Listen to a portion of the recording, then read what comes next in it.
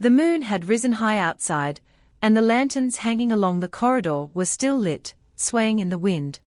Inside the room, a woman in wedding attire, with a red veil covering her head, sat on the bed, waiting. A man lay slumped over the table, seemingly asleep. Suddenly, he slowly opened his eyes, still in a daze and unable to react to the current situation. This is. Rewinding a few minutes, Mo Yulang was an ordinary office worker, returning home on the subway. Recently, he had been reading a novel titled I Defy Fate Through Cultivation. The recent developments in the story were not very satisfying. The female lead was killed by the villainous boss. The male lead, enraged, chose mutual destruction with the villain. And the harem, who pursued him, also chose to destroy the world in grief. Infuriated by the melodramatic plot, Mo Yulang slammed his phone onto the floor. He clenched his fists, his face flushed, and shouted, "What kind of nonsensical plot development is this?" It must have been cut short due to poor ratings.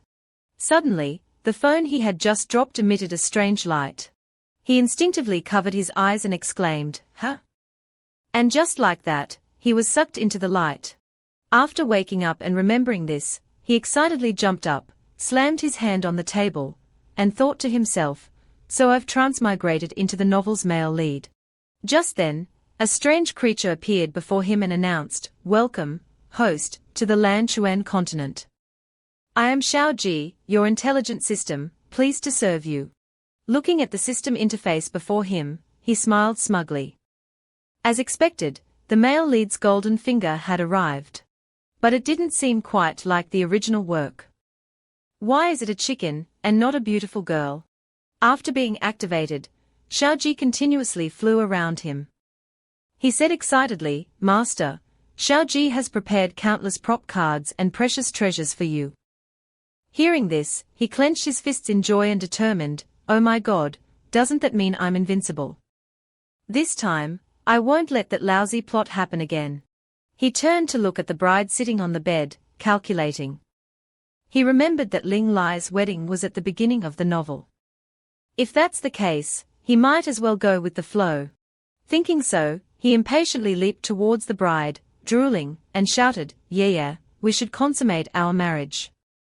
I will treat you well for the rest of your life." He stepped forward and lifted the red veil. His hand froze, and his face turned pale. He exclaimed, "Huh." Behind the veil, a beautiful young woman appeared, but it wasn't the person he had imagined. It was the female antagonist, Ji Ling. She looked at him with a seductive smile. "Calling another woman's name on our wedding night, isn't that a bit inappropriate, my husband, Mo Yulang?" Hearing her words, he stammered, "My lady, you misunderstand." Then, Mo Yulang hastily retreated, panicking inwardly, "What? I'm not Ling Lai. Damn it, isn't this a scam?" Mo Yulang carefully examined his reflection in the mirror at the corner, and was startled to realize, "I'm actually the good-for-nothing Mo Yulang with a naturally pure yin body, and no cultivation at all." He looked at the woman before him and recalled, Ji Ling, the main antagonist in the original work, used Mo Yulang and rebelled after his death, with powerful cultivation. She bathed the Mo Yang dynasty in blood, becoming the Kai Tong Empress. Seeing that he didn't make any further moves, Ji Ling's red lips parted slightly, and she called out seductively, "Husband." She held a glass of wine and urged him, "It's getting late. Let's drink this wine. And then consummate our marriage." Mo Yulang forced a smile and accepted the wine from Ji Ling, secretly exposing her intentions. "Don't think I don't know, there's an aphrodisiac in this wine. Today, she'll break my legs, then threaten me into helping her take revenge. Turned into her personal cauldron, and finally, my young energy will be sucked dry by her until I die. Damn, what should I do?" Ji Ling quickly embraced Mo Yulang. Her whole body stiff with fear, anxiously thinking about what to do. At this critical moment, Xiaoji appeared like a savior and announced, "Ji Ling, darkness level 30%, favorability -100. Available props, swap card, level up cultivation card. Level 2 mission, increase Ji Ling's favorability by 1. Reward for mission completion, unlock the army, gift 3 random prop cards. Without hesitation, Mo Yulang silently commanded, swap my wine with Jiling's. The swap card activated according to his command, and the 2 glasses of wine were instantly switched. Now, Mo Yulang successfully held the glass of wine without the drug. The system Xiao Ji flew around and announced, Master, I've used the swap card for you. Now the wine in your hand is no longer poisoned. Relieved, Mo Yulang immediately raised his head and drank the wine. He raised his glass towards Jiling and exclaimed, This wine is truly exquisite, my lady, you should drink it too. Seeing this, she smiled sinisterly. Without thinking much, Jiling also raised her glass and drank. Mo Yulang watched her intently with a sinister smile. Great, once the drug takes effect and her desires reach their peak, she'll come begging me. He. After finishing the wine, the drug quickly took effect. Jiling felt uncomfortable and wondered, what's going on? Why is it so hot? Jiling's face flushed, clutching her stomach, thinking, what's happening? I clearly drugged him, why am I the one affected? Mo Yulang must have played a trick. Damn it. Thinking so, she hurriedly rushed to open the bathroom door. Jiling rushed straight inside. As she took off her clothes, Jiling cursed inwardly, damn Mo Yulang, once the drug wears off, I'll teach him a lesson. Jiling immersed her face in the water, blushing. After a while, the discomfort in her body didn't subside at all. She thought angrily, why is it still so uncomfortable? Is this drug's effect that strong? Mo Yulang stared intently, and Jiling unknowingly had a nosebleed. He thought smugly, excellent, I'm a genius. Jiling became increasingly uncomfortable, squirming in the water. What's happening? I can't calm down like this. Mo Yulang was startled, wiped the blood away, and regained his composure. He thought, no, I almost forgot the main task. I didn't expect the high and mighty Jiling to have such a side. But now is a good opportunity. I must gain leverage over her now. Thinking so, he raised 3 fingers and negotiated with her, my lady, since we are married, I think we need to agree on 3 things. Jiling leaned back, her eyes hazy as she replied, then come closer. She gently waved her hand, signaling Mo Yulang. Seeing her actions, he happily approached, thinking, great, now she can't resist. She'll agree to anything I say. But his smugness didn't last long. Unexpectedly, as he approached, she suddenly changed her attitude, reaching out to grab his collar, stop pretending. Come here, Mo Yulang's expression changed, caught off guard as she pulled him down into the bathtub. Submerged in the water, he realized, oh no, I forgot she's the main antagonist. She definitely won't act normally. Whatever, it seems I can only fight fire with fire. Jiling also sank into the water, lunging towards Mo Yulang. Their lips met, and they were unknowingly immersed in a wonderful sensation. Mo Yulang froze, feeling, so this is what a woman feels like. I didn't expect her body to be so soft. It seems my first time will have to be here. At least it won't be in vain. As they kissed, Jiling felt the intense yin energy emanating from him. Waves of yin energy enveloped Jiling, and she comfortably embraced it. His yin energy is frantically surging into my body, filling me completely. How can there be such wonderful yin energy in this world? After tasting this wonder, everything else seems so bland. I've actually broken through from the 5th level of Qi opening to the fusion realm. Mo Yulang was startled by the transformation in Jiling. Her hair has changed color. Suddenly, the system Xiao Ji appeared along with the information panel. Jiling, darkness level 30%, favorability -99. Available props, level up cultivation card. Level 2 mission, increase Jiling's favorability by 1. Reward for mission completion, unlock the army, gift 3 random prop cards. He looked at the notification, frowning, and thought, is this a joke? Only 1 favorability point. To increase it to 1, I have to do this 100 more times. Jiling was still enjoying the wonderful feeling of absorbing Mo Yuelang's yin energy. Neither of them realized that their entire interaction had been secretly observed by a maid. She peeked from the door, thinking, I must quickly report this to the Empress. That night, in the Empress's chambers, a voice suddenly echoed in the chambers, What? You say the sixth prince has a pure yin body? The maid knelt respectfully and replied, Yes, your majesty. This servant witnessed it with my own eyes. When the sixth prince consummated his marriage, the yin energy emitted was astonishing. That's why this servant dared to risk her life to report this to your majesty tonight. The person sitting on the throne was the empress of the Mo Yang dynasty, Murong Mingyu. After receiving the maid's confirmation, Murong Mingyu pondered. I didn't expect that good-for-nothing to have such a special physique. Thinking about it now, it seems like a good deal for the Ji clan. Ever since his mother, Consort Bai, fell out of favor, he no longer had a chance to compete for the throne. But to be safe, the best way is to eliminate the root of the problem. Thinking so, she stood up and waved her hand, ordering, Convey this palace's decree. Starting tomorrow, spread the news of the sixth prince's pure yin body throughout the court. After hearing the order, the maid respectfully bowed her head, this servant obeys. The next morning, sunlight streamed everywhere. Mo Yulang awoke from yesterday's intense activity, roused by the sunlight streaming into the room. He sat up, slightly dazed, it's morning. He thought about his situation in the original work, where the male lead's legs were broken, and he had to use a wheelchair. After opening his shirt, he looked down at his legs and sighed in relief, Phew, thankfully, my legs can still move. It seems I've temporarily escaped a disaster.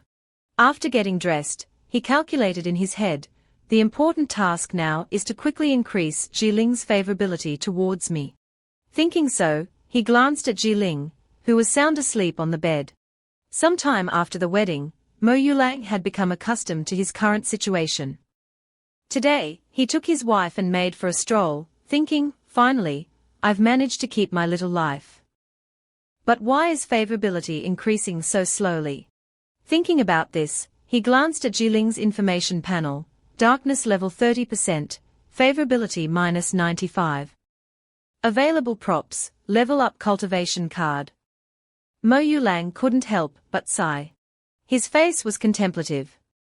But in the past few days, he had come to understand the system.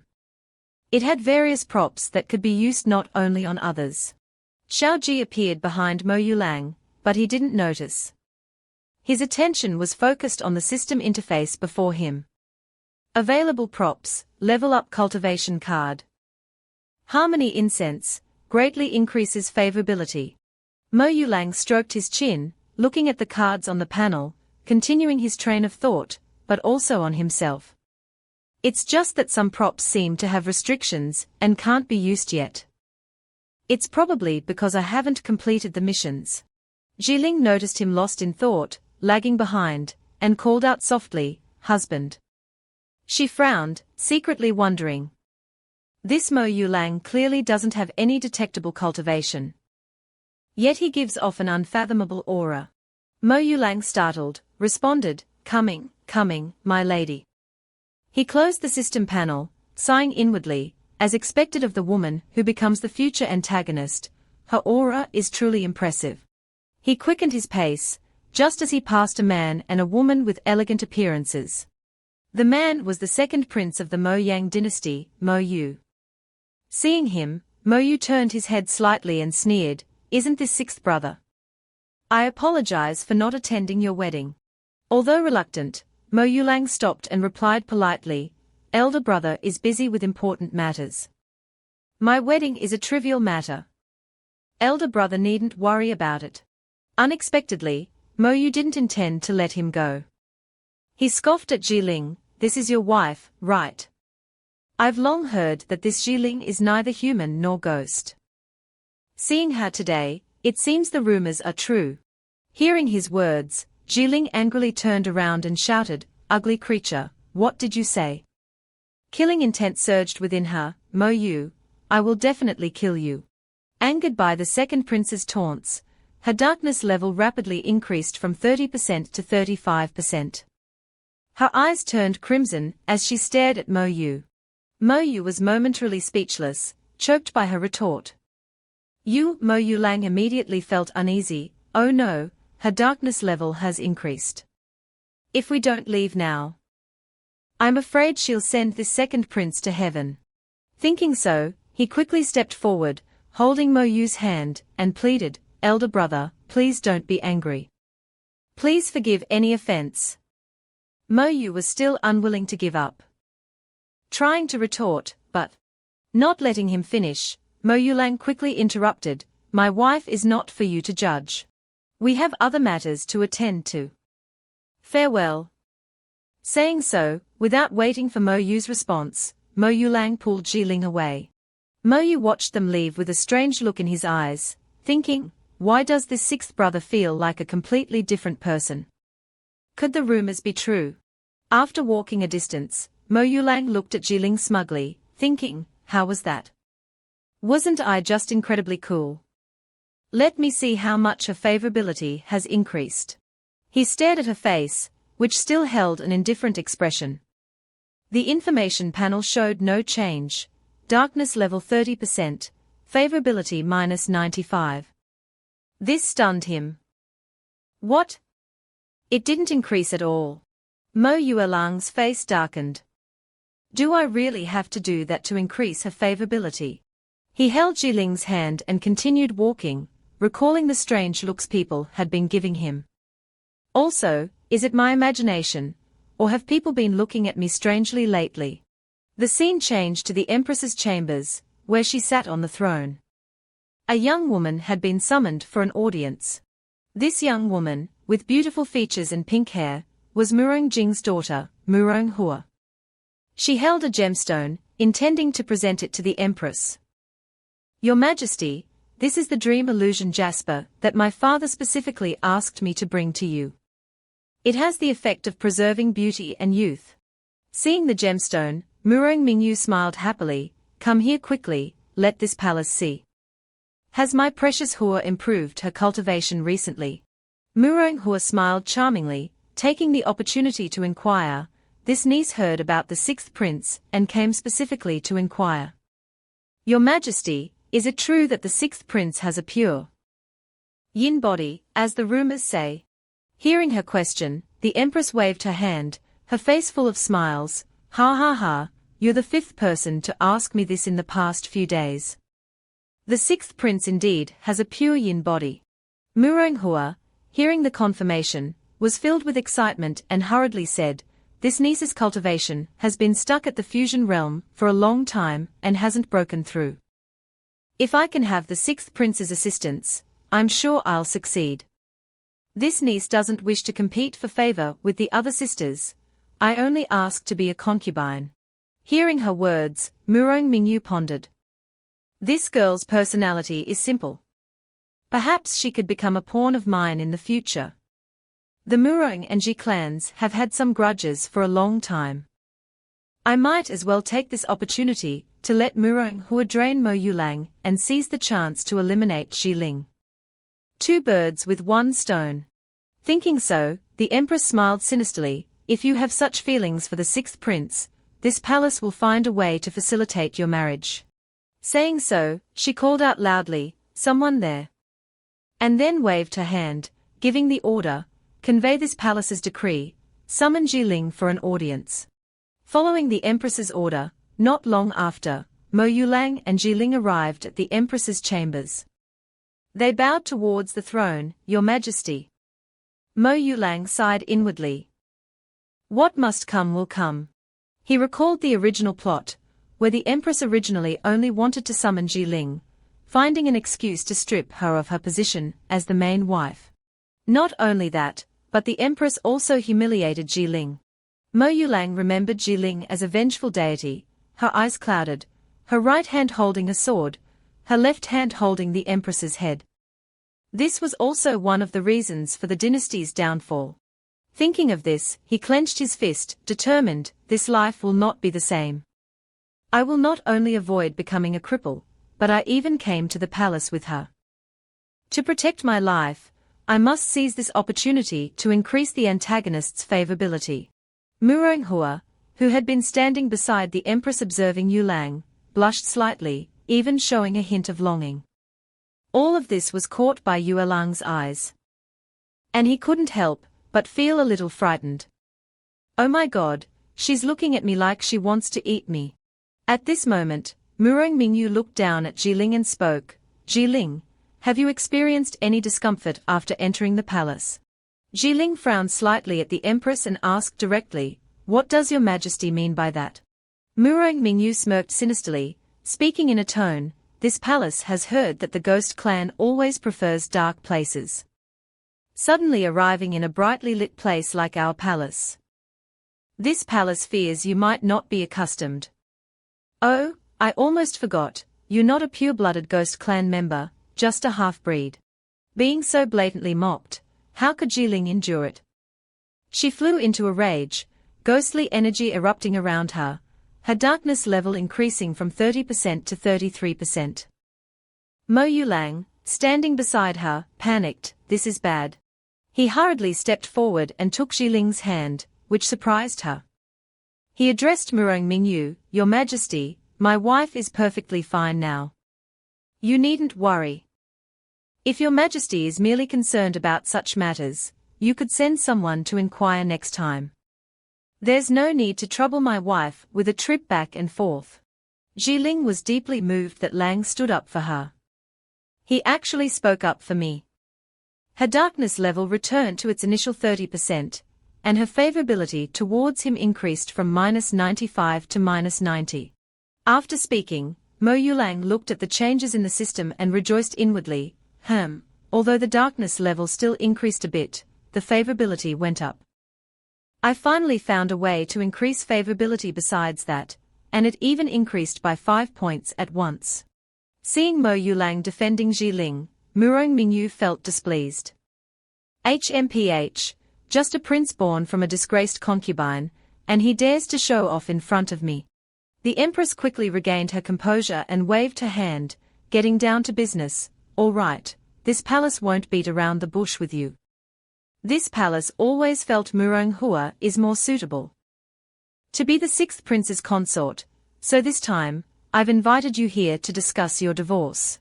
Hearing her words, Jiling tightly gripped Mo Yuelang's hand and retorted, since I've married Mo Lang, unless he initiates the divorce, I will not agree. She said this. But inwardly, she seethed, if he agrees to the divorce, I'll turn him into a skeleton, never to be reborn.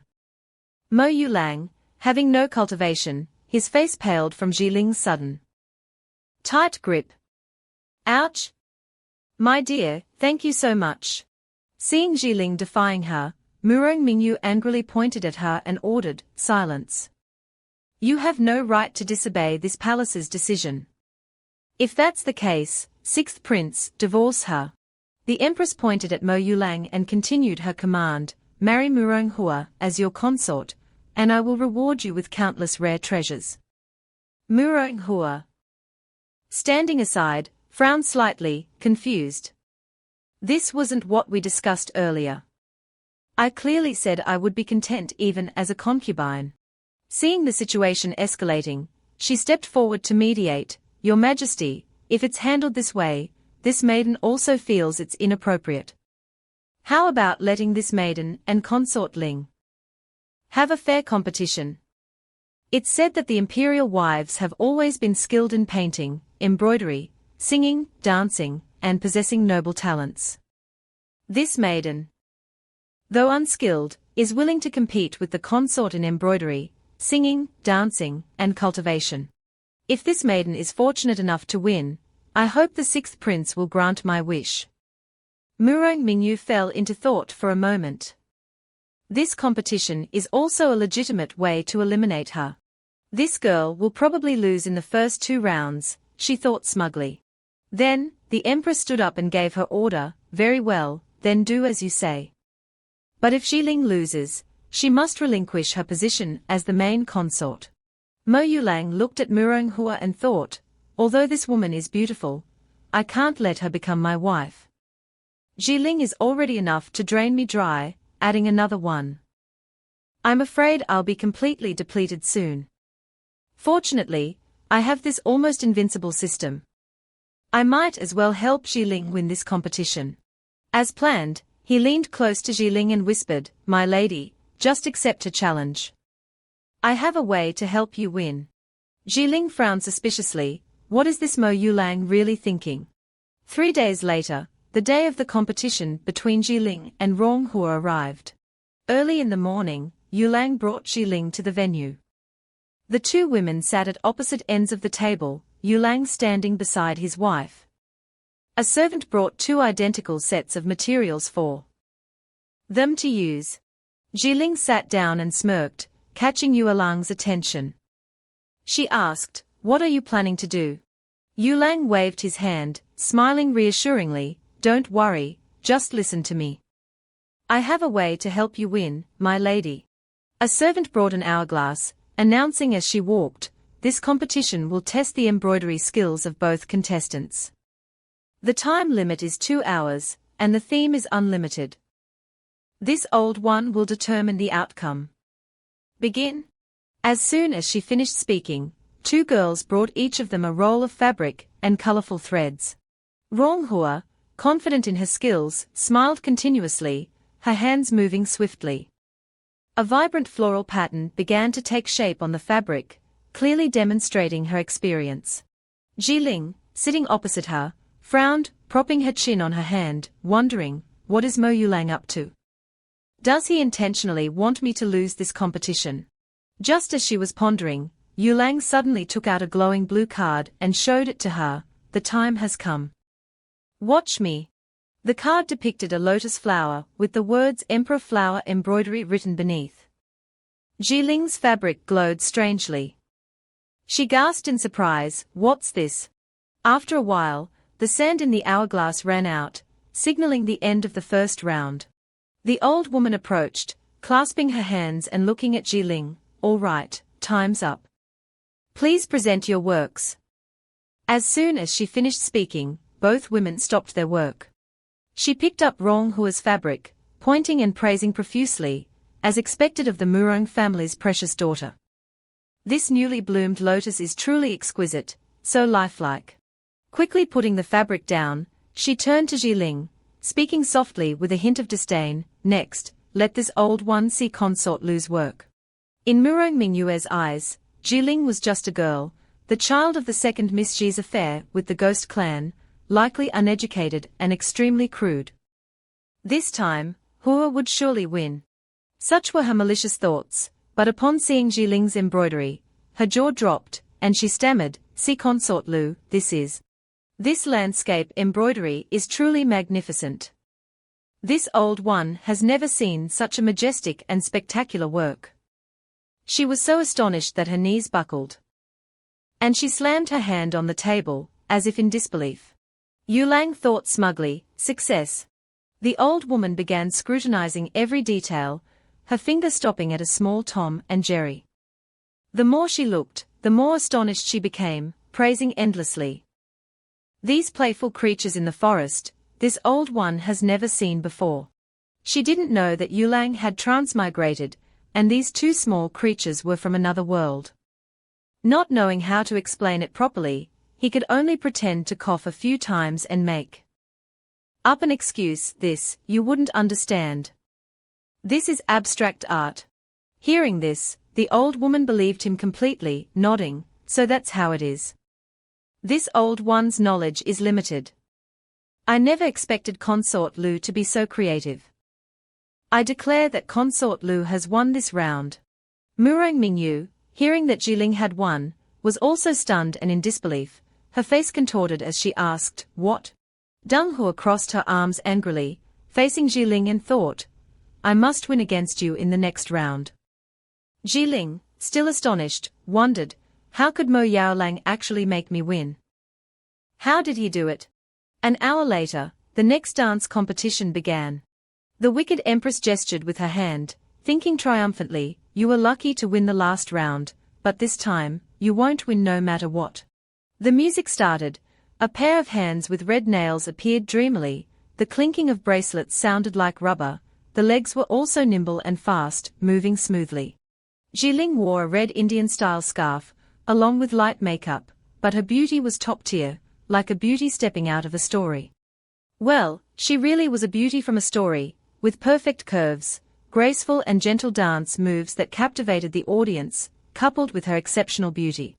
Yao Lang, holding the unused Xuanwu card, his eyes showing delight, praised, "So lovely." He was confident that his wife could win this round even without his help. Turning to look at Deng Hua, he was immediately disappointed. Although she also possessed uncommon beauty, compared to Jiling, this woman seemed to be bouncing rather than dancing. Yao Lang cheered triumphantly, certain of victory. The eunuch approached, pointing to the officials who had been watching, saying the winner of this round would be decided by those present, and asked them to write the winner's name on paper. Yao Lang stared at the officials in disbelief, his eyebrows furrowing. How is this possible? As if instructed beforehand, the officials showed no emotion, presenting papers with the name they had chosen, Mu Ronghua. Jiling stared at the papers, her mouth agape. She thought she had victory in hand, but this unexpected turn of events shocked her. Mu Rongmingyu, seeing the results, covered her mouth and chuckled, her eyes calculating.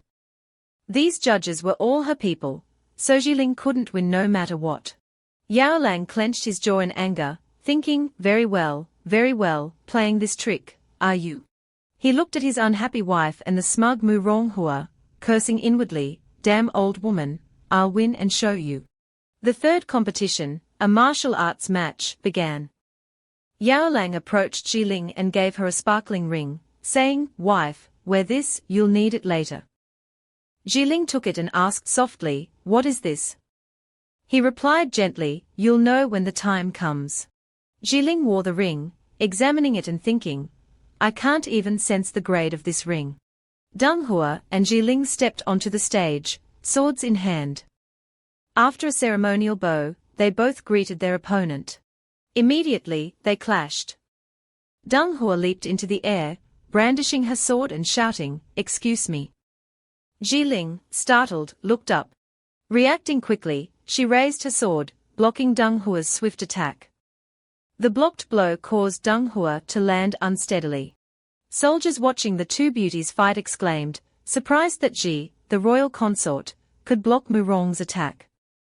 Even though she was at the second level of Deng He realm.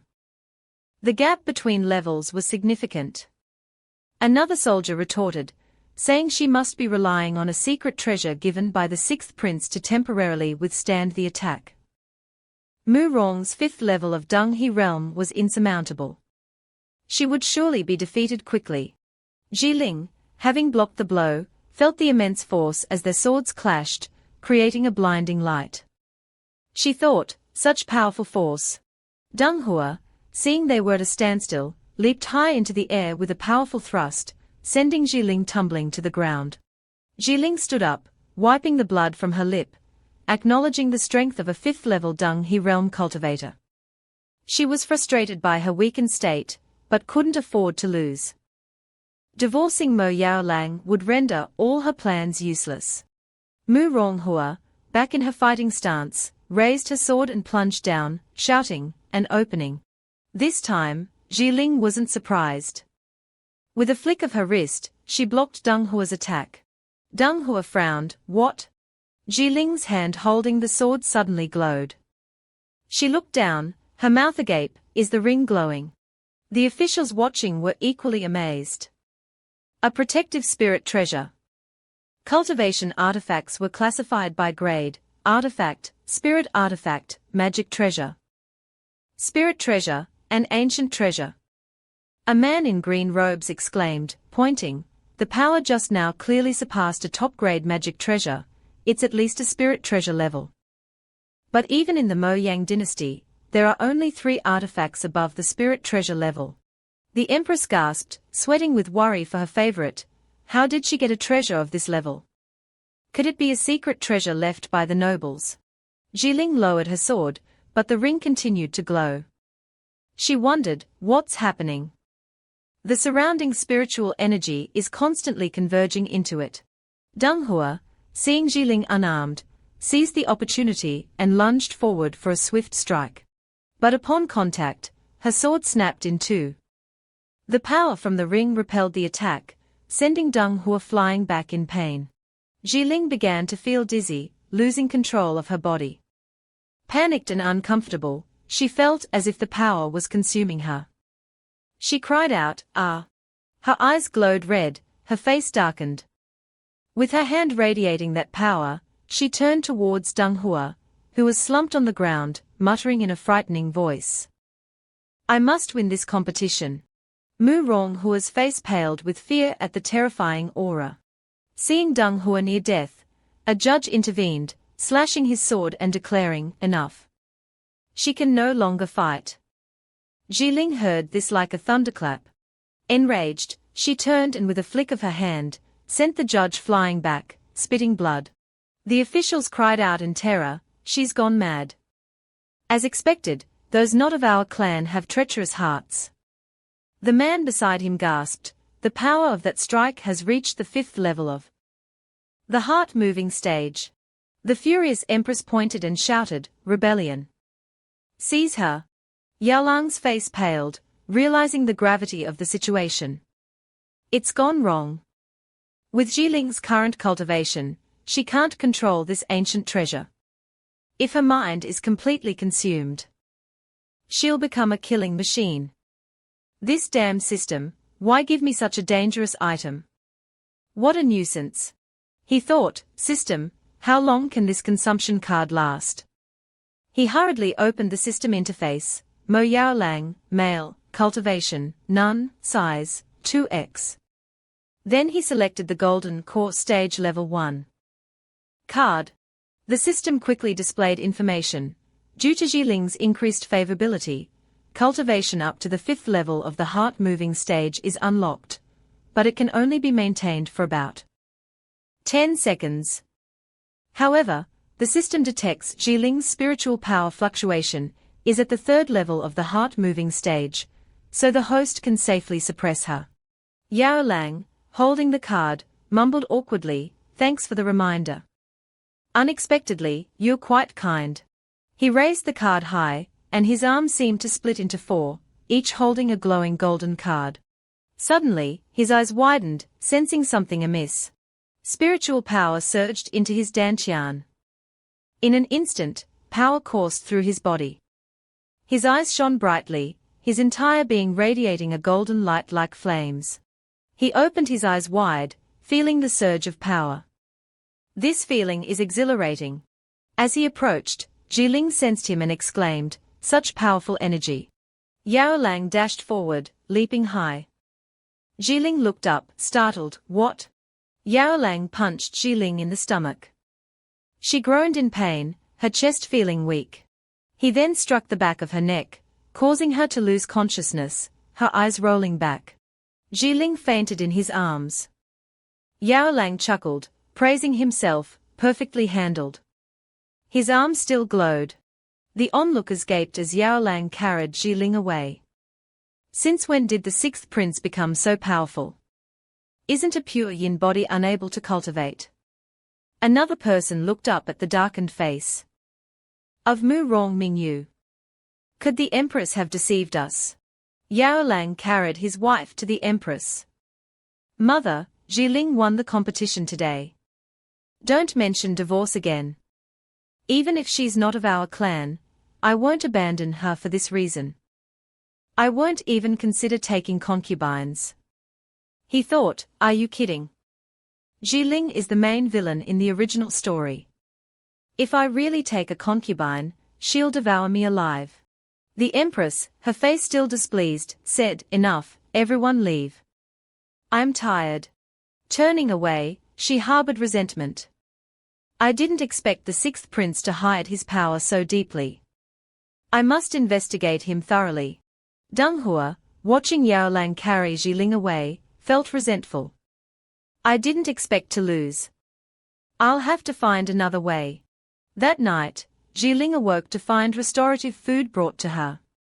Frowning at Yao Lang, she asked, "What happened during the competition today?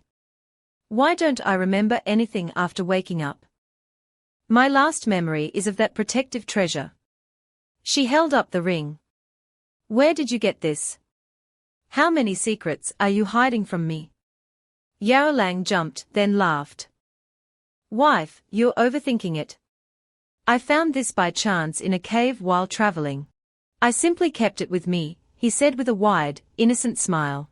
He rushed to her side, whispering sweet nothings that made Jiling blush. Besides, only your husband can satisfy you.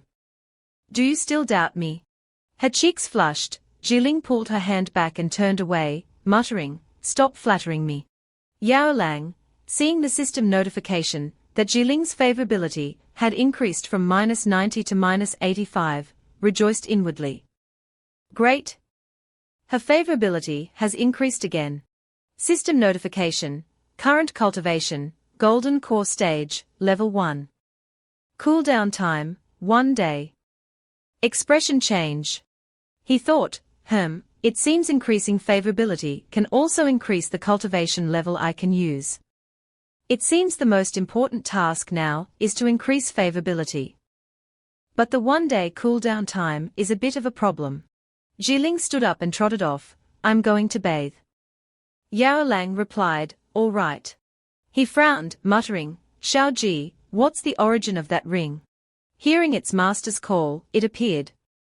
The system displayed detailed information, Ling Lung Ring, innate spirit treasure level. Information, once sealed a malicious great demon nascent soul. Previous owners all died tragically. It said that while wearing this ring grants immense power, it also steals the mind. Despite being considered unlucky, many still desire it. The last owner threw it into the demon realm. After being sealed, it disappeared. Ability, Protective Spirit Treasure. Time of appearance. Approximately 300 years ago. The original male lead suddenly appeared, shouting, Hey, hey, hey. Isn't there a mistake? I'm the male lead of this novel. Yao Lang grabbed him and tossed him aside. Don't worry, it's not your time to appear yet. Jiling, soaking in a rose petal bath, felt a mysterious purple light appear before her. Within Jiling's mindscape, a demonic presence appeared. Such a powerful, oppressive feeling, these auras are so familiar. Jiling looked at the nine-tailed fox before her. May I ask why senior of the demon race has entered my mindscape? The fox swished its tail. Young one, I was trapped within that ring. By entering your mindscape, I wish to make a deal with you. Half an hour later, Jiling emerged from the bath. She walked to the bed and sat down gently. Yao Lang approached, stammering about the ring. Wife, that ring. She smiled. That ring, I don't need to offer my blood to bind it. Husband won't mind, will you? Looking at his alluring wife, Yao Lang beamed. Of course not. He thought, how could I mind? You're the main villain of the story. A mere nascent soul demon can't do anything to you. I should be more concerned about my own little life. Jiling touched Yao Lang's cheek, saying sweetly, if that's the case, husband, would you mind sharing a dream with me? Hearing this, Yao Lang froze, as if glued in place. Blushing, he stammered, all right. Jiling rejoiced inwardly at her plan. She'd agreed to share half of the absorbed gene energy with the nine-tailed fox. Once the fox had repaired its soul, it would impart its cultivation technique to her. Her robe slipped open, revealing her ample bosom. Yao Lang said, husband must persevere, I can't surrender easily. She considered the deal, seeing no downside. If I can obtain her inheritance, my strength will greatly increase. A little yin energy is nothing, I can just absorb more. Sitting on the bed, her beauty was enough to captivate any man. She looked at Yao Lang with a seductive gaze. Hasn't husband eaten yet? Yao Lang quickly replied, I'll show wife my prowess now. Night fell. The next morning, Yao Lang sat pale on the bed, thinking, I was almost drained dry. He glanced sideways, muttering, why do I feel something strange? He immediately used the investigation card. A dark, smoky screen appeared. He stared at it. Isn't this Yan Dao, the Empress's subordinate? I heard she doesn't have high cultivation, but knows various strange techniques. Why is she here? It seems the Empress is playing tricks again. System notification, hidden mission activated. Increase Yan Dao's favorability to 50 without using items. Mission reward, growth type cultivation enhancement card. Cooldown time reduced to half a day, duration increased to 15 seconds, unlocks another card, time pause card. Yao Lang was stunned.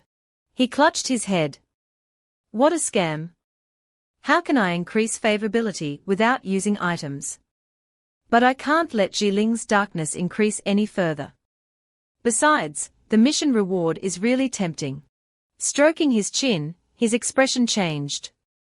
No choice, I'll just have to grit my teeth and try. He walked towards the next room. The door slowly opened, letting in the light. Yan Dao turned around, startled. Who's there? Yao Lang entered, pulling down his robe slightly. Miss, why are you hiding in the house next door so early in the morning? He then activated his charm offensive. Looking at Yan Dao, whose favorability was currently 0, her face darkened, and she bit her lip in annoyance. Yao Lang inwardly cried, oh dear, she doesn't seem easy to handle.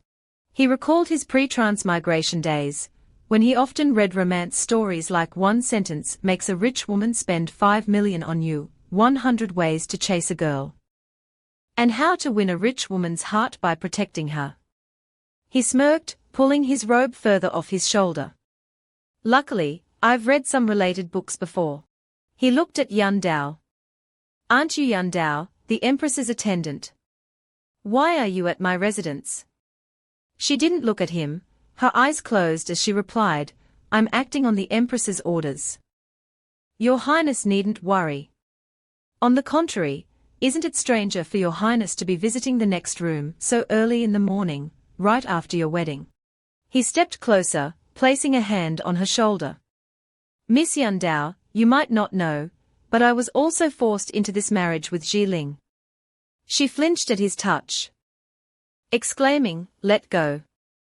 But he continued, who knows, her nature might be cold and cruel, making it difficult to live with. Unlike Miss Yan Dao, who at first glance seems so understanding and reasonable. She shuddered at his words.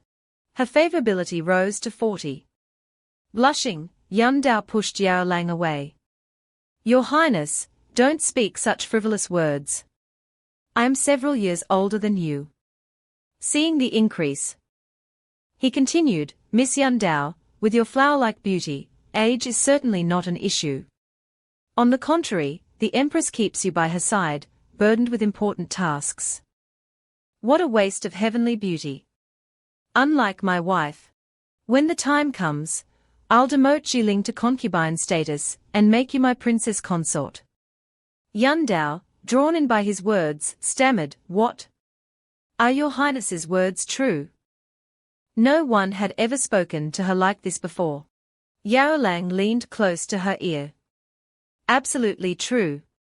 Her favorability immediately jumped to 80. System notification, mission successful. Yan Dao's favorability has reached 80. Reward obtained, growth type cultivation enhancement card, cooldown time reduced to half a day. Duration increased to 15 seconds, unlocks time pause card. Holding the card, Yao Lang gloated. I didn't expect to complete the mission so easily. This is fantastic. Just then, Jiling burst through the door. What are you doing? Yan Dao looked at her with disdain. What are we doing? Let His Highness tell you himself. Yao Lang cowered at the sight of his wife. He activated his innocent act, hiding behind his wife. Wife, she's here with malicious intent. I discovered she has improper thoughts about me. I tried to reason with her, but she ignored me. Yan Dao trembled with rage. You dare trick me. She activated her spiritual power. You adulterous couple. I'll show you what I'm capable of. Yao Lang panicked. Oh no, my cultivation enhancement card is still on cooldown. I can only rely on Jiling now. He clung to his wife's waist. Wife, protect me. Jiling, annoyed at the cowardly Yao Lang hiding behind her, asked, Where are your hands? Behave yourself. Drawing her sword, she smiled at Yun Dao. Yao Lang, peeking from behind his wife's skirt, thought triumphantly, Yun Dao is definitely no match for Jiling. This time, it settled. Jiling leaped into the air with a single step. She aimed to strike Yun Dao with a painful blow. Yun Dao cried out in pain, her eyes widening. Ah! Jiling landed gracefully and turned to Yun Dao. With your meager skills, you dare try to steal my man. Killing you like this is too much of a waste. I'd rather cut you open and take your nascent soul for my cultivation. Yao Lang intervened, startled. Wife, don't. She's the Empress's confidant. Attacking her now will definitely arouse suspicion. For safety's sake, we should plan for the long term. They both looked down at Yun Dao, sprawled on the floor. She glared at them, muttering angrily, I'll show you my true abilities today. Yao Lang stared at her, bewildered. What? Yun Dao immediately summoned a figure. Her eyes glowed red, and cat ears appeared on her head. She grinned. He. Jiling was surprised. That ghost she summoned has a cultivation no lower than the golden core stage. Yun Dao commanded the ghost, kill her. The ghost immediately lunged forward. Yao Lang, worried for his wife, exclaimed, No. Jiling, be careful. The ghost choked Jiling. She thought, I can't resist. Could my unrevenged grudge end here? Yun Dao laughed triumphantly. Ha ha, how's that?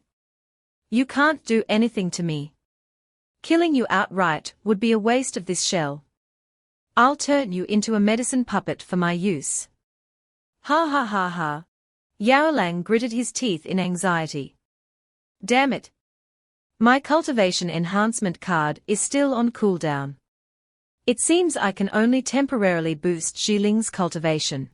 He took out the card, Ji by Jiling, cultivation, Peak Dunghi realm, favorability, -85. The cultivation card can temporarily enhance the power of those around me, besides myself. Jiling's power surged, radiating spiritual energy that forced the ghost to release her. Yun Dao gasped, What happened? Jiling was also surprised. What's this? The surrounding spiritual energy is gathering towards me. This is clearly the feeling of early golden core stage. The ghost, seizing another opening, attacked again, startling Jiling. Yun Dao shouted, Quickly, kill her. Jiling quickly countered, blocking the ghost's attack. The force of the counterattack sent Yun Dao tumbling to the ground. Jiling stood before her, gathering power in her hand. Yes, this is the power of early golden core stage. Although I don't know why my cultivation increased so suddenly. She's no longer my match. Yun Dao looked up at her in fear. Jiling grabbed her hair, making her cry out in pain. What are you doing? Let me go. The ring on Jiling's finger glowed again. She smiled at Yun Dao. The ability only those of the demon race possess, able to absorb the spiritual energy of those with lower cultivation. No wonder the demon race was besieged by humans and demons in the past. This ability is truly heaven-defying. Yao Lang stared at his wife, captivated. Looking down at Yun Dao, Jiling gloated. Your spiritual power is mine now. If you dare breathe a word of today's events to the Empress, I'll tear you to shreds. Yun Dao's eyes teared up. I understand, I promise I won't tell the Empress. I'll say I lost my spiritual power in an instant due to a cultivation deviation. Jiling glared at her, impatient. Then get out. Terrified, Yun Dao scrambled out, fearing Jiling would change her mind and kill her. Yes, she muttered, disappearing quickly. Yao Lang looked at the ghost and sighed. Jiling, turning to see him, was surprised. He held out a painting. This ghost's connection to her has been severed. It would be a shame to destroy her like this. An adorable girl with cat ears appeared, both cute and alluring. The girl touched her chest, her eyes lighting up. This is a physical body, this real sensation, how nostalgic. Yao Lang smiled. I used a secret technique to create a new body for you. From now on, your name is Tong-er, and you'll be my maid. Tong-er nodded repeatedly. Yes, thank you for your kindness, master. Tong-er will serve you wholeheartedly and never betray you. If I break this oath, my soul will be scattered. Looking at the handsome man before her, Tong-er thought, although I can't sense master's spiritual power, someone who can recreate a body for me must have strength beyond my imagination. I must serve him well. Yao Lang turned to his wife. If wife needs anything, you can ask Tong-er to guide your cultivation. She stared at him. Recreating a body requires at least a spirit treasure, or even a higher level treasure. The instantaneous golden core must also be due to some kind of spirit treasure he used. Jiling's favorability increased from -85 to -75. She turned and walked towards the door, saying, "Thank you today." Tong-er followed closely behind. Seeing this, he rejoiced. Her favorability has increased again. I must thank the Empress for her wonderful assistance. Mo Nian, the current sect leader of Qingyu Lingyun sect, a white-haired old man, was sitting majestically on the highest seat. He was thin and spoke in a hoarse voice. Ling Lai, this time the Emperor summoned you to the palace to be the teacher of the princes. This matter is very important. Remember to teach them carefully. 2Nhi remembered clearly, a radiant, handsome senior brother, the top disciple of Qingyu Lingyun sect, Ling Lai, the original male lead, had just entered the scene. Since that day, life in recent days had become much more peaceful, and Yao Lang happily stroked his puppy. Apart from Murong who are still clinging to him, no other women came to bother him anymore. The system announced the mission, completing the daily dog walk had reached 6 out of 30, chatting with Prince Renyu was incomplete, helping Jiling had not yet appeared. He stroked his chin thinking, the important thing now is to increase Jiling and the experience from these branch missions can unlock prop cards and self-cultivation abilities. Only then did he review the mumbled words, help Jiling. Suddenly, a loud voice called from outside, "Sixth Prince, something bad has happened." He rushed in, panicked, and said, Princess Jiling has hit the second daughter of the Prime Minister. Yao Lang was startled. Why did the princess hit the Prime Minister's daughter? The servant hastily replied, I don't know the details. I only know that the princess is currently being held in Guanxian Garden and is not allowed to leave. I really had no other choice but to report. Back to your highness. Yao Lang waved his hand after hearing that, ordering, follow me to Guanxian Garden immediately. The servant obeyed and left right away. He thought, no wonder this branch mission suddenly appeared. It turns out that in the original story, there really was a scene where the villain was bullied in Guanxian Garden, and the culprit was. Meanwhile, in Guanxian Garden, Jiling and a girl in pink were on one side, while the purple-clad side had a much larger number. The Prime Minister's daughter, holding her red cheek that had just been slapped, was crying miserably, Hoo, brother, second prince, you must get justice for me. Her brother stood beside her, comforting her, all right, don't cry anymore. If the second prince and I are here, we will definitely uphold justice for you. Sister. We are family after all. If you apologize to Xian, we can consider this matter settled, how about that? He fanned himself with a fan, speaking to Jiling in a condescending tone. The young lady, with tears streaming down her face, cried out in refusal, she not only hit me, but also stole my spirit pearl, an apology won't suffice. Suddenly, the girl accompanying Jiling angrily rushed forward and scolded, what do you mean stole your spirit pearl? It's clear that Sister Jiling picked it up from the grass. A hand reached out, causing the scolding girl to abruptly stop, stunned. Ling, with a calm expression, spoke. It seems the second prince forgot to bring his brain when he left the house today. Her spirit pearl fell on the ground. I was kind enough to pick it up and return it to its owner, yet she insulted me and even disrespected my husband. This slap is to teach her how to be a person. The other side was furious, unable to argue, they frowned and cursed, you. The gossiping girls behind whispered, who doesn't know that the sixth prince is a good-for-nothing who can't cultivate, even granting him the title of prince was just his majesty not wanting to keep him by his side, he's getting ahead of himself. It seems you haven't clearly seen your status. What about a princess? Isn't she just the princess of a good-for-nothing? Not only is her husband useless, but she herself doesn't know what arrogance is. A demon appeared, she looked at the aggrieved Ling and laughed, look at the ugly, twisted faces of these humans, why don't I lend you my power again, then you can kill them all. Suddenly a loud voice said, the sixth prince has arrived.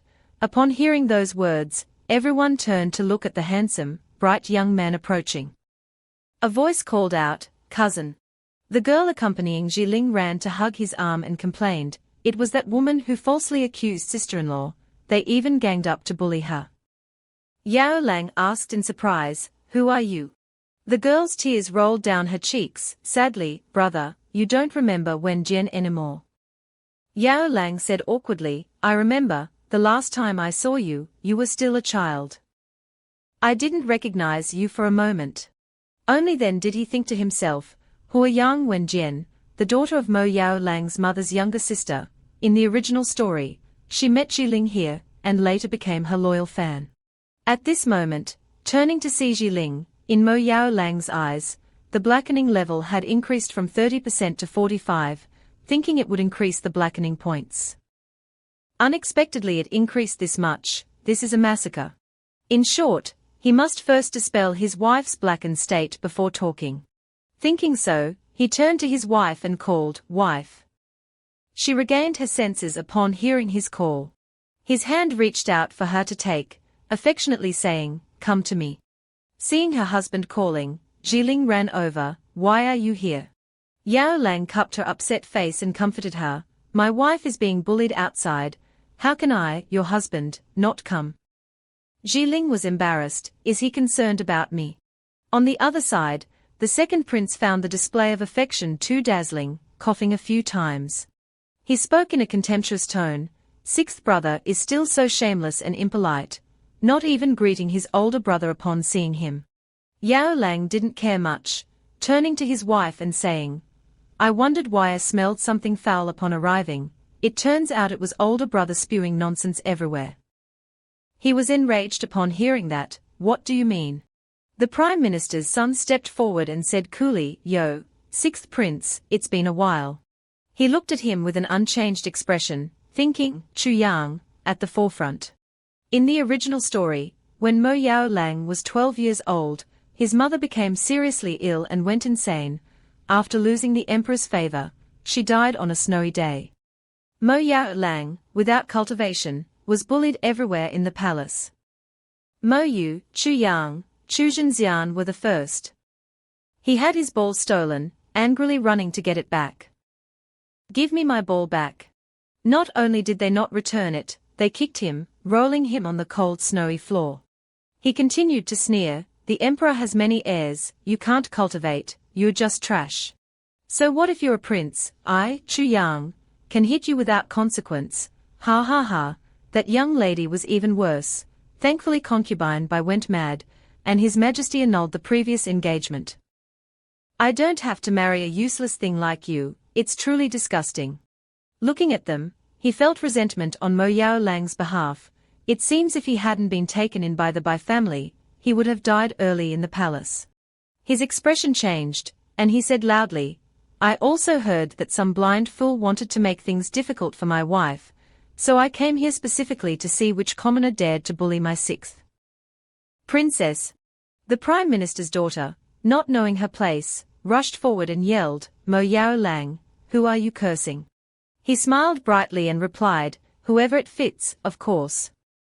Wen Jian, standing beside them, burst into laughter seeing her being hit where it hurt. She was so ashamed that she became angry, stepping forward, puffing out her chest and arguing, Mo Yao Lang, my grandfather is the current prime minister, and you are just an unfavored, useless prince. Your wife not only stole my things, but also dared to hit me. How are you going to settle this debt? Yao Lang's eyes turned red with anger. Don't speak without proof, my wife wouldn't even want your tattered spirit pearl. Tong Ni immediately appeared behind Yao Lang, wagging her tail happily. He continued, but this prime minister's daughter truly lacks manners, not only blocking someone, but also insulting a prince. Today, I will discipline you on behalf of your grandfather. Tong Ni, slap her for me. Tong Ni had been waiting for this. Yes, she replied, gathering power in both hands. The young lady was scared witless. Mo Yao Lang, how dare you? Suddenly a spatial hole appeared in front of her, a hand reaching out. Yao Lang replied, there's nothing I don't dare to do. As soon as he finished speaking, the slap landed squarely on her face. She was slapped right where Jiling had struck earlier, crying out in pain. The sudden slap knocked her unconscious on the ground, everything spinning, completely disoriented. Chu Yang stepped forward angrily. Mo Yao Lang, what are you doing? He immediately charged forward with his sword, shouting, you're courting death, simultaneously using the profound palm sword intent technique. Chu Zhenxian swung her blade, rushing towards Mo Yao Lang, arrogantly saying, take this. Not letting Mo Yao Lang dirty his hands, Tong Ni stepped forward, blocking Chu Zhenxian's blade, coldly saying, just you, and you want to touch my master. Her cold eyes opened, using the charm hypnosis technique on Chu Zhenxian. Chu Zhenxian seemed hypnotized, staring blankly at Tong Ni, while she looked at him arrogantly, smirking, submit. He was dazed, his eyes hypnotized, sweating profusely, struggling to say, what is this technique? My head hurts. Even if he wanted to resist, he couldn't, and fell to his knees before Tong Ni. Mo Yu stood by, observing the current situation, his face darkened and frowning uncomfortably, thinking, this fox demon actually has golden core stage cultivation. I'm afraid even I could only fight her to a draw. What ability does Mo Yao Lang have to keep this demon by his side? Could it be because of his pure yin body? Just as Tong Ni was about to strike, Mo Yu immediately spoke up, interrupting, wait.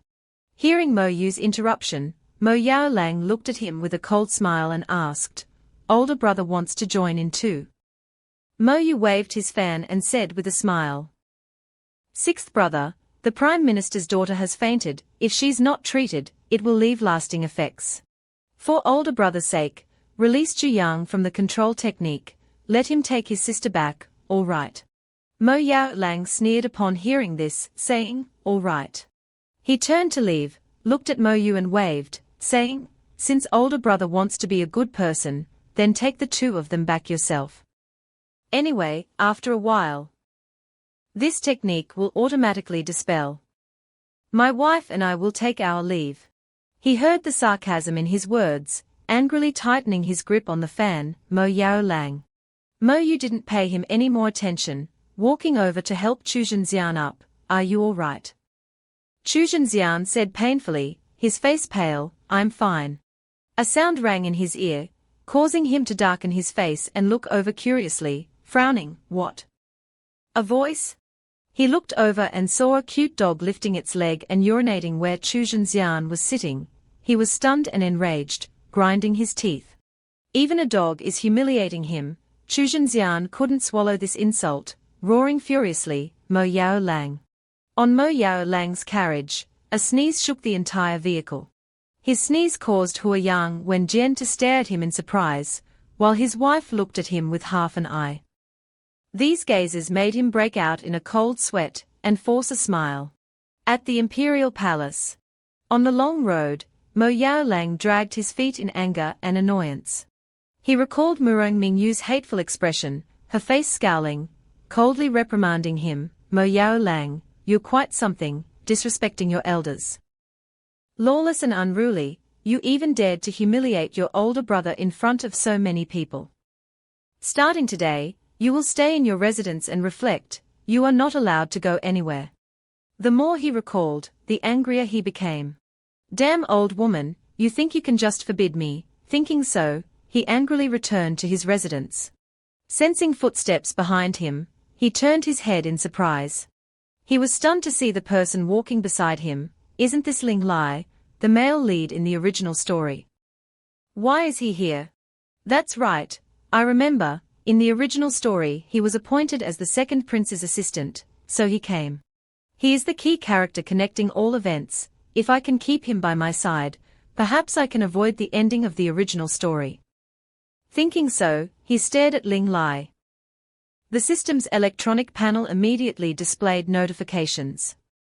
He looked at the notifications, his heart filled with surprise, as expected of the original male lead. There are actually usable props with him. Thinking so, he approached, raising his hand in greeting with a smile, saying, "Isn't this Ling Lai? Free to visit the palace today?" Ling Lai was slightly startled upon seeing him, but quickly bowed respectfully. "Greetings, sixth prince. I am honored to be summoned by His Majesty to be the second prince's tutor." Mo Yao Lang said with a smile, "So that's how it is. The journey must have been tiring. If Mr. Ling doesn't mind, you can stay at my residence for a few days." Hearing his offer, Ling Lai forced a smile and declined with clasped hands. "I am honored by sixth prince's concern, but suddenly visiting your residence might be inappropriate." Mo Yao Lang chuckled and scratched his head upon hearing that. "You're right," he thought to himself, "all right. After all, my status and identity aren't valued by others." Ling Lai seemed to read his thoughts and smiled in explanation. "Sixth prince, please don't misunderstand, it's just that I have to take the second prince to the Netherworld trial soon. So I dare not delay." Hearing these words, Mo Yao Lang was startled. Netherworld trial. Recalling the original story, he stroked his chin and thought seriously, "That's right. How could I forget such an important matter?" In the bedroom, Jiling was sitting on the bed, focusing on cultivating. The fox demon in the ring floated around Jiling's body, saying, "Now I will pass on this Lin H Tam Kin to you. How far you can develop it depends on your comprehension ability." She frowned, uncomfortably recalling the past, thinking, "Back then, when I comprehended the last chapter of this Tam Kin, I reached the peak of the void stage. If it weren't for that man, causing me to suffer chi deviation and lose my cultivation, how could I have fallen to this point?" The fox demon looked coldly at Jiling, whose face was flushing. "The key to this Tam Kin is actually dual cultivation." She placed her hand near Jiling's abdomen. She immediately reacted, flinching, surprising the fox demon. "What's this?" "It's out." The fox demon looked at Jiling thoughtfully and said, "It seems it's still not enough." Jiling lay on the bed, her face flushed, breathing heavily. The fox demon looked at her darkly, saying, "Next, I will let you experience true ecstasy." Saying so, she slowly trailed her hand across the sensitive spots on Jiling's body, causing her to shiver and say with difficulty, "Don't touch there." As if thinking of something, the fox demon leaned in and said with a calculating smirk, "Lend me your body for a bit." Not long after, Mo Yao Lang finally returned to the residence. Walking on the long road, he thought, "What should I take my wife to eat later?" He smiled and entered the room, saying cheerfully, "Wife, I'm home." Upon entering the room, he immediately sensed a very strange atmosphere. Jiling stood in the distance, wearing only a thin layer of clothing, waiting for him. Hearing his voice, Jiling turned around and smirked seductively, "Husband, you're finally back." Seeing this scene, Mo Yao Lang's face darkened, and he broke out in a cold sweat. "Something's wrong." Jiling didn't speak, grabbing him and pushing him onto the bed, carefully leaning in to kiss his ear. Mo Yao Lang was surprised but slightly uncomfortable, saying, "Wife." Just a small action caused his whole body to ache. The purple aura surrounding him gradually dissipated. He was surprised, feeling like his yin energy was being sucked away. As soon as Jiling felt the yin energy flowing into her, as if experiencing pleasure, she arched her back and moaned, but thought in surprise, "Just like that, the power has flowed in." Mo Yao Lang calmly sat up, darkly asking, "You're not my wife, are you? You're the fox demon in the ring." The fox demon smirked upon hearing this, sitting in his lap, stroking his hair and saying, "You're quite smart. How is it? I borrowed your wife's body to push your power to the limit, isn't that for your wife's benefit?" She leaned in, looking at him seductively, saying, "What are you hesitating for? Come in." The next day, Jiling danced gracefully with her sword in the courtyard. Watching her sword dance, he praised her in his heart, as light as a startled goose, as graceful as a wandering dragon. "It seems my wife's swordsmanship has improved greatly. But she probably has no memory of last night. Thankfully I knocked her unconscious afterward, otherwise, if I had gone along with that fox demon, I would have been completely drained. Such a harmful thing. I still need to find a way to get her out of my wife's body." Mo Yaolang crossed his arms and praised with a smile, "Tong Ni, it seems you've taught my wife very well, not bad." Hearing his praise, Tong Ni said happily, "Master, you're too kind." Tong Ni just did her best, it's Madam's natural talent, she learns quickly. He seriously opened the system, looking at the new prop, Cultivation Boost card, duration of Golden Core 5th level for 30 seconds, cooldown time is half a day. Looking at the screen, he thought, I felt an intense cultivation surge last time. It almost reached the peak of the nascent soul stage. Mo Yaolang twirled a strand of hair, and looked into the distance, thinking, 5 days from now is the day the Netherworld trial opens. The Netherworld trial is where the demon race is sealed, always guarded by the Qingyu Lingyun sect. The Netherworld trial opens every 24 years for cultivators outside to enter for 7 days. Its abundant spiritual energy is extremely suitable for cultivation. But at the same time, there are many demonic beasts in this area. The deeper you go, the more and stronger the demonic beasts become. It is said that the Netherworld trial has 3 levels in total. Those who can reach the deepest 3rd level will be able to receive the supreme divine art inheritance of the Qingyu Lingyun sect ancestor, but for nearly 400 years, no one has ever successfully entered.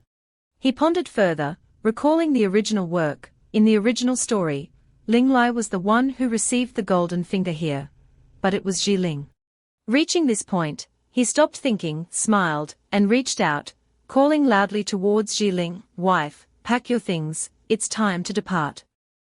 Looking at Ji Ling, he secretly made up his mind, but with me here, history will change. In the Empress's chambers, Murong Mingyu sat on a chair, sipping tea and thinking. She frowned seriously, that Yun Dao, who knows what kind of bewitching drug she was given, to actually fail. As expected, it seems there's a noble secret treasure protecting Ji Bai. But she and Mo Yaolang won't cause any trouble, it's just a pity I lost a pawn. I have arranged for Ling Lai to personally assist the second prince. Surely after returning from this Netherworld trial, his future position as crown prince will be a certainty. Thinking of this, she smirked confidently. 5 days later, at the entrance to the Netherworld trial, Mo Yaolang's group arrived at the entrance. He looked at the trial before him in awe. Is this the Netherworld trial? He frowned seriously, looking at it. These 7 days of cultivation are a once-in-a-millennium opportunity. I must make the most of it to improve myself here. The 2 elders guarding the entrance saw Mo Yaolang's group and said, these 2 women are surely descendants of the ghost tribe. The evil aura around them is truly chilling. HMPH, truly, people's hearts are fickle. Since when have these little noble brats dared to enter this place so openly? Upon hearing these words, Ji Ling's face immediately darkened. He sensed the killing intent of his lioness, worriedly looking at her. These crappy plot points of this novel are like they are making snide remarks in front of everyone. Jinshan appeared with a dignified demeanor, a firm expression, taking Ji Ling's hand and saying, "Elders, this is my wife and attendant. If you continue to speak like this, don't blame me." Mo Nian thought to himself with a contemptuous look, HMPH, just the son of an unfavored concubine. I heard he's also a born cripple, unable to cultivate. What's there to be arrogant about? After a brief thought, he quickly replied to Jinshan. Next to him was Mo Nian's attendant.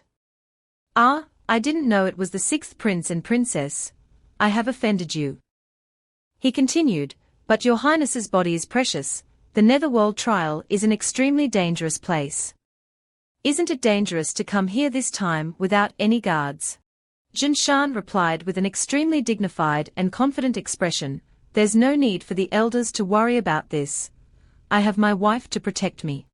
After that, he took Xiling's hand and led her into the netherworld trial, saying loudly, are there many people here already?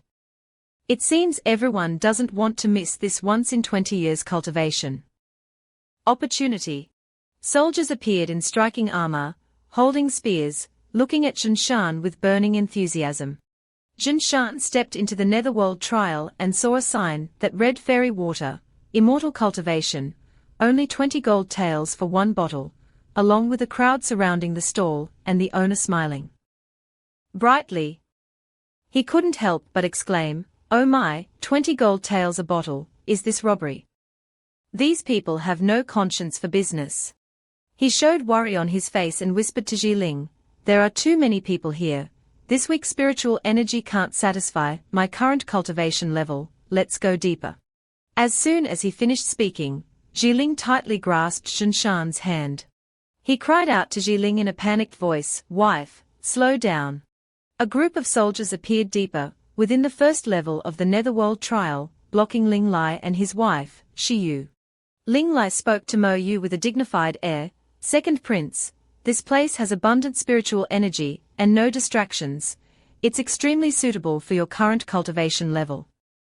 He then continued, I've done my best to teach you the inner cultivation and mental techniques. If there are no other arrangements, I would like to go a bit deeper.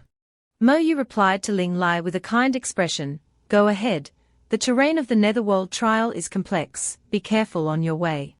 He and his wife bowed gratefully to Mo Yu, thanking him for his permission. Deeper within the first level of the netherworld trial, Jinshan leaned against a rock with a bored expression. Chu Yang was standing, watching Xiling perform some magical spell. Jinshan yawned and said, although we came here to prevent my wife's blackening, it seems there's nothing for me to do for now, and this world is really realistic. There's no entertainment at all. Just then, a young man in white playing a game appeared in front of him and suddenly exclaimed, damn it, I missed. For my goddess wife, charge on, another 648.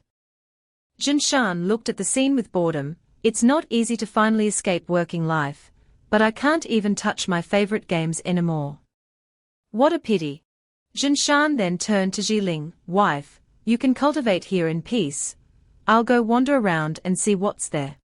Jinxian thought to himself, but just as he had the opportunity to watch a good play, he appeared to carry out a side quest, humiliate Chu Yang's brother in front of him. 0-1 and quest reward. A large amount of Long Jing Hu Meng Dan. Immediately afterward, he took Chu Yang's hand and pulled him deeper into the palace.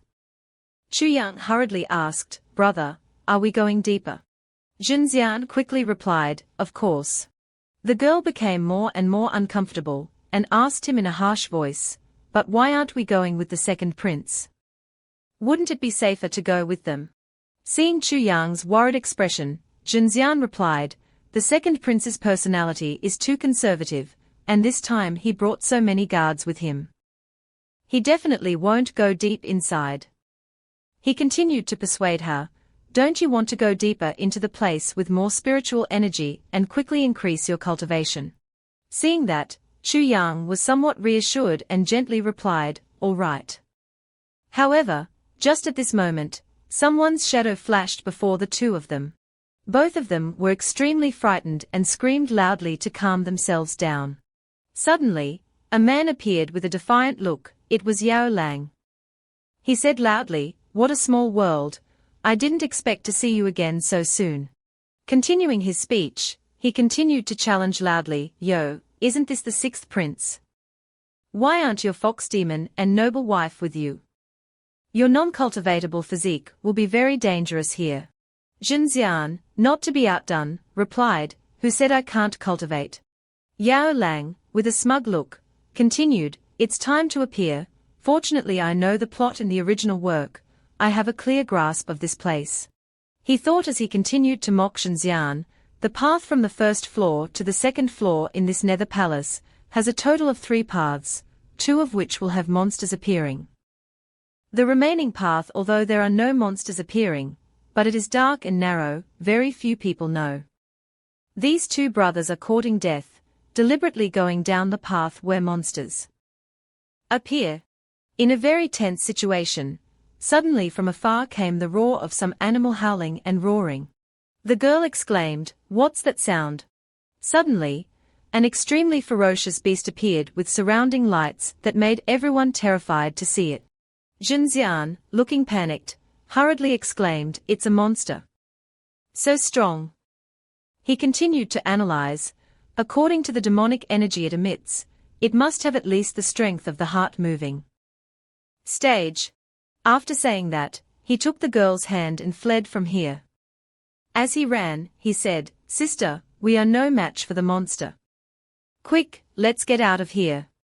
At that moment, Yao Lang continued to mock Junxian. "I didn't expect the dignified disciple of the current Prime Minister to be unable to deal with such a monster."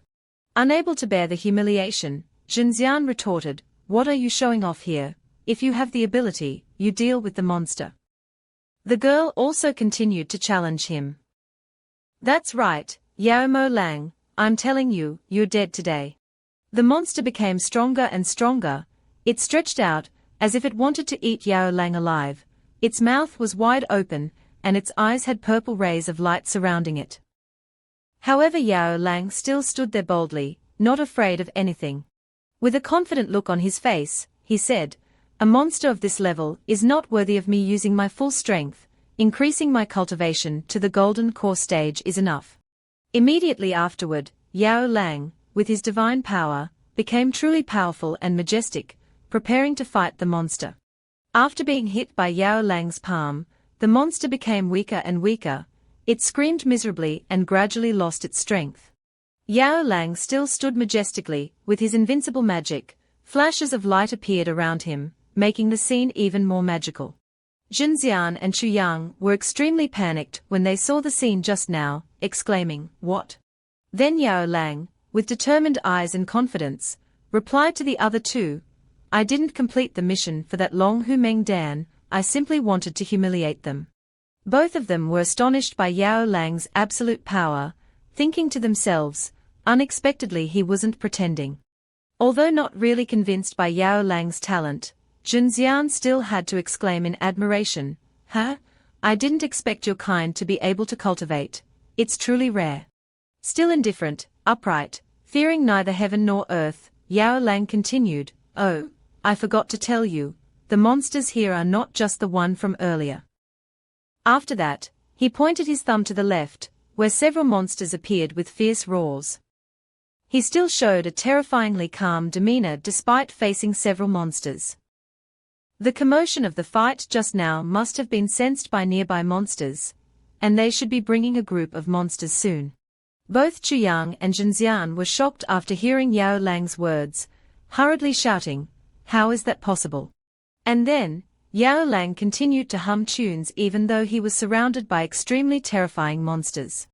Junxian immediately whispered into Chu Yang's ear, "Sister, didn't you and this kid have an engagement before?"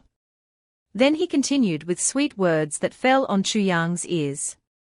"I remember he always showed admiration for you before, right?" Then he came up with a plan so that Chu Yang could subdue Yao Lang. "You intentionally lure him. Let him deal with these monsters in front of us.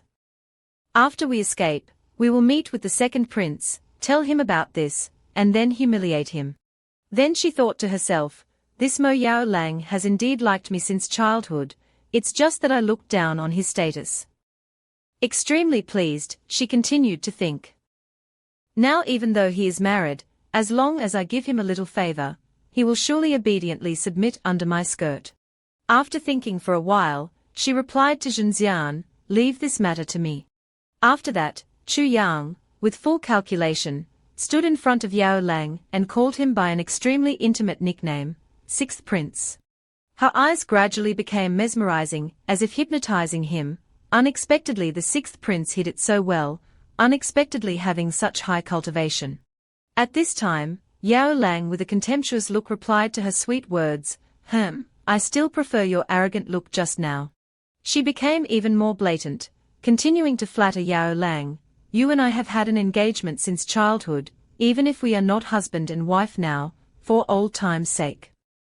Sixth prince should help us two siblings overcome this difficult situation. He flatly replied to her seduction, oh, but I remember you didn't say that before. Who was it that called me the crippled prince? At this time, Chu Yang, although her feelings had been rejected by Yao Lang, still tried to persuade him. Those were the angry words of a young girl when she learned that the sixth prince was married. Please don't take it to heart, sixth prince. Mo Yao Lang, after hearing this, showed contempt and retorted Heng enough, Chu Zhenxian. He continued with firm words, I'm telling you, I've long since cut off my thoughts of you. You and I have nothing to do with each other anymore. She, at this time, could no longer maintain her gentle demeanor, and snapped back at Yao Lang, do you really think you're so great? She continued to threaten. I warn you, don't take this for granted. Just as she finished speaking, suddenly several monsters with absolute power appeared in front of the three of them, causing Zhenxian and Chu Yang to be extremely frightened. While Yao Lang was unscathed. The faces of the two had changed color, their legs trembling. He spoke with a very defiant manner, warning the two, I think you should pay attention to your own safety. Not stopping there, Yao Lang continued to warn, oh right. I forgot to tell you, the monsters here are all male. The monsters gradually became frenzied after Yao Lang's warning, they prepared to attack the prey here. Yao Lang also told the two that their hobby is to bite the lower parts of men to increase their demonic energy. You're lucky. After hearing this, Zhenxian hurriedly sat down on the ground, hurriedly covering his lower parts with his hands, and questioned Yao Lang, what did you say? Yao Lang, full of mockery, turned to the person surnamed Chu, you guys try your best, I still have things to do so I'll go first. He thought to himself, the recently increased cultivation is still there, these monsters don't dare come near me at all. After showing off, it's time to run. At this time, Chu Yang hurriedly cried for help, sixth prince, save me. Her terrified scream still echoed, save me, don't. Zhenxian's screams were no less intense, when he was about to be attacked by monsters, Yao Lang stood there with an imposing manner, after punishing the two. Just then the system notification sounded. The system reminded, congratulations to the host for completing the mission. Receiving the mission reward, 100 Long Jing Hu Meng Dan pills. System mission, activate the emergency mission to save Murong Hua, who is surrounded and attacked by monsters. After completion they will receive a reward, mission reward, cultivation physique card, can give the host a cultivatable physique, and inherit the highest cultivation level in the card. Increasing cultivation without cooldown time. After hearing the notification, Yao Lang's face became pensive, Murong Hua, why does she want to risk her life cultivating like my wife? Then he thought of Rong Hua's appearance, do all women in this era strive like that? Suddenly his eyes lit up and he thought to himself, cultivation physique, isn't this what I've always longed for? Jiling was meditating, surrounded by the dazzling light of a miraculous spell, beside her was Tong-er. The demon beside her whispered into her ear, little one, your progress is very fast. Then, it asked her for a favor, just as you enter the Nether Palace, do you mind going to the second floor to get a magical tool for me? Jiling hesitantly replied, the second floor. Just then, a male figure appeared and called Jiling very affectionately, wife. Hearing the familiar call, she turned and saw that it was Yao Lang, so she happily replied, you're back. Just in time, the spiritual energy here can no longer satisfy me. Let's go to the second floor, a deeper place. Yao Lang secretly rejoiced and thought to himself, great. I was worried about how to explain saving Murong Hua to my wife, now it's just right. After that, he approached her and persuaded her to follow his idea. All right, I know a path that leads to the second floor, let's go. Jiling, Yao Lang, and Tong-er all proceeded deeper into the palace. Suddenly, Jiling felt uneasy and a thought flashed through her mind. How is he so familiar with the terrain here? Ronghua was standing there fighting ferocious, powerful monsters. Although she only had a sword in her hand, her expression became more determined than ever, not surrendering, not trembling before those monsters. Jiling saw this scene and thought to herself, isn't she the Muronghua who competed with me before? At this time, Ronghua exerted all her strength, rising up to fight the monsters, causing them to gradually weaken and be defeated by her. The three people at this time stood behind the rock and witnessed the entire process that just happened, causing Jiling to exclaim, isn't she the one who competed with me in painting before? Although she had defeated quite a few monsters, there were still roars from the remaining ones that made Ronghua panic. Strange, why are so many monsters gathered here? The monster at this time seemed to have evolved and gained more strength, becoming frenzied and out of control. Suddenly, another monster appeared from somewhere with no less energy, as if it wanted to eat others alive. Ronghua became so small in front of those powerful monsters, she felt panicked when facing them. The monsters can also revive. Witnessing this terrifying scene made Jiling exclaim, it's the enchanting city, the source of everything. At this time, Ronghua was struggling to fight those extremely ferocious monsters. Indeed, they were too powerful and huge. Behind, Jiling also felt worried. If we don't destroy it, sooner or later we will be overwhelmed by countless monsters. A tomb surrounded by blue lights was witnessing the fierce battle. The monster at this time became extremely ferocious. It attacked, causing Ronghua to be injured, bleed, and be thrown far away. At this time, Yao Lang rushed forward to save the situation for her by using his magic card. He appeared to protect her from danger. Thanks to his magic, he was able to defeat those terrifying monsters. He supported Ronghua. At the moment the monsters were dying under his hand. Ronghua was feeling happy and surprised to fall into Yao Lang's arms. She hurriedly said, "Sixth Prince." Ronghua turned around and saw the presence of Jiling and Tong-er, so she hurriedly asked, "Why are you here?" At this time, Jiling's eyes were burning red.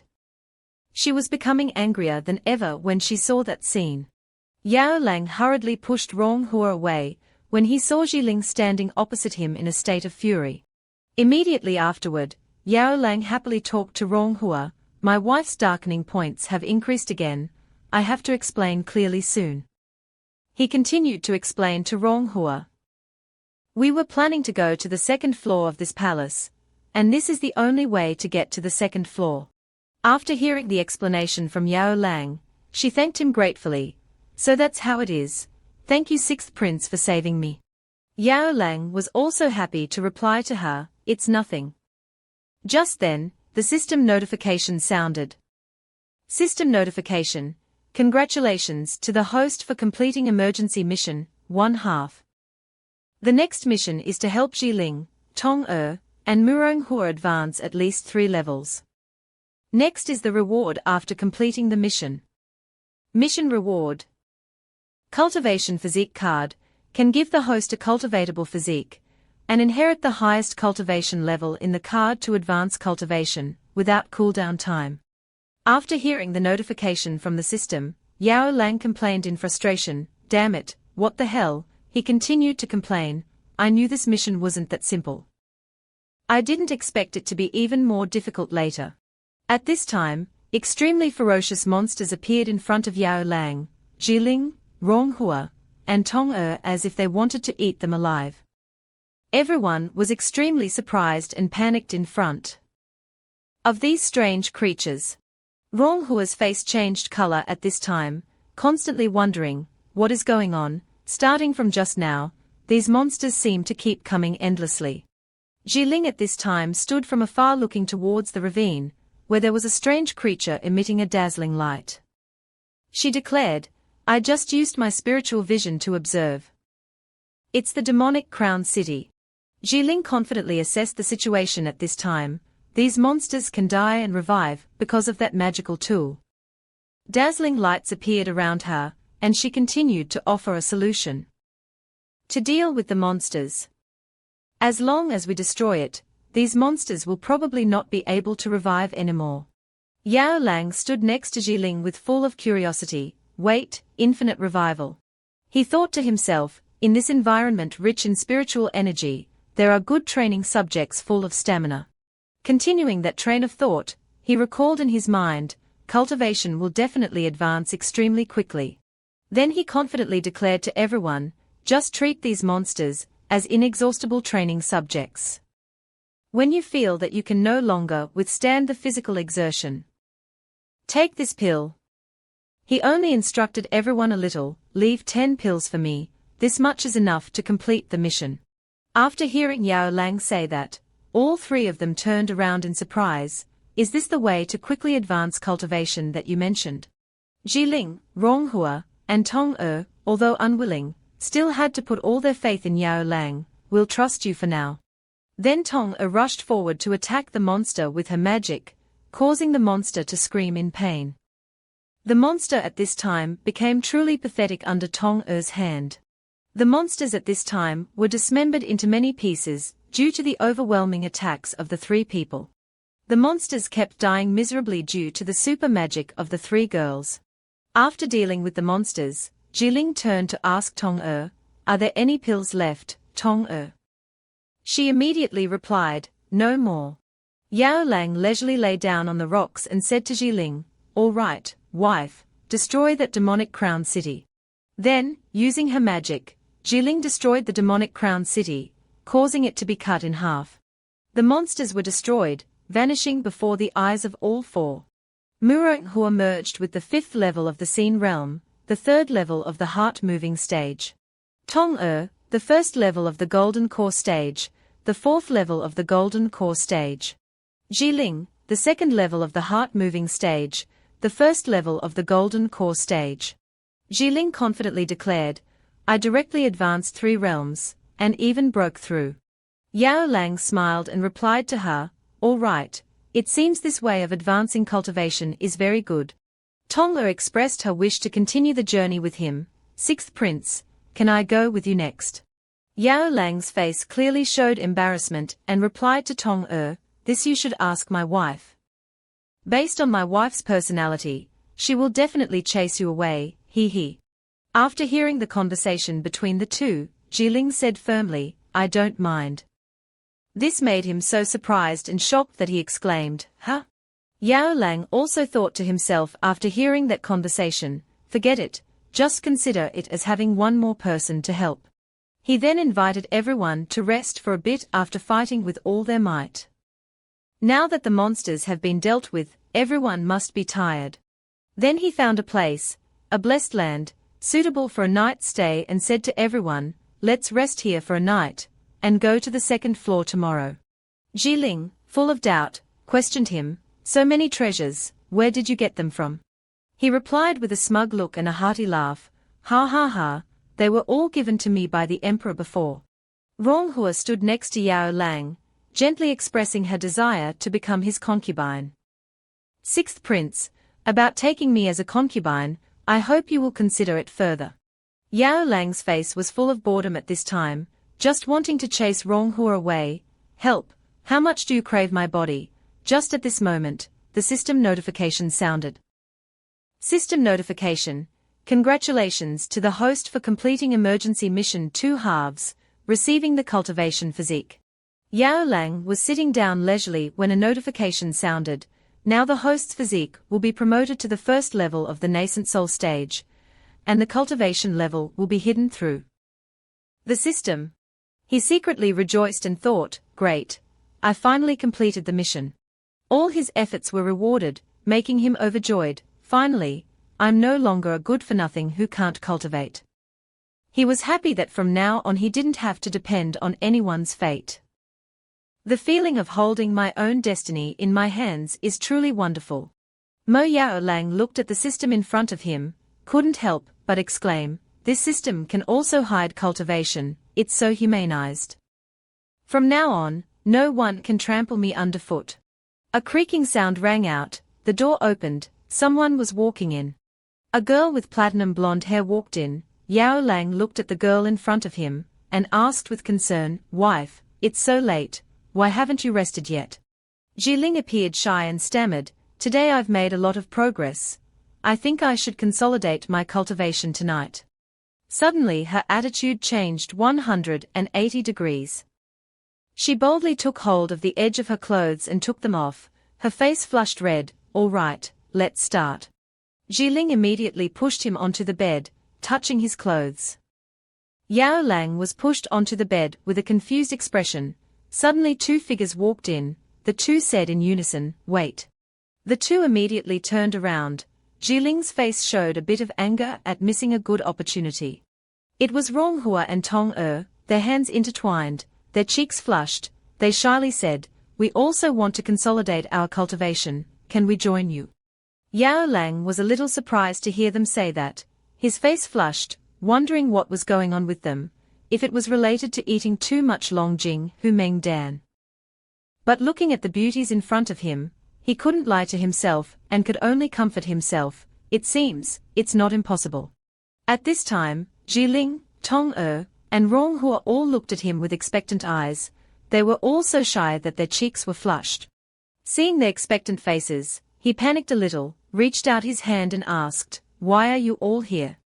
Ronghua shyly stroked her bangs, and said a little timidly, it's okay, sixth prince, it's this little girl's willingness.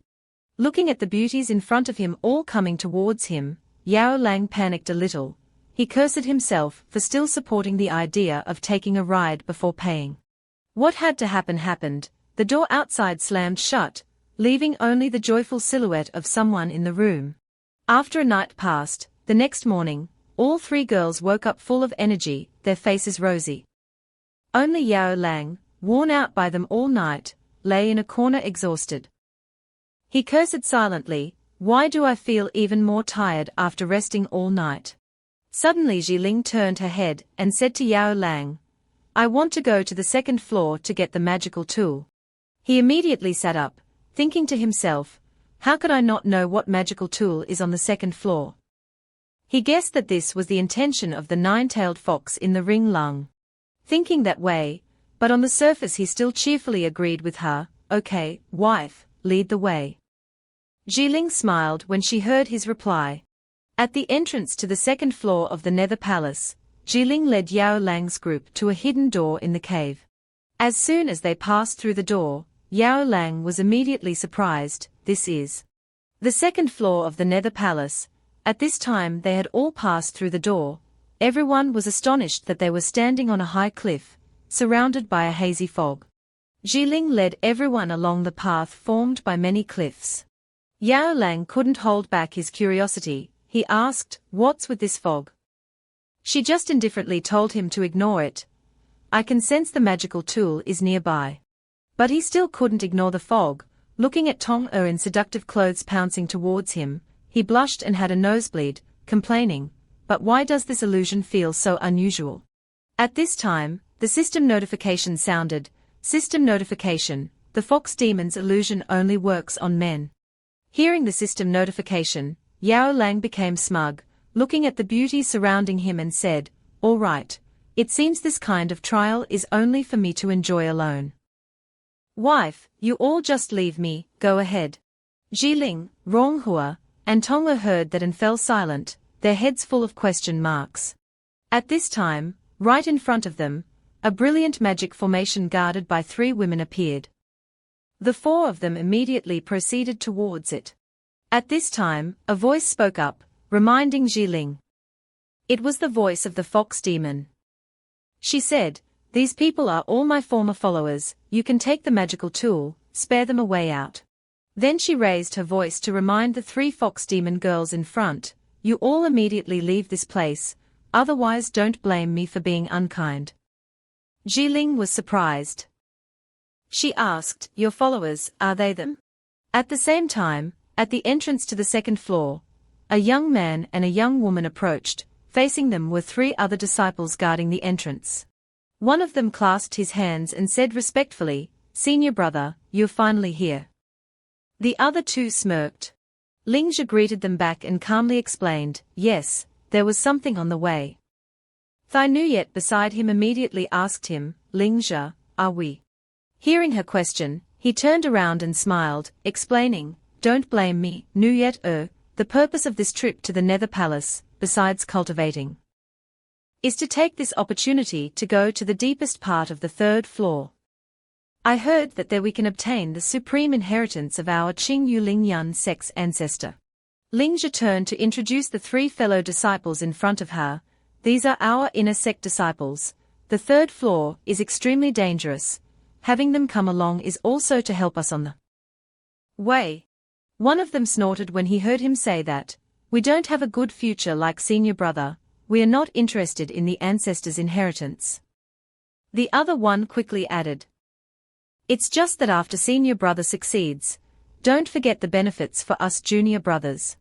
After saying that, they looked at Thai Nuyet and teased, "I still want to drink for several days straight, take a beautiful wife." She blushed in embarrassment at being teased by them. At the deepest part of the first floor of the Nether Palace, a girl in disheveled, torn clothes hurriedly ran out. Behind her was a badly injured young man, crying out in pain. "Sister, sister, ah!" Chu Zhenxian looked at the girl running ahead, and called out tiredly, Sister, slow down, I'm dying of pain." "Brother, bear with it a little longer, we are almost there, almost there. I've seen the second prince's group," she replied. Chu Yang quickly pulled her brother towards the group of people ahead. At this time, the soldiers surrounding the second prince saw strangers approaching and asked warily, "Who?" Mo Yu saw the girl in front looked familiar, and ordered his soldiers to withdraw their weapons. Chu Yang shouted joyfully when she saw him, "Your Highness." Because she was running too fast, when she arrived, she sprained her ankle. She only had time to cry out twice, "Aya." After that accidental slip, she fell towards the second prince, and he quickly caught her. Their eyes met, they looked at each other passionately. The surrounding scenery also automatically became romantic, giving way to the love in their eyes. As if realizing that this posture wasn't right, both blushed and avoided each other's gaze. The second prince at this time also recognized her and asked in surprise, "Chu Yang, Chu Zhenxian." Chu Zhenxian looked at the two flirting in front of him, and only then remembered himself. He collapsed on the ground, screaming, "Ouch! I'm dying of pain."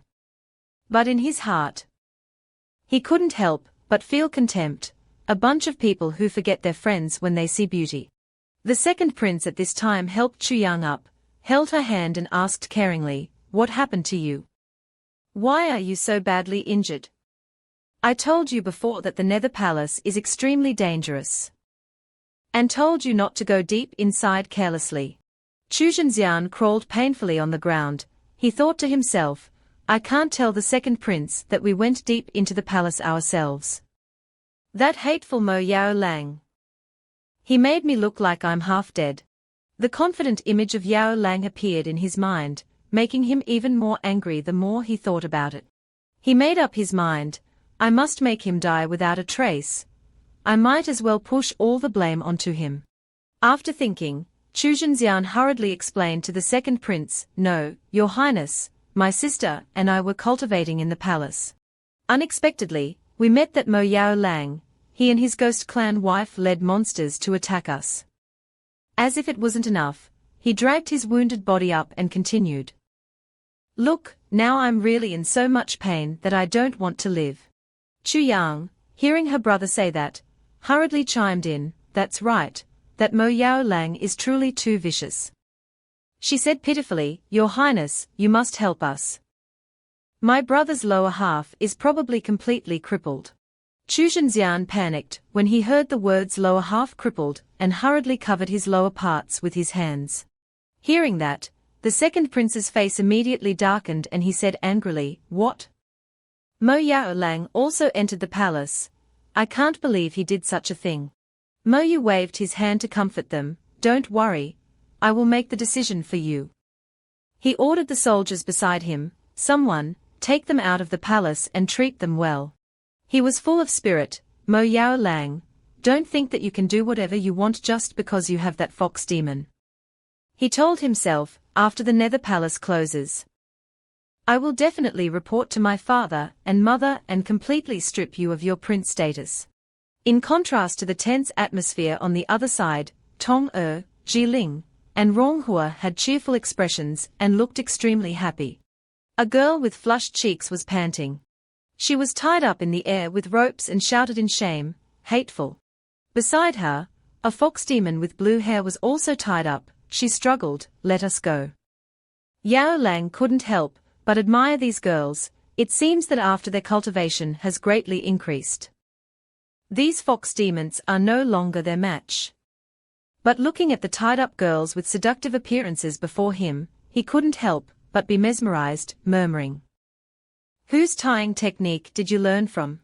At this time, Jiling flew into the air. She closed her eyes, felt the surging energy in her body, reached out her hand, trying to touch the treasure before her. When her hand touched the magical tool, the fox demon's voice rang out to remind her, "Little one, this is the Jade Fei magical tool, my personal magical tool from the past. It can significantly increase the speed of your cultivation progress." She also reminded, it also has healing properties. It can accelerate your recovery when you're injured. Next, I'll temporarily give it to you to use, but you must think of a way to get more yin energy for me. When Jiling heard the words yin energy, her sharp eyes glanced down at Yao Lang. Being glanced at for no reason, Yao Lang became a little scared. He looked at her awkwardly, thinking fearfully, my wife's eyes when she looked at me just now were strange. In her eyes, he looked like a mobile yin energy generating machine. After Jiling obtained the magical tool, the group continued to go deeper into the second floor. Standing on the cliff, suddenly a chirping sound rang out. Yao Lang heard it and reminded everyone, "There's movement, be on guard."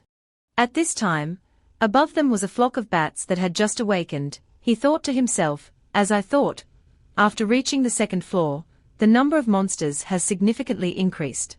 He frowned at the bats perched above him, thinking, but it's a good opportunity to test my current cultivation. Before he could make a move, Ronghua and Jiling rushed forward, attacking the bats. They fought as fast as lightning, and soon more than half of the bats were eliminated.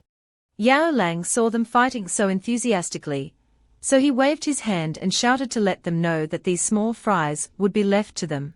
He smiled and thought to himself, next. He approached the golden copper bat king. Performing magic, Yao Lang thought to himself, let me fight the strongest one among them. At this time, the giant bat flew quickly towards Yao Lang. He stood majestically, sensing its demonic energy and thinking to himself, it seems the demonic energy emanating from the golden copper bat is comparable to the peak strength of the heart-moving stage. He frowned and thought of a countermeasure. Then I'll use the strength of the 5th level of the heart-moving stage to see if I can fully utilize my cultivation without the help of system tools. Thinking, Yao Lang immediately leaped up. Immediately, he launched an extremely powerful attack towards the Bat King. But the bat immediately jumped behind him. Yao Lang himself didn't expect it to move so fast. Jin Tong Yao swung its hammer quickly, launching an attack towards him. Yao Lang cried out in pain, ah! He was pushed back a great distance. At this moment, the strongest bat advanced again. Having been hit just now, Yao Lang no longer underestimated it. He said, too dangerous, it seems I need to use some real skills. Yao Lang confidently thought to himself, I've read a lot of cultivation novels. Especially the cultivation techniques of the Qingyu Lingyun sect in this novel, which left a deep impression. At this time, a roar echoed, and the Bat Lord approached.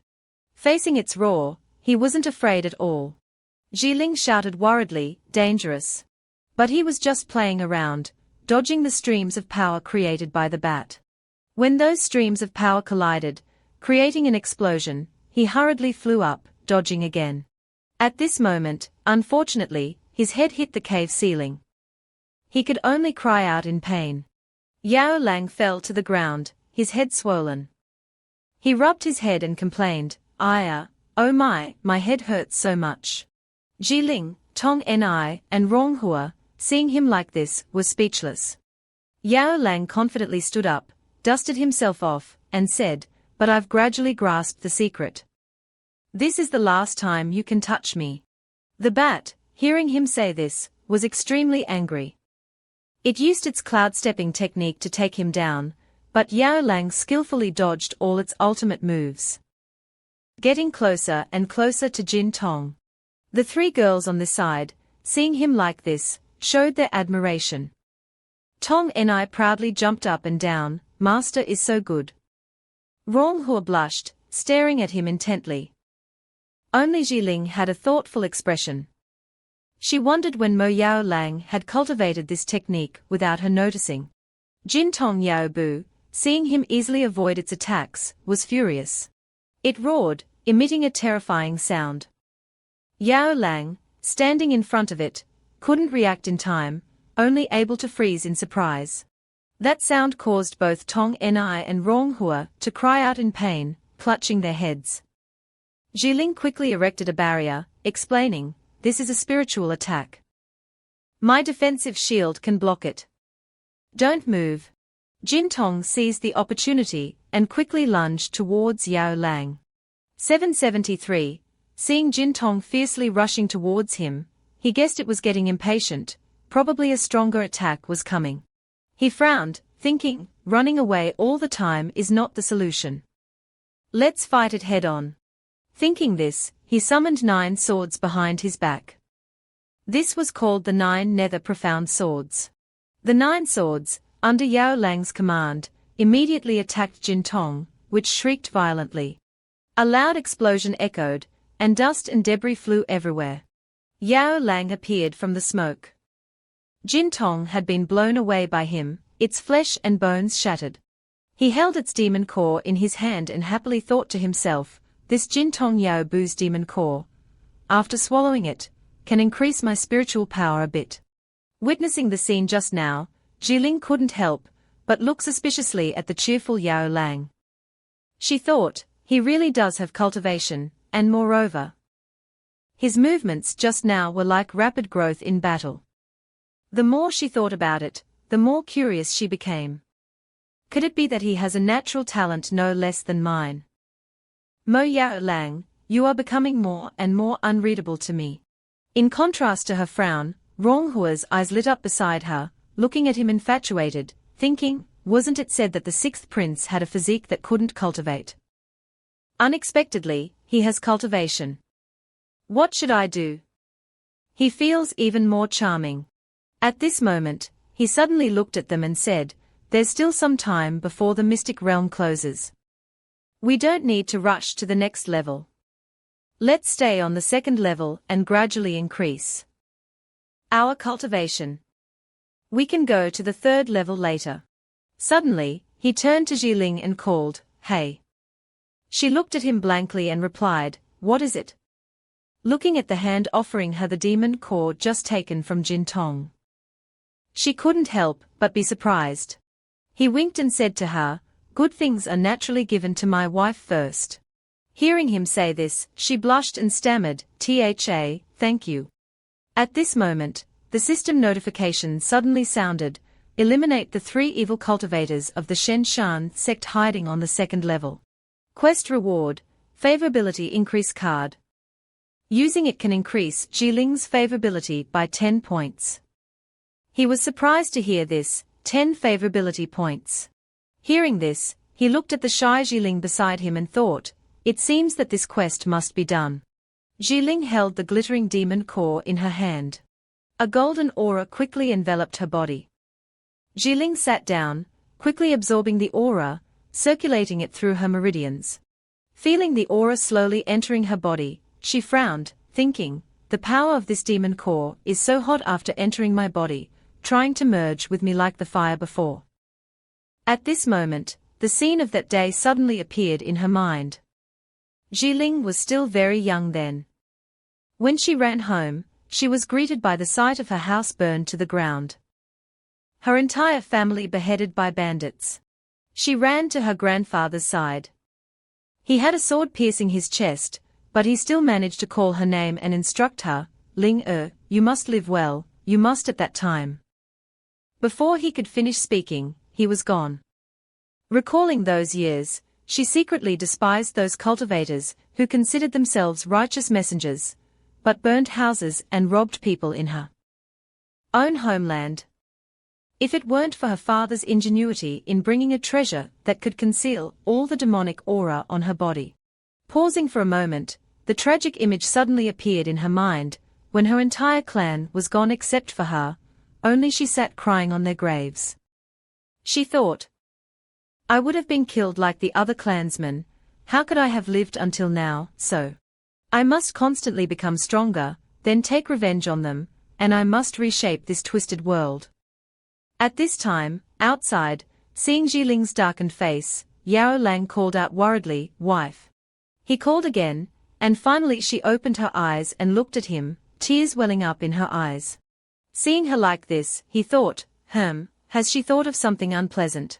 Yao Lang coughed twice, trying to dispel the awkward atmosphere. He smiled and said to everyone, stay here and cultivate for a while. I still have some matters to attend to, so I have to leave for a bit. He smiled and said to Tong Ni, who was standing next to Jiling, Tong Ni, take good care of my wife and Miss Muronghua. Tong Ni happily replied, yes. Jiling, who was cultivating at this time, frowned upon hearing him say this, wondering where he was going again. Yao Lang walked past the pillars fixed in the cave. At this moment, the system notification sounded again, announcing the quest, eliminate the 3 evil cultivators of the Shenshan sect who have sneaked into the 2nd level. Quest reward, favorability increase card, using it can increase Jiling's favorability by 10 points. Yao Lang pondered, Shenshan sect, this Yumin mystic realm really attracts many cultivators from major sects. I remember this Lanchuan continent has a total of 6 major cultivation sects. They are Qingyulingyun sect, Shenshan sect, Qianyuan sect, Qianji sect, Zizhuan Divine Hall, and Diaxing sect. Among them, Qingyulingyun sect is the strongest sect since ancient times.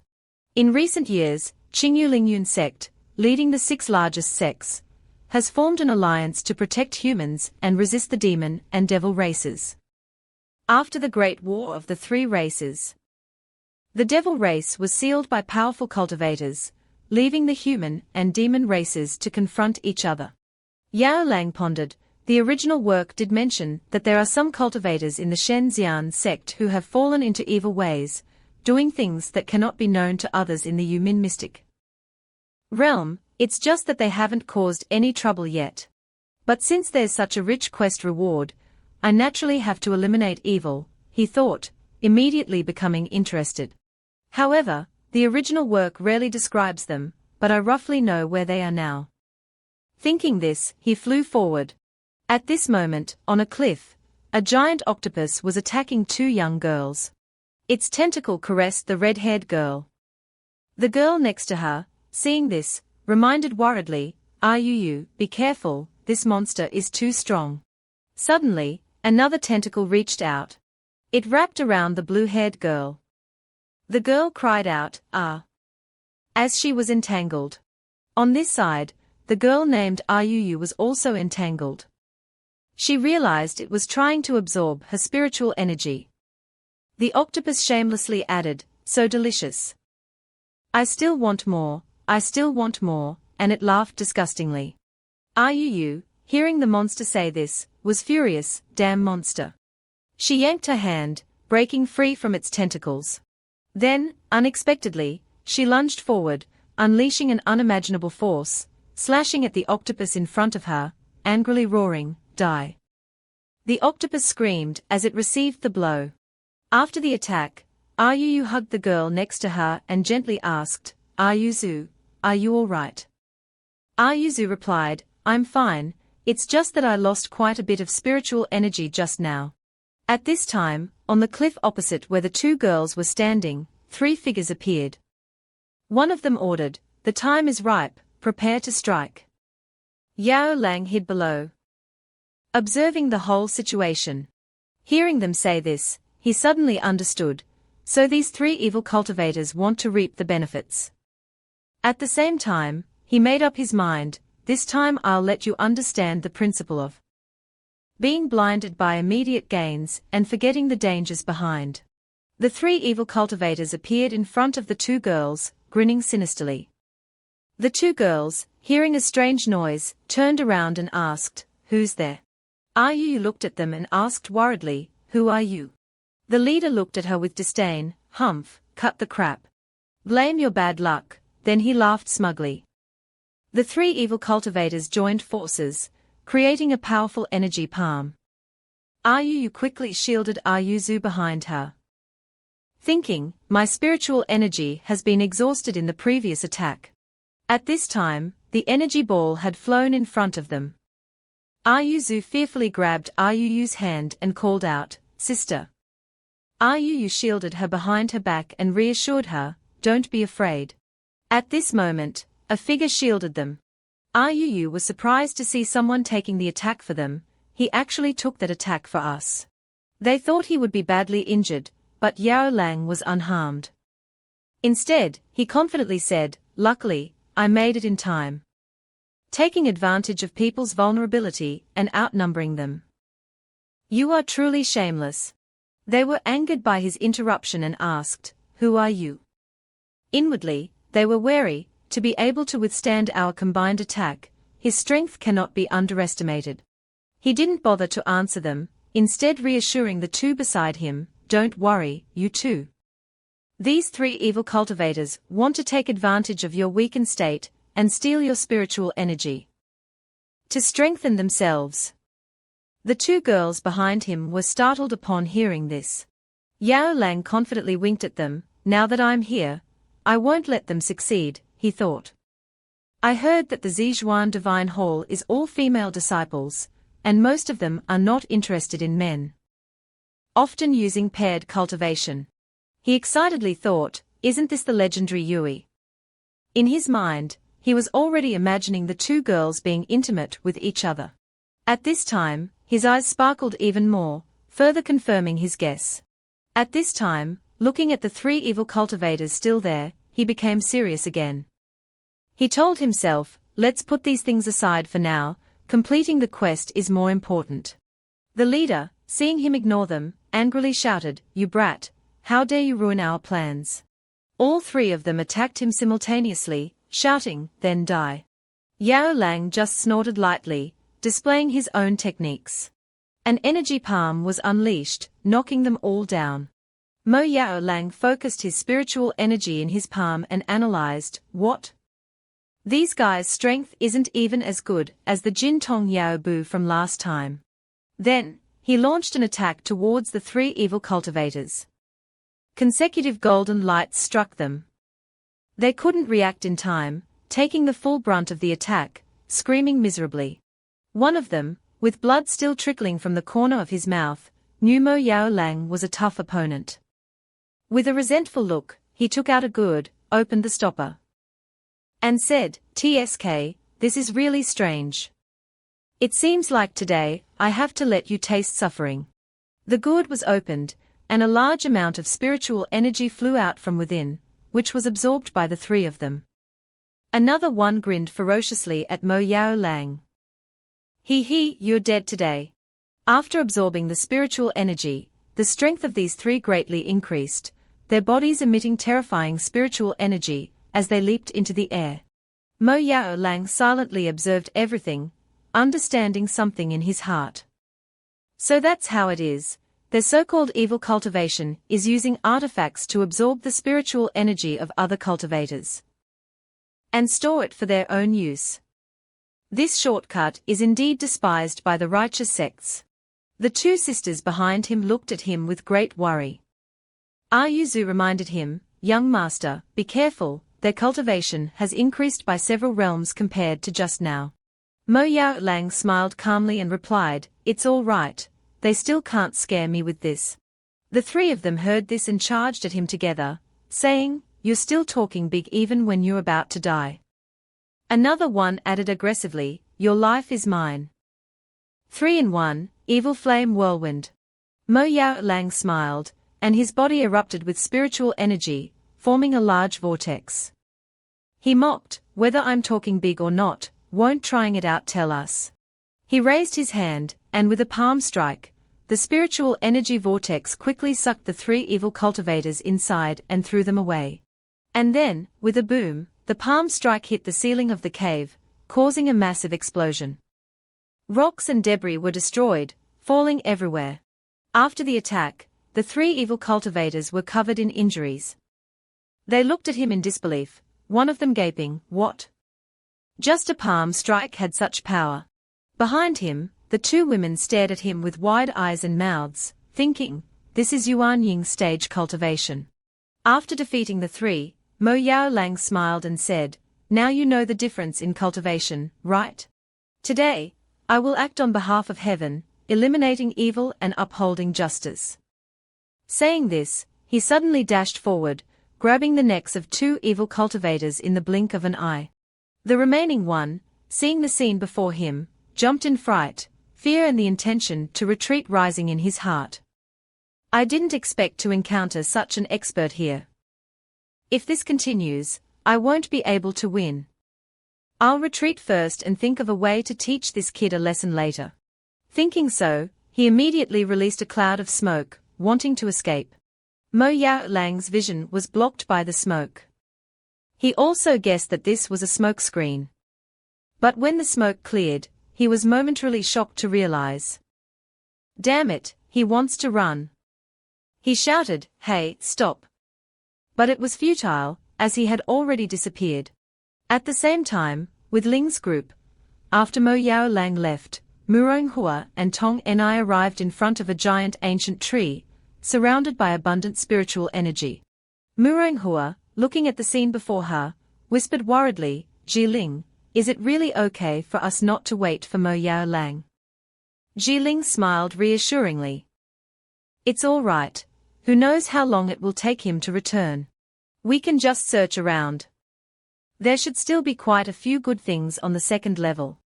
Tong Ni approached the ancient tree, and gently touched it to transmit spiritual energy to check. At this time, a faint heartbeat came from the tree.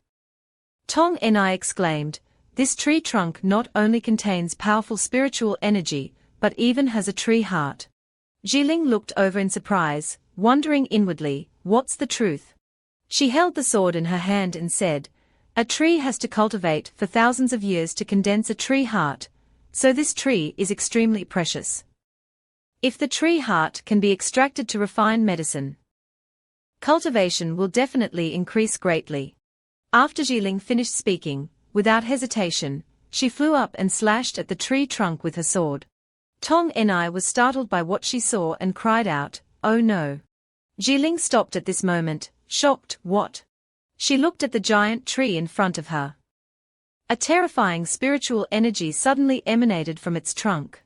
Muronghua, beside her, clenched her fists and exclaimed, "Such powerful spiritual energy fluctuations."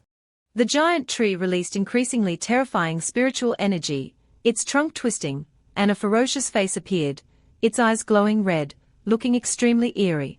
It gritted its teeth and roared angrily, "Who is disturbing me?" Jiling's heart tensed, and she hurriedly said, "We didn't know Senior was resting. We have offended you, please forgive us, we will leave immediately." However, the giant tree wouldn't let them off so easily.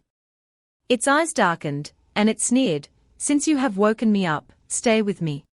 Just as Jiling, Tong Ni, and Muronghua were about to turn and flee, a large amount of rocks fell from above, blocking their path. Muronghua saw the situation was bad and shouted worriedly, "We are trapped. The path is blocked." The tree demon seized the opportunity, while they were still in shock, and suddenly extended its vines towards Jiling.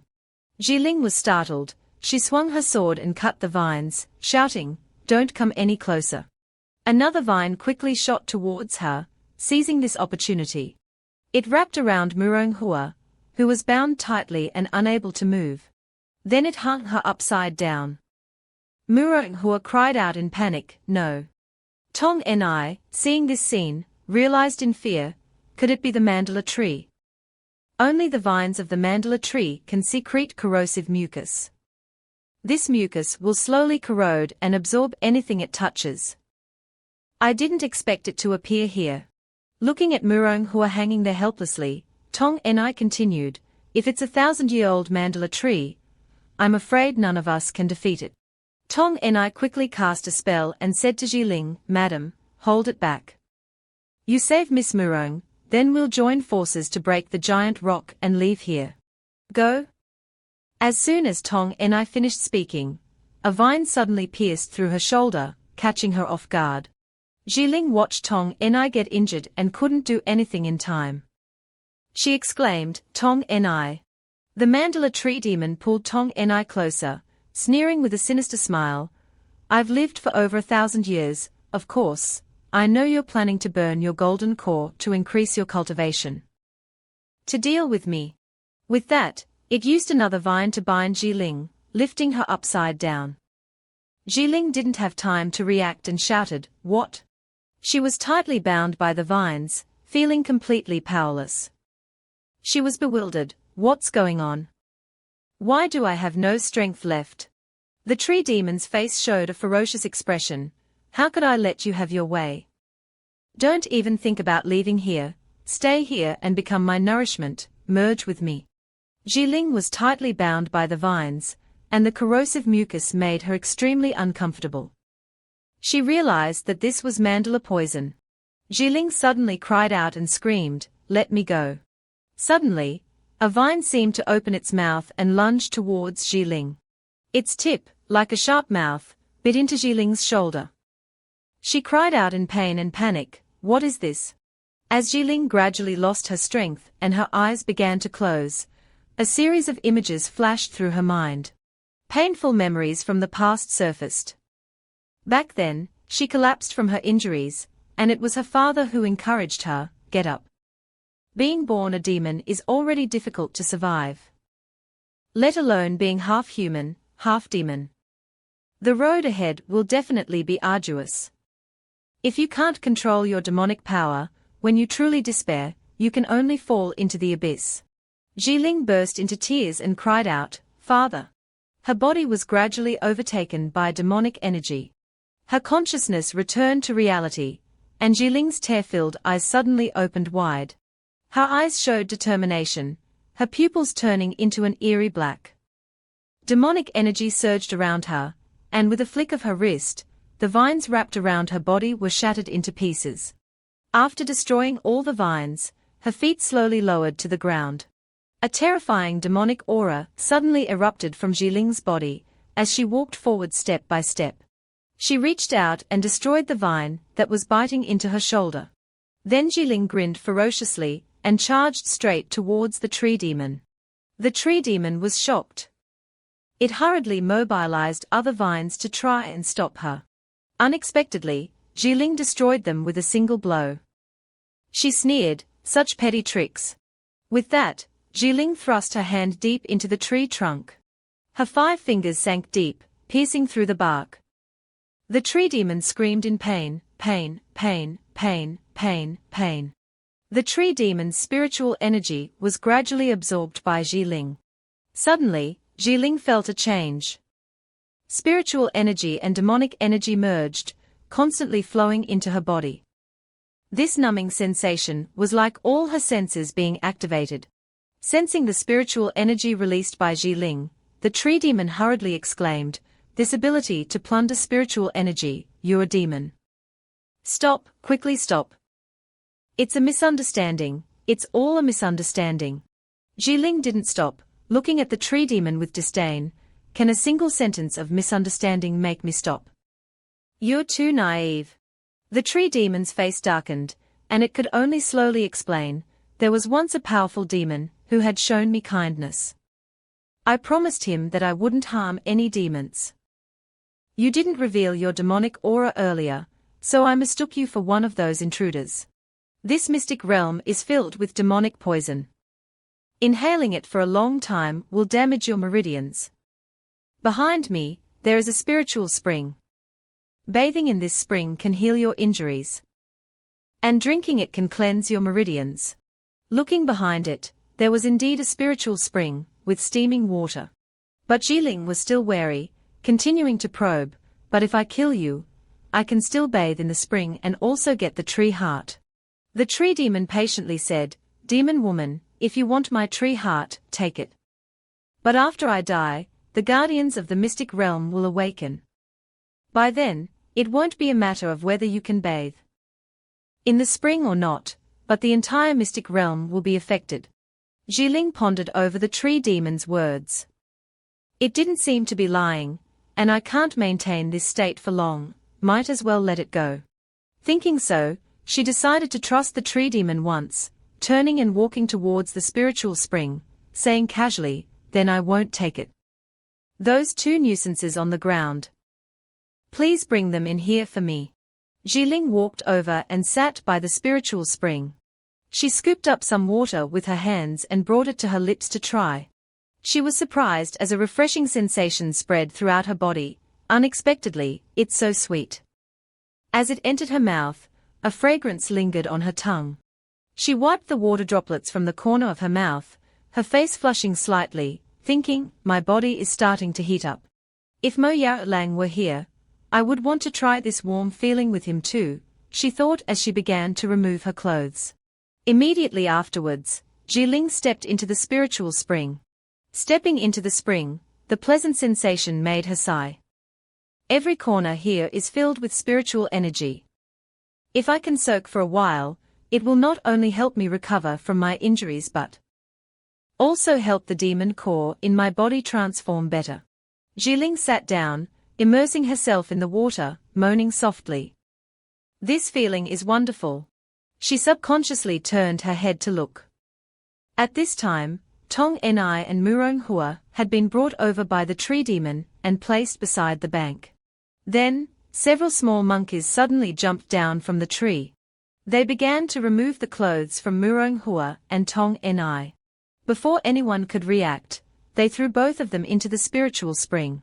The two choked on the water, waking up and surfacing, coughing and spluttering. Jiling, behind them, smiled awkwardly and waved. This made Murong Hua and Tong Ni look at each other blankly, not understanding what was happening. Then, she began to recount the previous events to them. After finishing the story, she said calmly, that's what happened. I don't know how I broke through, a burst of power beat up this tree demon, and it even offered this spiritual spring for us to enjoy together. Murong Hua, soaking in the water, frowned in thought, power, could it be that mysterious power that defeated me last time?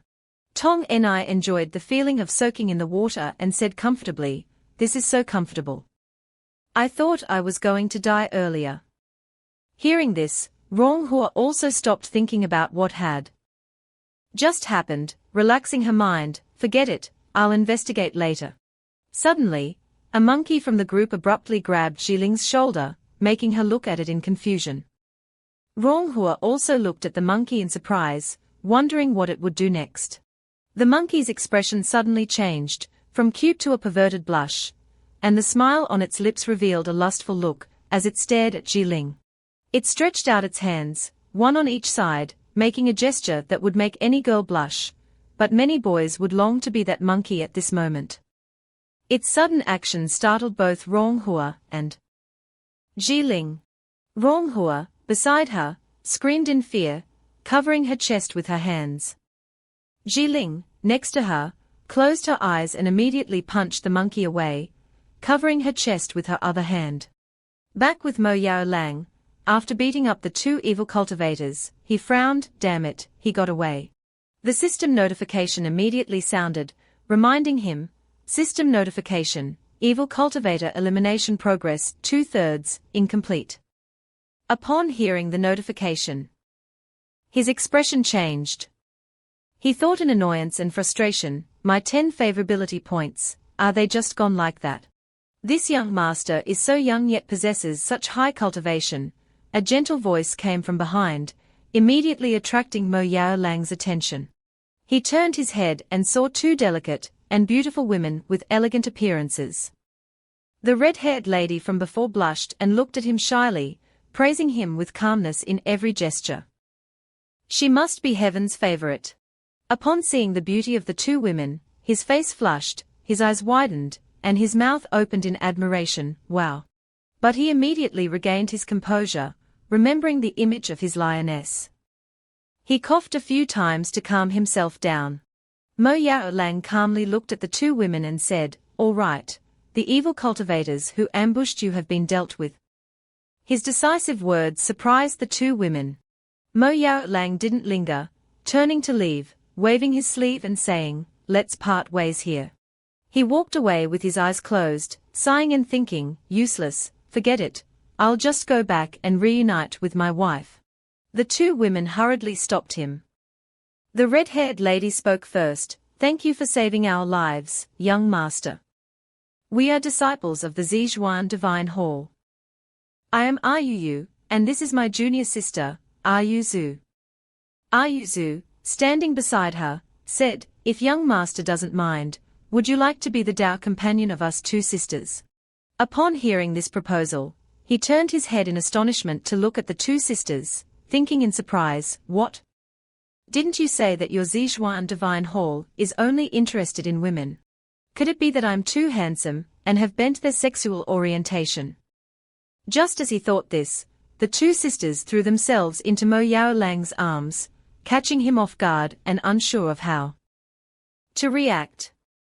Yu looked at him demurely, as if reading his thoughts. She said, "Our sect does mainly consist of female cultivators who cultivate together, but the sect doesn't completely forbid dual cultivation with men." He hurriedly pushed them away, saying, "No, no need." The two sisters stared at him in astonishment, while he stepped back, waving his hand and saying, "I already have a wife, I'm not thinking about these things right now. With your cultivation level, staying here is too reluctant, you should return to the first floor to cultivate. We'll meet again if fate allows." With that, he immediately left quickly, without a single glance back at the two. Why has my luck with women become so good? I can't handle too many concubines. After regrouping with Jiling and the others, we continued our cultivation. 4 days later, he sat in the room, focusing on cultivating his technique. A bright golden aura surrounded him, like the radiance emanating from the sun. Having fully grasped the spiritual energy, he opened his eyes with satisfaction, his gaze now emitting a small glow. Outside, Jiling and Muronghua opened the door and walked in, looking at him. Mo Yulang smiled contentedly at the two, saying, "Everyone's cultivation has improved a lot these past few days, it seems it's time. All right, let's prepare to go to the 3rd floor of this earthly Palace of Shadows." Somewhere on the 2nd floor, a creepy cackling sound echoed through the quiet and gloomy space, sending shivers down the spines of anyone passing by. The half-demon, who had escaped Mo Yuelang's pursuit a few days earlier, was now fiercely stabbing a demonic beast to death. Fortunately, he hadn't encountered any overly powerful beasts along the way.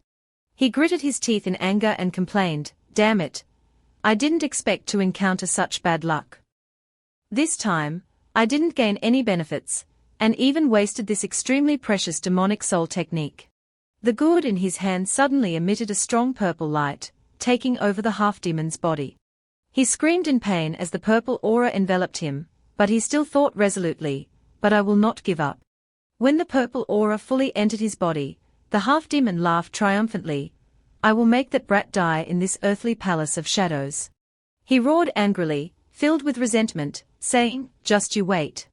Current strategic hierarchy pyramid, Ling Lai's current cultivation is at nascent soul stage, 5th level. Male lead's current cultivation is at nascent soul stage, 2nd level. Dongla's current cultivation is at golden core stage, 4th level. Jiling's current cultivation is at golden core stage, 2nd level. Muronghua's current cultivation is at core formation stage, 7th level. After a few days, Mo Yuelang's group stood before the gate to the 3rd floor. He carefully spoke, warning everyone, ahead is the entrance to the 3rd floor. Inside this maze, there's an extremely powerful illusion. Jiling, upon hearing this, crossed her arms and asked suspiciously, "How do you know?" Mo Yulang, hearing his wife's questioning, didn't know how to answer. Just then, Muronghua's eyes lit up, speaking up to save him.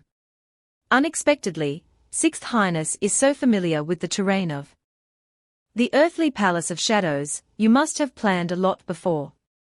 Mo Yulang gave a forced laugh, scratching his head, thinking of a reasonable excuse and saying, "Ah ha ha, I just used to hear my father mention it, so I was interested and researched it a bit." Jiling crossed her arms, standing behind him with a look of disbelief on her face. But she didn't ask any further, only glancing at him appraisingly, "Liar." After giving thorough instructions, he led the way, stepping inside. The scenery inside gradually appeared before him. Inside the maze, just as the original story said, was a bustling street, and the three great demons would be hiding among the crowd. The scene before his eyes became clear. He cautiously looked around, carefully examining.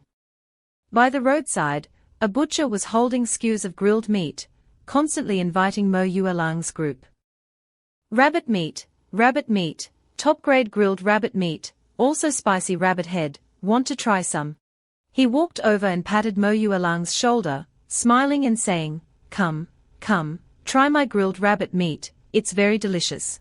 This sudden pat on the shoulder made him wary.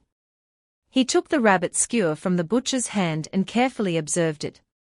The butcher said enthusiastically, "Don't be polite, just try it, it's okay if you don't buy it." Then he quickly distributed the grilled meat to the others, "You try it too, don't be polite." Dong-er and Murong-hua happily accepted, but when it was Jiling's turn, Mo Yulang immediately stopped him, smiling and saying, "My wife is pregnant, she can't eat this." Upon hearing his words, Jiling's face darkened, suddenly feeling murderous. Sensing the killing intent emanating from his wife, he smiled as she ate the skewer, giving her a secret signal to calm the beast lurking within her. Abba, he wanted to convey to Jiling, "Let your husband test this for poison." Seeing him eat so heartily, the butcher smiled brightly. Looking at Dong-er and Murong-hua, the smile on his lips twisted. Dong-er's face flushed red, tears streaming down her face, not daring to eat the skewer, sobbing, "Such a cute rabbit, how can you eat rabbit meat?" Hearing these words, he smiled wryly thinking, "Even green tea bitches aren't as good as you." In contrast to Dong-er, who was crying and not daring to eat, Murong-hua was eating with great relish. Her expression made Mo Yulang think suspiciously, "It seems there are still some thick-skinned people." Suddenly, the system screen appeared before his eyes announcing, "Liberate the souls of people 0 at 200, quest reward, upgrade access to the blessed paradise." Seeing the system notification, he was startled. Looking at the quest notification, he thought puzzled, "Liberate souls? The original story didn't mention souls, why has the system been giving strange side quests lately?" As he was thinking, a woman rushed towards him from afar. She shouted in fear, "Young master, save me." Behind her were two men in masked clothing, warning him, "We are here to rob. I advise you not to meddle in other people's business." Seeing her being chased, Jiling didn't say much and immediately rushed to attack the bandits, surprising the woman. She took the opportunity to rush into his arms, weakly saying, "Young master, I'm so scared." He froze stiffly, this illusion was indeed very dangerous. Her action immediately drew sharp glares from Jiling and Murong-hua, "What are you doing?" Not letting her cling to him any longer, Murong-hua quickly stepped forward to separate them. Her voice was sharp, "Do you know about men and women not touching each other? Besides, who are you?"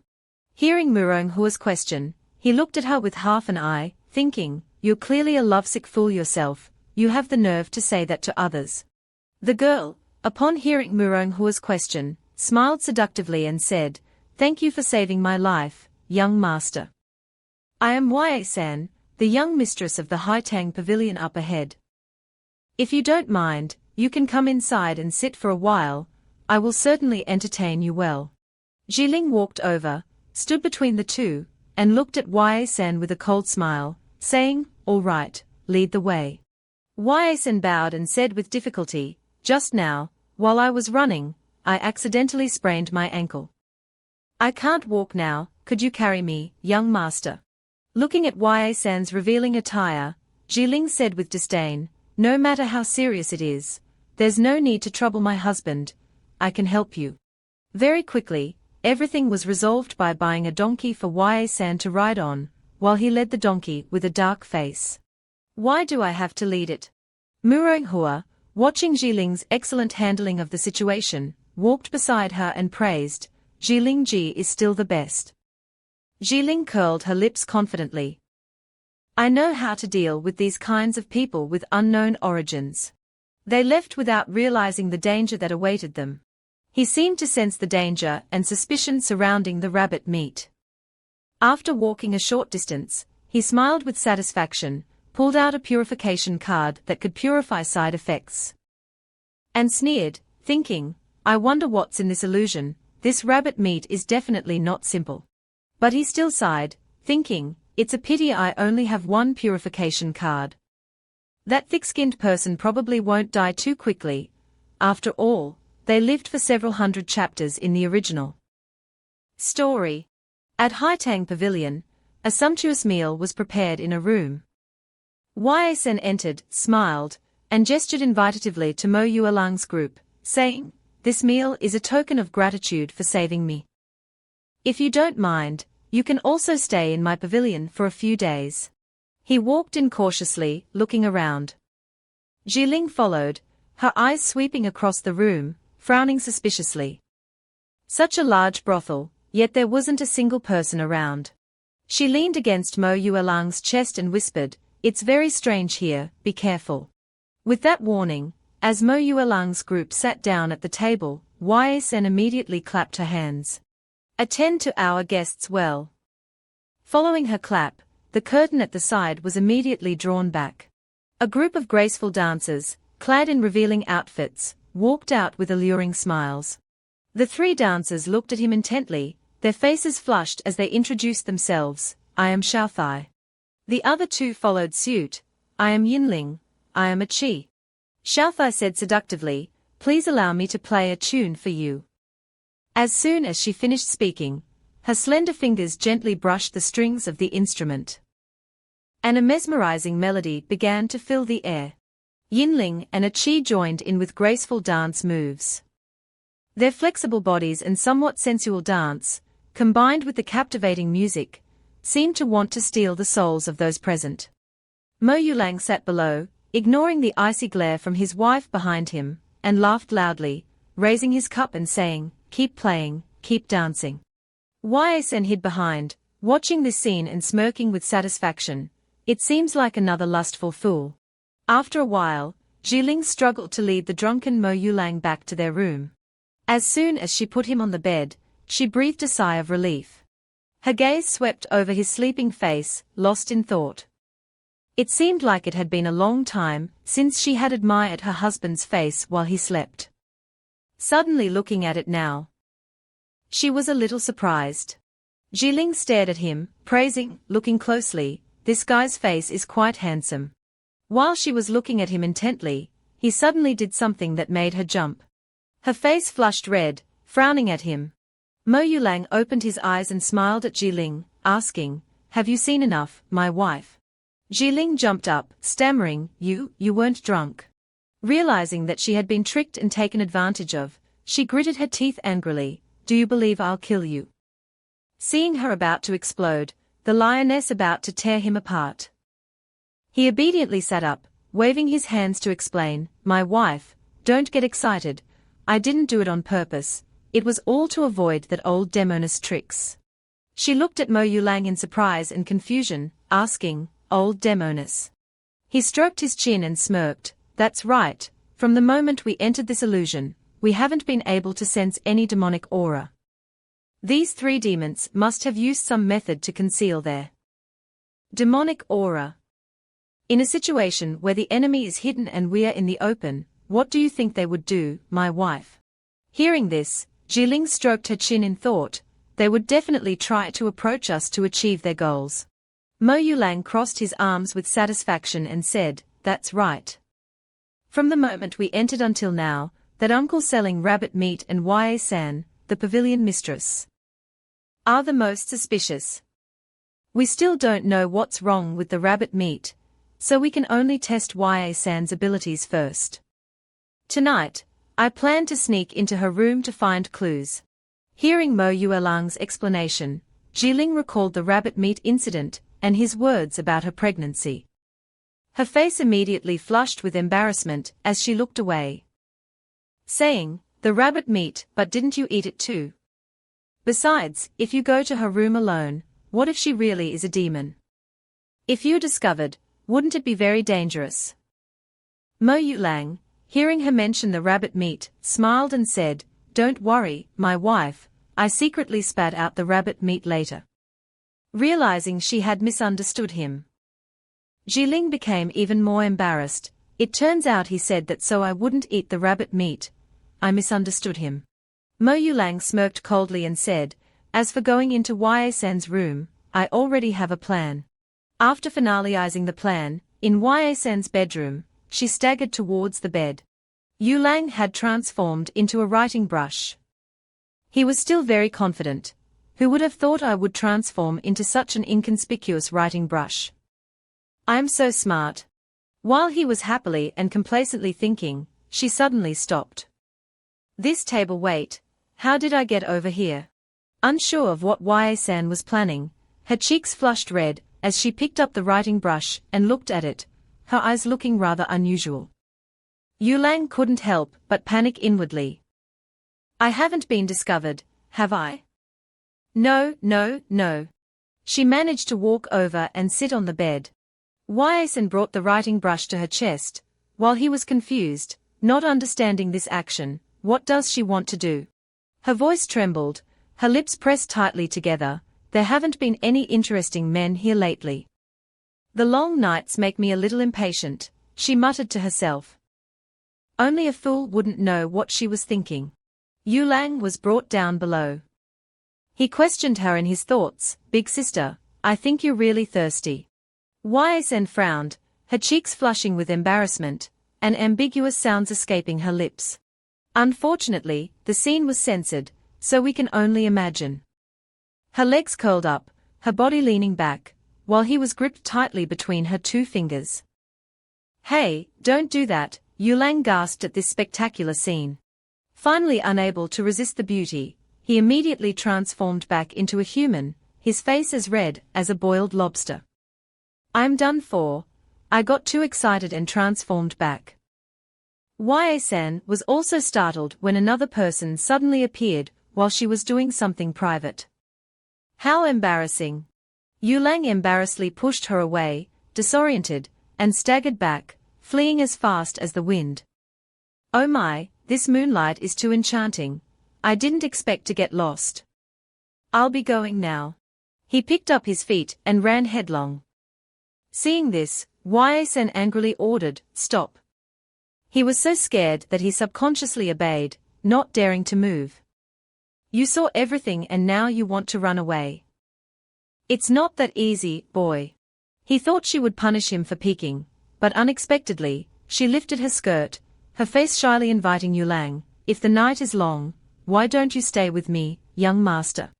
Of course he wouldn't do such a thing, hurriedly turning around and continuing to run before it was too late. No need, my wife is waiting for me. Just as his hand touched the doorknob, the shadow behind him drew closer and closer. Her demeanor was completely different from before, the surrounding atmosphere suddenly changing. Ya-san questioned, "Since you're already here, why leave?" Yuelang was anxious, not daring to move. She erupted in anger, revealing her aura. "Isn't it good to stay here with me?" Looking at her like this, he guessed that this was the aura of a nascent soul 4th level cultivator. At the most critical moment, Jiling appeared, throwing the door open. This scene was no different from a wife catching her husband cheating red-handed, except she knew he was doing it for a mission. She frowned and said loudly, "I haven't seen you come out for so long, something must have happened." Dong-er supported the distressed Murong-hua. Walking from behind Jiling, Dong-er reported anxiously, "Master, Miss Murong isn't well." Her face was flushed red, her consciousness gradually fading, moaning, "Ha, ha, my body is so hot." Yuelang had never seen these symptoms before, he was stunned. This is what? Even Jiling was equally surprised. Ysen had completely transformed into a different person, revealing her true nature. Her eyes were as black as a demon's, extremely frightening. She said gleefully, "It seems there's an unexpected harvest." Hearing her say that, Yulang knew the cause was her. He turned to look at her and asked, "What did you do to her?" She chuckled, covering her mouth, "Ha ha. This wasn't my doing. She ate the rabbit meat with the heavenly secret worm eggs. Now the worm eggs are growing inside her, and the rabbit meat also has a strong aphrodisiac effect. Soon, she'll completely become a puppet controlled by lust. Since the day this earthly palace opened, the cultivators who came here have become my collection. You will have the same fate." She pointed at them gleefully. And at the same time, many abnormal women had already surrounded them. There was no way out. He looked at her and thought, so the cultivators, who wanted to go up the floors, all died at her hands. He thought of a plan and glanced at Dong-er, find a way to restrain Murong-hua, take her away. She agreed, obeying the order, understood. Immediately, Murong-hua was forcibly tied up. She twisted her body, trying to resist. After taking care of that, Yulang walked towards her, his aura filled with killing intent, and said, "My wife, I'll leave those 3 small fries to you, let me deal with this boss." Ysen felt excited because her opponent was very arrogant and confident. "That brat's tone is quite big. What can you do with just a nascent soul 2nd level like you?" The ground beneath her feet cracked under her power. Ysen flew towards Yulang to attack, but he easily dodged to the side, avoiding her claws. She was surprised by his agility, this guy. His movement technique was very strange, like a loach. Every attack from Ysen was dodged by Yulang with extreme ease. She gritted her teeth in anger. After dodging a few blows, he immediately became worried about Jiling's situation. "My wife, how are you? Like husband, like wife." She easily defeated those weaklings. "Just a few small fries dared to dream of defeating me." Ysen looked at those lying on the ground with dangerous eyes. She used some kind of power to make their eyes lifeless, and they stood up like machines. "Don't be impatient. The good show is yet to come." She laughed loudly. "Ha ha, those who were knocked down have quickly gotten up, and their strength has even increased." Jiling, looking at the unbelievable scene before her eyes, couldn't help but be surprised. What is this? Suddenly, the system's voice rang in his ears. "Quest progress updated, liberate the souls of people, 3/20." Yulang was surprised. Huh? How did this side quest start making progress? I understand, so this is what liberating souls means. After understanding the situation and how to complete the quest, Yulang shouted towards her, "My wife, these bodies are just puppets controlled by these demonic beasts. And she has imprisoned the souls of those cultivators inside these puppets to control them. Once the soul energy is depleted, she'll transfer new souls in." She was excited that someone had realized her trick. "Unexpectedly, you discovered it, but so what? They are all dead people anyway, just keep struggling." Ysen launched another attack, but this time it seemed much stronger than before. She said confidently, "You were lucky to dodge just now. Let's see how you dodge this move," as she threw sharp projectiles towards him. Yulang stood still as they flew towards him, seemingly about to injure him.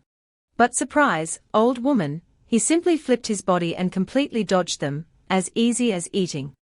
After seeing him dodge her attack so easily, the pressure around her decreased.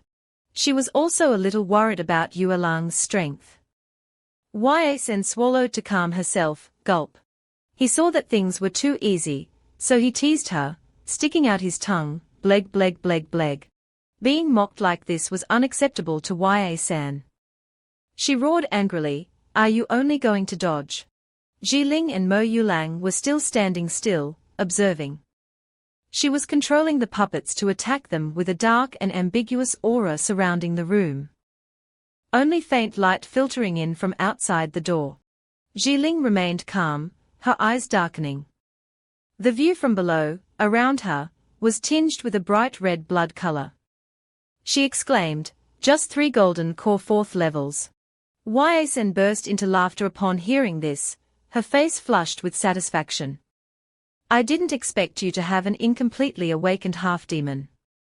I'm so lucky to encounter something as rare as you." The hands completely revealed terrifying purple sharp claws. Mo Yulang froze, turning to look at the woman on his side, Jiling. A dark yet powerful aura radiated from her. The system notified, cultivation, golden core 4th level. Blackening value, 44%, favorability -60. He thought, "Oh my god, the blackening value has increased again." She smiled, her eyebrows furrowing, her hand seemingly absorbing the dark energy, and shouted, "If they are puppets, just destroy them." Seeing the situation becoming serious, he immediately grabbed her hand to stop her. "My wife, no, if you destroy the puppets, the souls will be destroyed as well. Only by depleting their soul energy can we liberate them." She looked at him in surprise. At this moment, Yasen seemed to have completely lost control, pointing directly at them, and ordering the puppets, "Capture them alive for me." The puppets moved very quickly, rushing towards them, creating purple trails of air. Yasen continued to laugh triumphantly, "Especially that woman, don't injure her body. It doesn't matter if the man loses a limb or 2. Jiling snorted, "HMPH." With disdain. She immediately absorbed red light energy into her hand, creating an extremely bright ball of light. She launched the attack towards the incoming puppets, then shouted, "Small puppets want to hit me." Suddenly, she was ambushed by Yasen. A rope flew towards her extremely fast, leaving her no time to react. Yasen shouted, "What about me?" As danger approached, Mo Yulang immediately jumped in to block her attack, creating a large and unexpected shock. The powerful blow caused him to collapse in pain. Jiling cried out worriedly, "Are you all right?" A satisfied smile appeared on his face as he comforted her, "I'm fine, it's what I should do to protect my wife." Xiao Ji appeared with a notification about Jiling. Jiling's favorability increased to -30. System reward, Supreme Grade Dharma Treasure, a red dragon spiritual sword. As expected, a bright red sword appeared, along with a message, hoping the host can strive to complete the mission soon. The system continued to show him instructions. A supreme grade Dharma treasure crafted by a top-tier weapon master using the flesh and blood of a nascent soul stage red dragon fused with extraterrestrial black iron. Seeing the power of the reward, he couldn't help but think, sure enough, the bitter meat scheme works. At this moment, under Jiling's feet were a pile of fallen bodies. She stomped her foot. Red streams of air rose from the corpses and flowed towards Jiling, her whole body radiating a faint light, as if absorbing them. Yasen, seeing this scene without understanding, shouted, "What are you doing?" Suddenly, the thin streams of air formed red and black streaks flowing into Jiling's body, lifting the puppets with them. Since the mandala tree incident, I've always felt a hunger in my body. Unexpectedly, after absorbing these souls, my body feels full. The scene surprised Mo Yulang, making him wonder when she had fully grasped the demon race's spiritual power absorption ability. His face couldn't hide his curiosity. Seeing something amiss, Yasen immediately flew into a rage, generating glowing purple energy, ready to attack. She yelled, "Stop!" At this moment, she realized that if her spiritual power was completely absorbed, the puppet would become useless. She lunged forward, clawing at the air, creating an immense force. Unable to let her continue, Mo Yulang immediately stepped forward to block the attack by creating a golden shield in front of him.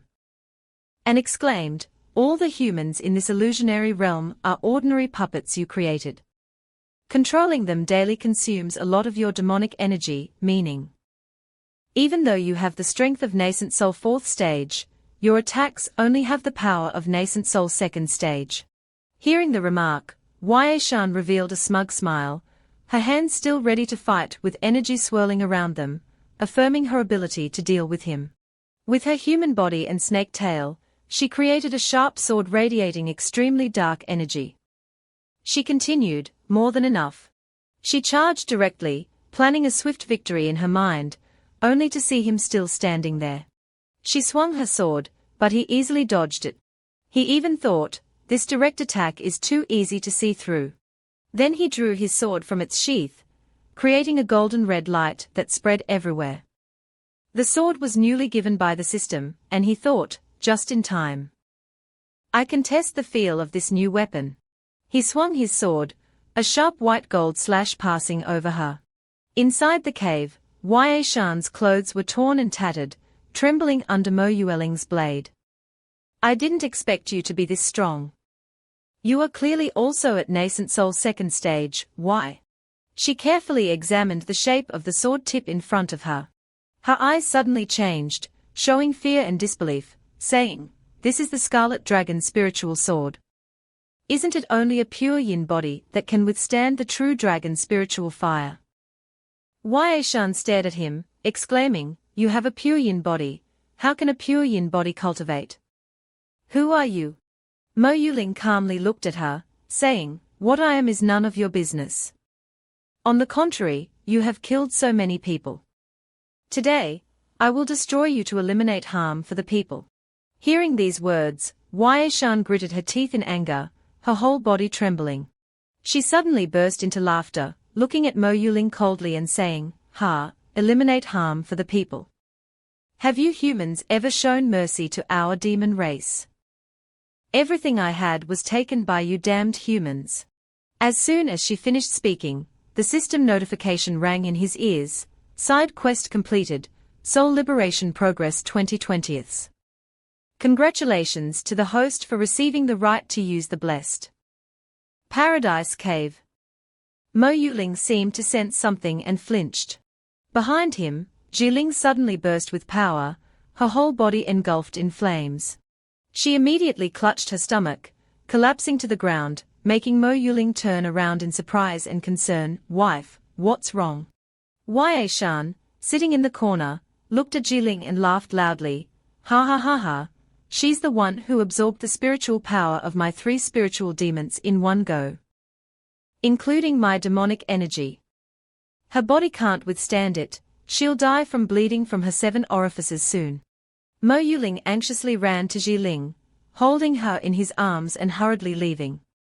Seeing her in pain, he comforted her gently. Wife, I'll take you out of the Earth Palace and find a doctor. Jiling lay in his arms in excruciating pain, but still weakly said, no, we can't, I still want to. Mo Yuling anxiously strode out, wanting to argue with the monkey. Her life was almost at stake. Just as he reached the door and rushed out, he bumped his head against something. His body fell backward due to inertia.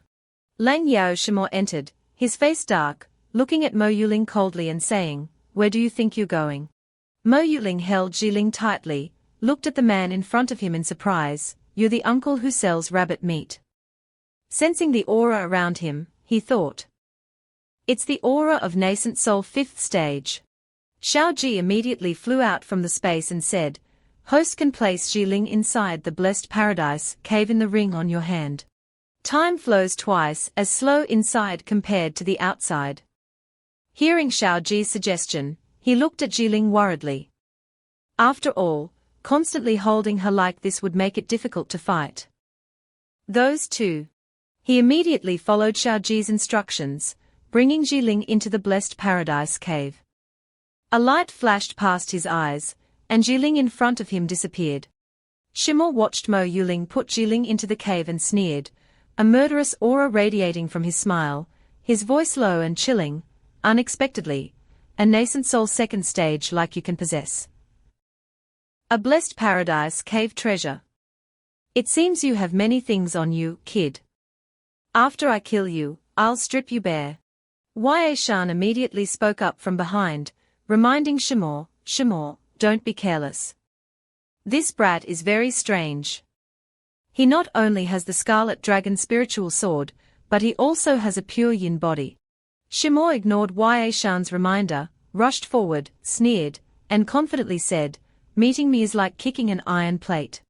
With that, he laughed loudly, swinging his blade towards Mo Yuling, flower extinguishing fish head. His hand movements became faster and faster, swinging the blade repeatedly towards him. You can't grasp dragon might. A spiritual sword without dragon might is just a piece of scrap iron in front of me. He seemed to go mad, rushing towards him. Mo Yuling watched this scene, his heart undisturbed, calmly observing Shimo's blade swings.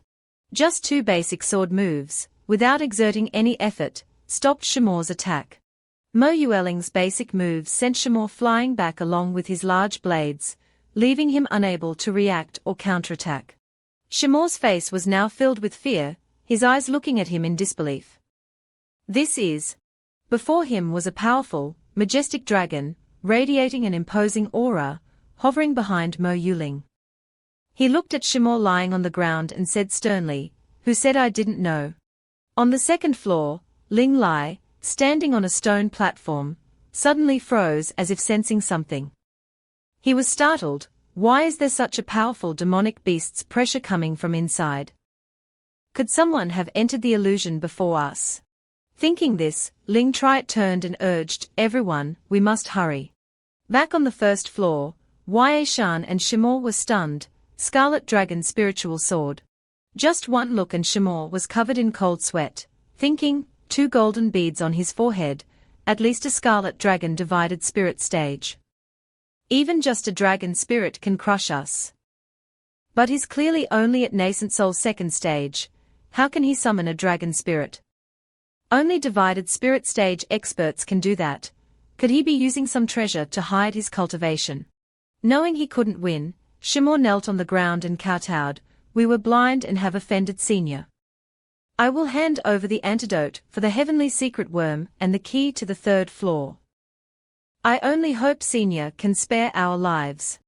Ye Shan, sitting behind, said worriedly, "Shimo, don't forget we have the soul seal on us." Hearing her mention the soul seal, Mo Yuling raised an eyebrow with interest and asked, "Soul seal, what's that?"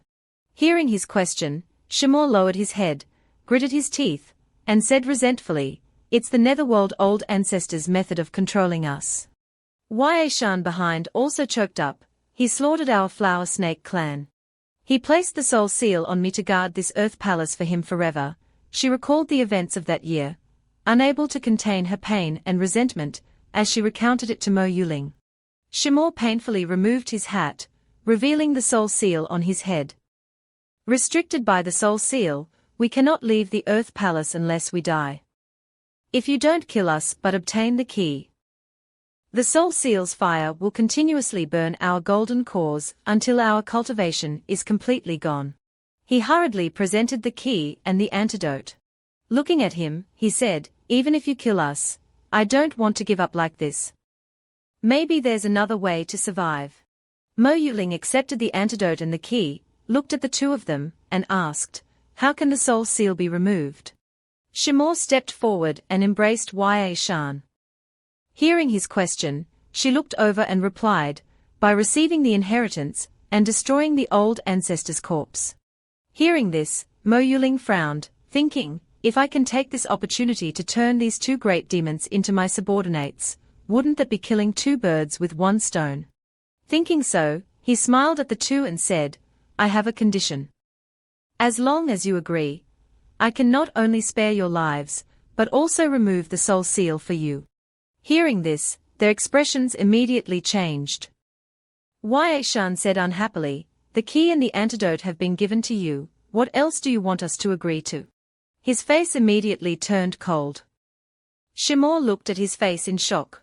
Mo Yuling's sword, without further ado, lightly grazed Ye Shan's neck, causing her to break out in a cold sweat. He looked coldly at the two and said, "Don't forget, you have no right to negotiate with me. Agree or disagree, in other words, live or die, you choose." Worried for Ye Shan, Shimo hastily said, "We agree." Hearing this, he satisfiedly withdrew his sword, activated his spiritual power, and said with a smile, "This is the master-servant contract." After dripping blood on it, "If the conditions are met, it will take effect. At that time, you will become my servants, obeying my commands. If you disobey, you will suffer backlash, your souls scattered and destroyed. As soon as he finished speaking, the contract appeared on their foreheads. The contract gradually merged with their bodies. After the contract was successfully signed, Mo Yuling looked at them with folded arms and said, "Right, where's the other demon besides you two?" Hearing his question, Shimor took out a sleeping rabbit and said, "A while ago, little rabbit suffered backlash during cultivation and is now in a coma, so I'm afraid it can't sign a contract with you." He looked down at the rabbit, as if remembering something. He clapped his hands. "Oh, I remember now." Thinking, he extended his hand, and a purple smoke enveloped the rabbit.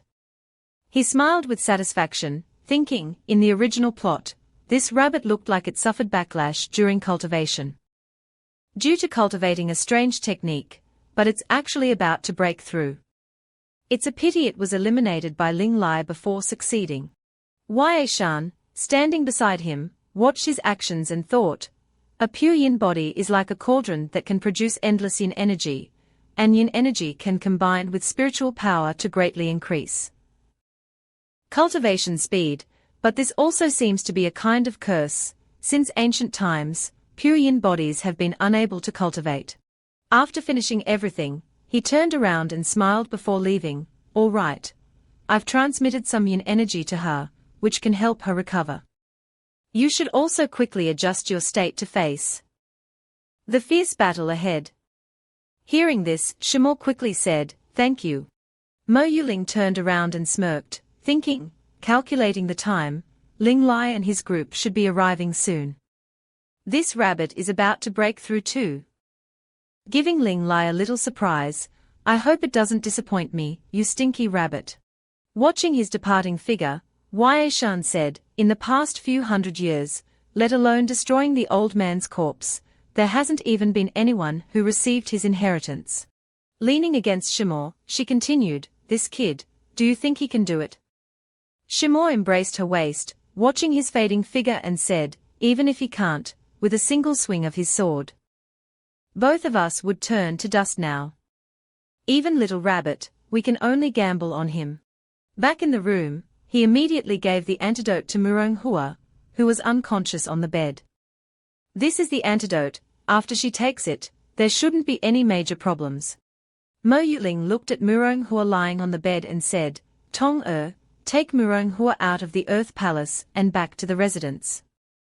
I have to go down to the next level with my wife." Tong replied, "Yes." Inside the blessed paradise cave, Jiling leaned against a tree. Her spiritual power radiated continuously, causing her to pant and tremble. She turned, uncomfortably, looking around. A pair of shoes appeared before her, making her dazed. Mo Yuling hurriedly came and embraced Jiling's waist. Looking at her current state, he thought, the spiritual power emanating from Jiling's body will run rampant through her meridians. If not dealt with in time, it will eventually cause her meridians to overload and explode, resulting in death. Now, I can only absorb the overflowing spiritual power. Thinking so, he kissed her lips, their lips intertwined for a while. As the spiritual power was absorbed, Jiling finally regained consciousness, startled. She hurriedly pushed him away, demanding loudly, "What are you doing?" Seeing that she was awake, Mo Yuling smiled and said, "Drawing out the excess spiritual power for you." Hearing this, Jiling recalled what had just happened. She covered her mouth in astonishment. Then why is my dantian getting hotter and hotter? As she thought about it, she clutched her stomach, blushing and speechless. A mischievous idea suddenly popped into Mo Yuling's head. He quickly pinned Jiling down under the tree, his hand gripping her chin. "Wife, do you feel a burning sensation in your lower abdomen and weakness all over?" Jiling blushed, breathing heavily, then hesitantly replied, "Millimeter." Seeing Jiling like this, Mo Yuling felt even more mischievous, and wanted to tease her. He smiled, his voice filled with playful malice, "Call me good husband and I'll help you. How about that?" Jiling was so annoyed by Mo Yuling's teasing that she pushed him away and scolded, "Do you want to die? Her anger and sudden action surprised him, causing him to stumble back a few steps. A sudden wave of pain made Jiling's eyes widen in shock. Then Jiling clutched her stomach and fell to the ground, crying out in pain, "It hurts so much." Seeing Jiling like this, Mo Yuling took advantage of the situation. He smiled and coaxed her, "Wife, if you really don't want to call me that, I won't force you. But if you continue like this for too long, your meridians might be damaged, and you might not be able to break through your realm anymore." Hearing this, Jiling softly whispered, "Good husband," which made Mo Yuling so happy he almost had a nosebleed. The next second, Mo Yuling hurriedly pressed Jiling down on the ground, no longer holding back, thinking, this might be a little rough, but it will be beneficial for her breakthrough. Jiling cried out in alarm at his sudden action, "Wait." But how could Mo Yuling miss such a good opportunity? Soon, Jiling let out a cry of "Ah." After a while, the system notification rang out. The female lead's favorability has increased from -30 to -29, rewarding one clothing card, which can transform into any outfit the host desires. Hearing the system's words, Mo Yuling smiled with satisfaction as he dressed. Holding the card in his hand, Mo Yuling smiled, thinking to himself, "It seems that with the increase in favorability, the things I can do are gradually becoming more unrestrained. Not bad, I'll find a chance to try this card next time." Looking up at the sky, Missouri Yuling thought to himself, "Next, I need to go to the final level." Elsewhere, the group of cultivators stepped out of the barrier and entered the inner city. Shimor came out with skewers of roasted meat, smiling and hawking, "Delicious roasted rabbit meat. If it's not delicious, you don't have to pay." A disciple saw this and snatched a skewer from Shimor's hand. He said, "Just in time, I'm hungry." Ling Lai quickly stopped him, "Wait." Ling Lai glanced appraisingly at Shimor. Shimor smiled and offered him a skewer, "Sir, try it too." Ling Lai said coldly, "You're a demon, aren't you?" Shimor froze, then exclaimed in surprise, "I didn't expect there to be so many strong people this year, even a spiritual eye master." Suddenly, the disciple from earlier, standing behind Ling Lai, clutched his stomach and cried out, "Ah!" Ling Lai turned around in alarm. Grotesque marks began to appear on his face, he groaned in pain. The people beside him rushed to support him. "Ching Sai, what's wrong?" Ching Sai just kept clutching his stomach, moaning, "My stomach." Shimor burst into laughter, pointing at Ching Sai, "You've been hit by my heavenly secret worm. In a while, you'll turn into a puppet." Wei Shan smiled and stepped forward, stroking her chin, "Well done, Shimor." She continued, "I have to extract their souls and make them into new puppets." A disciple gulped in fear. Immediately, Ling Lai drew his sword and launched it towards Shimor and Wei Shan. At this moment, in another location, Mo Yuling had just arrived. On the final level, he saw a skeleton sitting on a throne. Mo Yuling drew his sword and silently looked at the skeleton. Suddenly, an old man appeared behind him, startling him. The old man said, "You haven't passed my trial yet, go back." Hearing the old man's words, Mo Yuling frowned, he turned and looked at him, "What if I say no?" The old man became furious at Mo Yuling's attitude, his face darkened, the spiritual power around him fluctuating. A weapon appeared in his hand seemingly out of nowhere. He immediately slashed at Mo Yuling, shouting, "If you don't leave, then die here." Seeing this, Mo Yuling coldly drew his sword, blocking the old man's attack in the blink of an eye. After being blocked by Mo Yuling, he took advantage of a moment of inattention and moved behind him, intending to ambush him, but Mo Yuling quickly noticed, glancing back. Then he ducked down, successfully dodging the black energy that was aimed at him. Seeing Mo Yuling's decent skills, he stroked his weapon and said, "Not bad skills, unfortunately, to inherit my technique, you must have a heart devoid of compassion.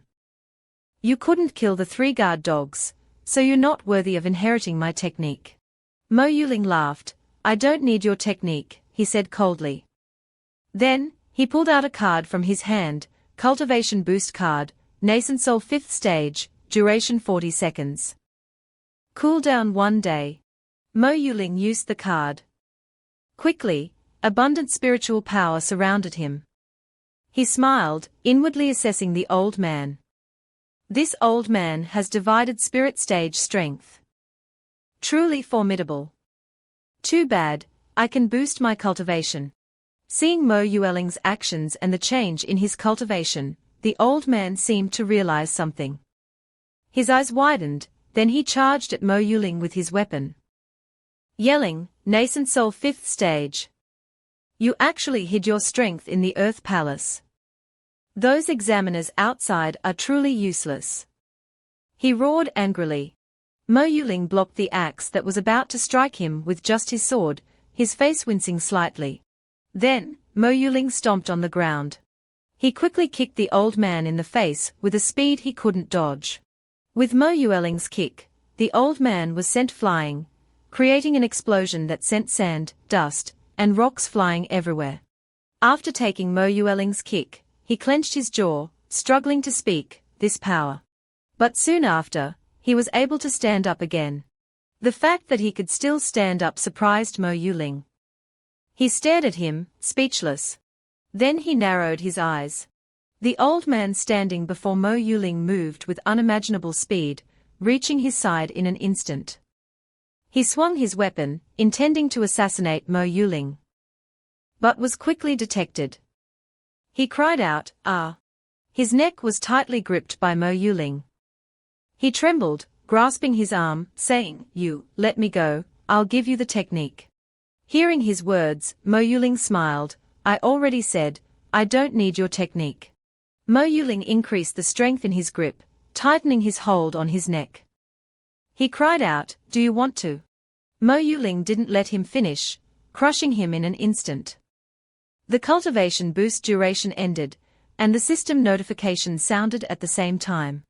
Holding the old man's weapon, Mo Yuling smiled. "So this is peak divided spirit stage, it's not that strong, maybe it's because it's just a spirit body," he wondered. Suddenly, wisps of black energy gathered before Mo Yuling. An old man, half human, half skeleton, emerged from the black mist, extending his skeletal arm. 400 years, this is the first time someone has reached here. Seeing that the old man's face was the same as the one he had just defeated, Mo Yuling was shocked and surprised. He gasped, "What?" Mo Yuling immediately grabbed his weapon, cursing, "Damn it, this old man is still alive." Seeing Mo Yueling's reaction, the old man smiled and gestured towards him with his hand, "Come." The weapon in Mo Yueling's hand flew towards him at his beckoning. To Mo Yueling's shock and surprise, "My old friend," the old man said, the weapon now firmly in his hand. He smiled. Then he yelled, and countless streams of black energy surged towards him. Mo Yuling leaned to steady himself against the sudden onslaught of demonic energy. "Go back, this is my true strength." Seeing the scene before him, Mo Yuling thought to himself, this old man is actually still alive. According to the original plot, didn't Ling Lai directly destroy his body and obtain the seal? Why did the plot change? Damn it. Then the old man looked at Mo Yuling. "Kid, should I say your luck is good or bad?" A gigantic skeleton formed from his demonic energy appeared before Mo Yueling's eyes. The old man continued, "Originally, my lifespan would have completely ended in just one day, leaving only a sliver of my primordial spirit to guard this place, waiting for a suitable person to inherit my technique." Hearing this, Mo Yuling angrily cursed, "Are you fucking kidding me?" The old man continued, "Even though you came for the immortal seal, you gave me new hope." Mo Yuling was seized by the skeletal arm, much to his surprise. The old man continued, "A pure yin body that can cultivate, if I can seize your body, I can certainly master the technique and successfully reach the immortal realm." Mo Yueling's eyes sharpened. A dragon, formed from Mo Yueling's spiritual power, appeared, startling the old man. The spiritual flames emanating from Mo Yueling's body quickly destroyed the skeletal arm holding him. The old man cried out in shock and horror, "Dragon might." Mo Yuling smiled, then landed gently on the ground, his sword in hand. "Old man, did you think you could just seize my body? Obediently hand over the immortal seal and die." Hearing this, the old man flew into a rage, pointing at Mo Yuling and scolding him for his arrogance. Countless streams of vast demonic energy, like an ocean, enveloped Mo Yuling's body. My black water will continuously drain your inner strength. The black water will tightly bind your body, eventually you will suffocate, you cannot escape. The black water enveloping Mo Yuling's body suddenly dissipated. Before the old man could finish his sentence, Mo Yuling had already destroyed his black water. Shocking him. He thought, he actually broke through. Man and sword united, the spiritual energy around Mo Yuling's body fluctuated. He thought to himself, great opportunities always come with great dangers. If that's the case, then just break through it. Then, he smiled coldly, his eyes sharp as he looked at the old man. What did you just say? The old man laughed loudly. You can actually achieve man-sword unity. Unbelievable, truly broadened my horizons.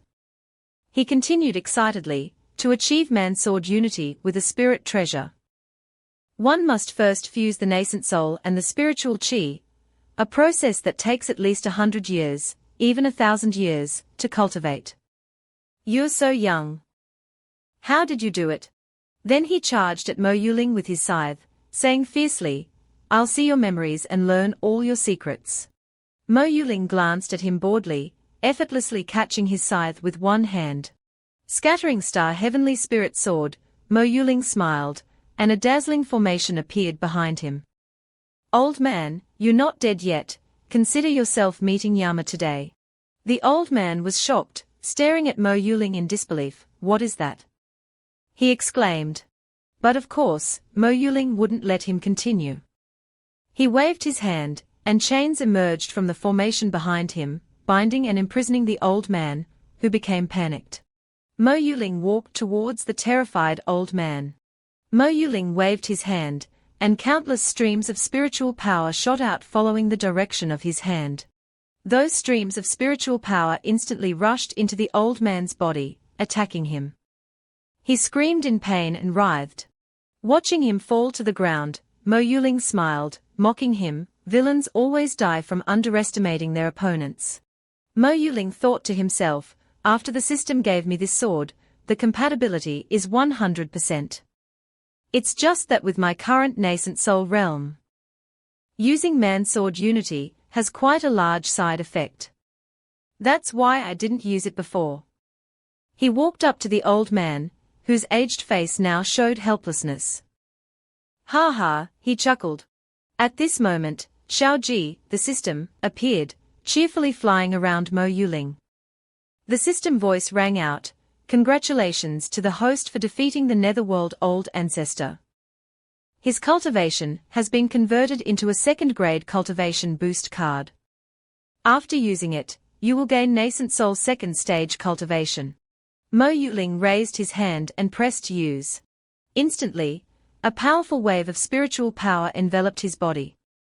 He smiled. The feeling of leveling up is amazing. The feeling of emptiness caused by man-sword unity is completely gone. My spiritual power is full again. He became instantly cheerful. Xiaoji appeared again, and the system voice immediately rang out. Obtain the immortal seal, which can summon a scattered immortal spirit body 3 times. The immortal seal immediately appeared on the system interface. The system voice continued, each summon will consume 100 years of the host's lifespan. Hearing this, Mo Yuling's eyes widened, his mouth twitching. He thought to himself, 100 years, no wonder that old man never used it. So it was because he didn't have enough lifespan.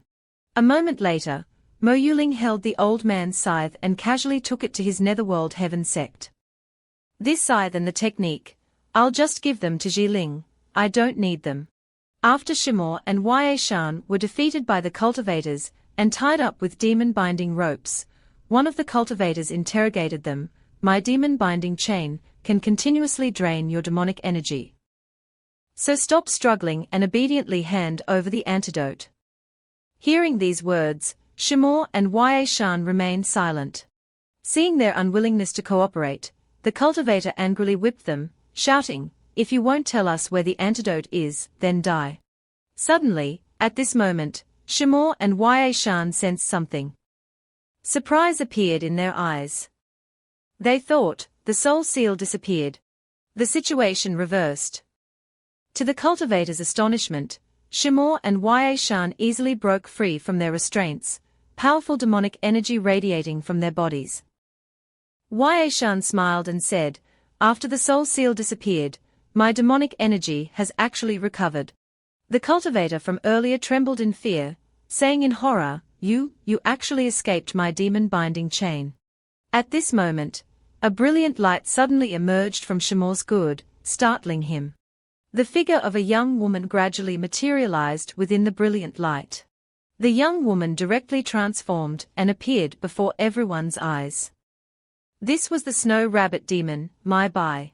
After Mai Bai appeared, she used her weapon, which resembled a giant gourd, to knock away the cultivator in front of everyone's astonished eyes. "Hurting my brother and sister, die." In another room, Shiyu looked at Ling Lai worriedly and asked in a low voice, "What's wrong?" Ling Lai slowly replied, "I'm very familiar with this residual spiritual power. And there's also a trace of pure yang energy mixed in." Sudden screams from outside startled Ling Lai. He turned his head towards the source of the screams. Shiyu and Ling Lai rushed outside. When they arrived, they saw Shimo, Ye Shan, and Mai Bai. Mai Bai saw them and darkened her face in anger. She pointed her good-shaped weapon at Ling Lai and Shiyu, demanding, "Were you the ones who hurt my brother and sister?" Seeing Mai Bai, Shimo, and Ye Shan, a bad premonition flashed through Ling Lai's mind. Beads of sweat appeared on his forehead.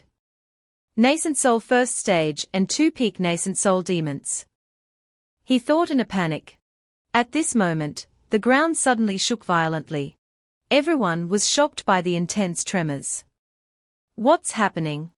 A few minutes earlier, a man stood before the mandala tree, holding the tree's heart and smiling. With this tree heart, this trip to the Earth Palace wasn't a loss. But suddenly, the ground cracked open, and a giant hand reached out from beneath the earth right under his feet. He screamed in terror, "What is this?" Immediately, he was grabbed by the Yao Hu, who jumped out of the ground. He could only scream in fear, "Demon, let me go." Looking at him in his palm, Yao Hu laughed loudly, "Ha ha." Then, Yao Hu threw him straight into his mouth, despite his terrified screams, "No, ah." Yao Hu punched the stone floor. "Yuming Leone, you trapped me here for hundreds of years with the mandala tree, absorbing my demonic power to maintain this dilapidated dungeon of yours." Yao Hu roared in fury.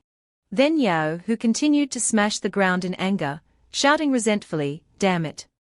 Damn it!" Under Yao Hu's frantic destruction, the dungeon began to collapse.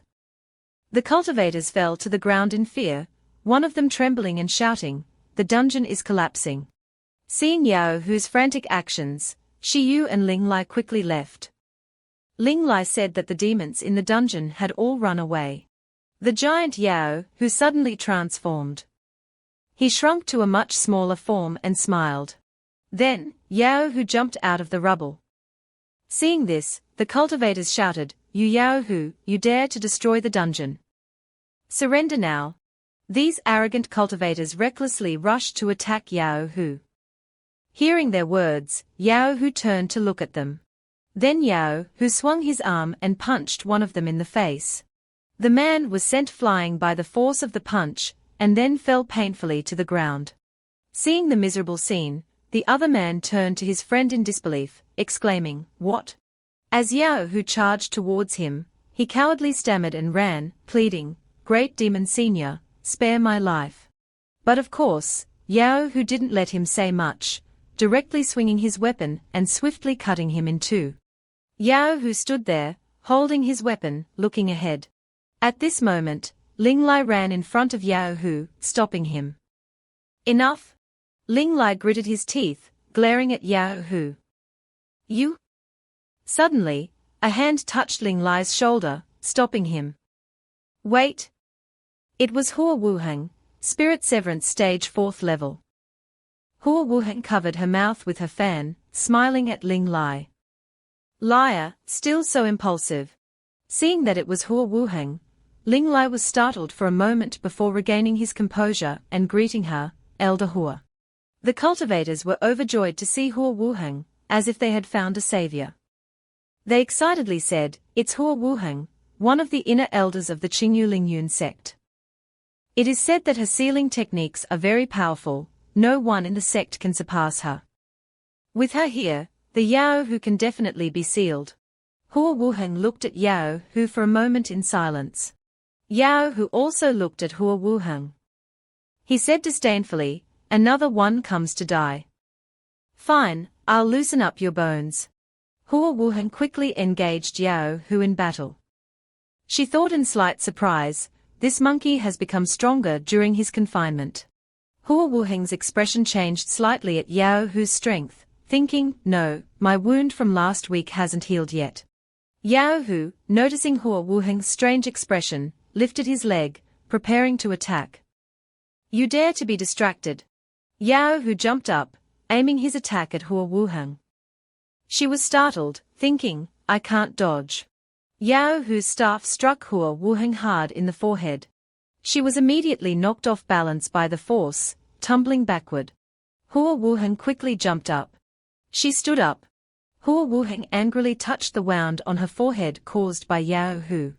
Yao Hu, seeing this, was still unwilling to give up and prepared to attack again. Hua Wuheng, seeing this, also took a stance, ready to fight Yao Hu. Yao Hu launched a powerful attack, forcing Hua Wuheng to defend herself with difficulty. Her face gradually turned ugly. Aura swirled around her body. Hua Wuheng launched a powerful attack, thinking, hopefully, this move can temporarily suppress him. A tremendous force rushed towards Yao Hu. The force slammed into Yao Hu, leaving him stunned.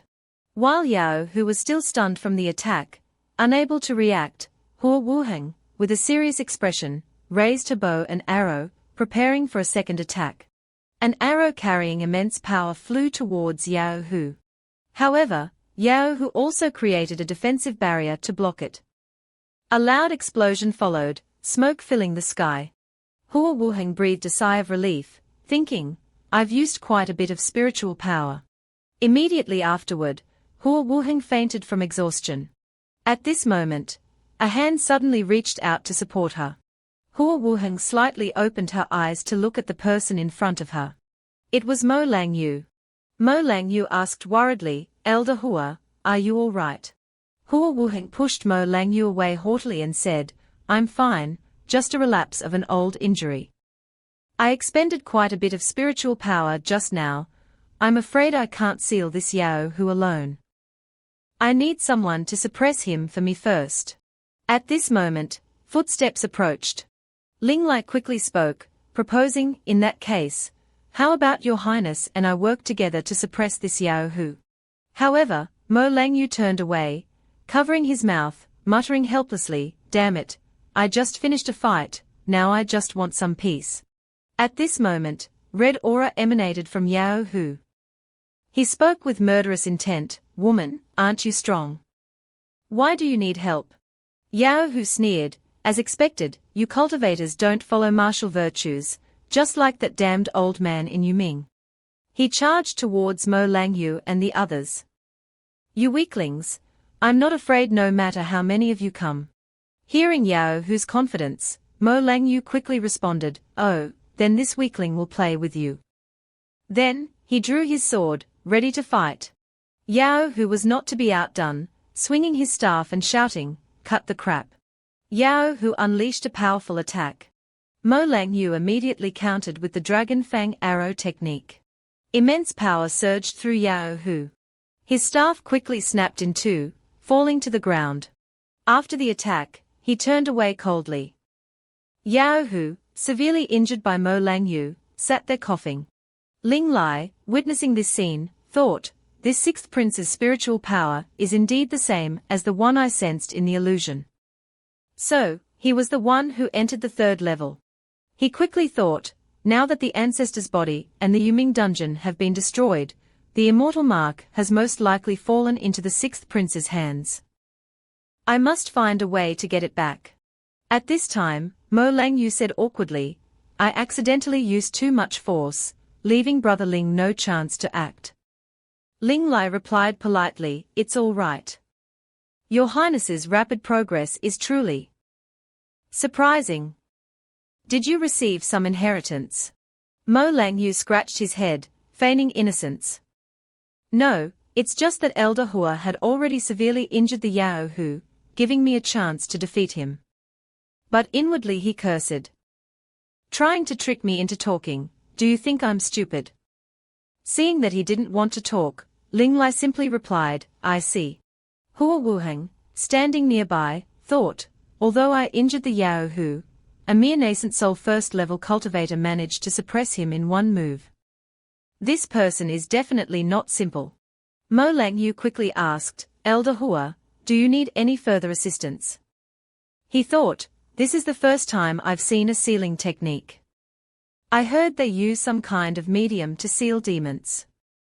Hua Wuheng immediately declined, "No need." She quickly cast a spell and said, "Monkey, this is a good thing I specially made for you." Yao Hu, seeing her ill intentions, immediately asked, "What are you trying to do?" At this moment, the sphere in Hua Wuheng's hand emitted a great deal of spiritual power. She slowly explained, "This is the purifying ice pearl. It can seal you inside and continuously cleanse your demonic energy. Once your demonic energy is completely cleansed, you can come out." Yao Hu immediately laughed, "What righteous words. I kindly saved you cultivators once, yet I was sealed in a dark place without sunlight for hundreds of years." Suddenly, Hua Wuheng attacked Yao Hu's mind with a burst of power, silencing him instantly. She held up the sphere, saying with a hint of sorrow, "I'm sorry." Time flashed back to 400 years ago. Hua Wuheng, under attack by a demon, cried out in panic, "Master, help. Save me." The monster stuck out its long tongue. Its tongue quickly wrapped around Hua Wuheng's leg. Seeing this, Hua Wuheng panicked, her eyes widening as she cried, "Let me go." But the monster, seemingly having no intention of letting her go, dragged her away. Hua Wuheng cried helplessly, "No." Hua Wuheng was quickly swallowed by the demon. After catching its prey, it burped contentedly, saying, "I didn't expect to meet such a beautiful woman today. I, Master Frog, am truly lucky." At that moment, a young man holding a staff stood behind it. It was Hu Yao, Hu Yu. He angrily said, "Damn frog, you're blocking my way. Get out of here." The monster replied disdainfully, "Another one who's tired of living. Ribbit, ribbit." Hu Yao, disgusted, punched the monster in the face. So much talk. Hu Yao's powerful punch caused the monster to explode instantly. Hua Wuheng, inside its belly, escaped death, coughing continuously after getting out. Seeing the dead monster, Hu Yao walked away, saying, "A mere hybrid, not even at nascent soul dares to be arrogant in front of me." Suddenly, Hua Wuheng walked over and tugged at the corner of his clothes. She softly said, "Thank you." Hu Yu gently asked Wuheng, "Hey, you're so weak, why did you come to such a dangerous place alone?" Wuheng, her chin being lifted by Hu Yu, looked down sadly and replied, "I didn't come alone, it's just that my master." Suddenly, Hu Yu became alert, looking in a certain direction. Wuheng's master appeared behind Hu Yu, praising her, "Well done, Wuheng." At this moment, a strange formation appeared beneath Hu Yu's feet, looking like a black hole ready to suck everything in. Hu Yu looked at the formation in astonishment. Then, countless black fumes emerged from the formation, wrapping around Hu Yu. He immediately stood up, angrily saying, "What is this?" Held down by the black fumes, unable to stand, Wuheng sat beside him and shouted at her master, "Master, what are you doing? He just saved me." Wuheng's master sneered, "In my eyes, all demons are evil. Wuheng, have you forgotten what I told you? Demons are inherently evil. Even if he saved you a moment ago, he will kill you the next." Hu Yu was being pulled down into the ground by the formation. Wuheng rushed forward, grabbing his arm that was still outside. Her master's disdainful voice continued, "In their eyes, you're just a toy." He coldly ordered, "Let go." Wu Heng's hand finally let go of Hu Yu, and he was pulled underground. Wu Heng and her disciple arrived. She instructed Ling Lai, "Liar, take Shi Yu and the sixth prince back to the royal dynasty. I will return to the sect first." Ling Lai immediately agreed, yes. She recalled an unpleasant memory. Hu Yu was a good demon, finding joy in helping others. Yet my master, for his own selfishness, not only used me, but also harmed Hu Yu. Let me atone for the mistakes my master made.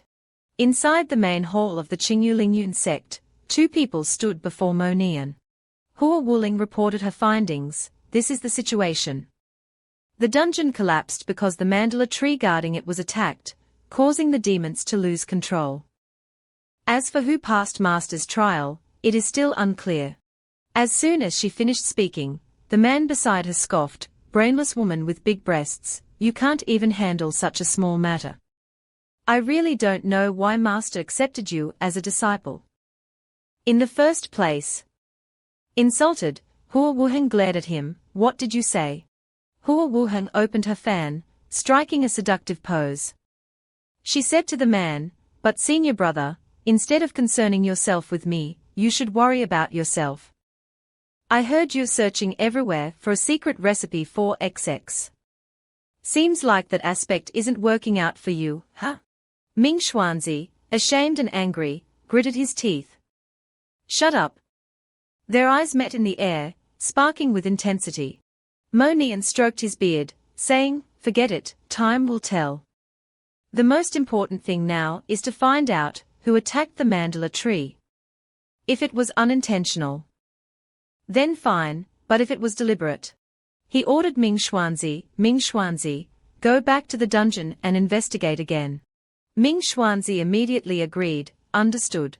The scene shifted to the second prince's residence. The second prince was lounging on a chaise lounge, a girl in his arms feeding him fruit.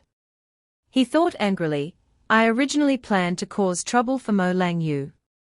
But unexpectedly, the dungeon collapsed. Eating grapes, he complained to the girl, "I didn't expect to encounter those great demons outside the dungeon." The second prince clenched his fist and slammed it on the table. The more he thought about it, the angrier he became, especially about the rabbit demon. "She dared to break my leg. If I catch her, I'll definitely skin her alive and pull out her tendons." The girl immediately snuggled into his arms, soothing him, "Your Highness, don't be angry. Let me massage your leg. Tonight, Your Highness must pamper me carefully." The second prince grabbed her wrist. "Little darling, are you so eager?" He immediately pushed her onto the bed, and buried his face in her chest. Her expression seemed one of great pleasure. The girl's sweet moans echoed continuously, "It tickles." The second prince, nuzzling her, exclaimed, "So fragrant." Outside, a subordinate was hurrying somewhere. But he was stopped by another person. "Stop, His Highness is asleep." The subordinate said urgently, "I have something urgent to report to His Highness." But the guard remained firm. "His Highness has given orders not to see anyone tonight." Inside, the girl's face was flushed with pleasure. She moaned continuously, "I can't take it anymore." She was lying on top of the second prince. Hearing the commotion outside, he asked suspiciously, "Why is it so noisy outside?" The girl cooed, "Your Highness is so good, let's do it again." The subordinate, unable to enter, shouted, "Your Highness, the sixth prince has advanced to the nascent soul stage. He even helped Elder Hua seal the great demon." The second prince, shocked, pushed the girl off him and quickly stood up. "What?" The girl, suddenly pushed down, complained angrily, "Your Highness, you hurt me."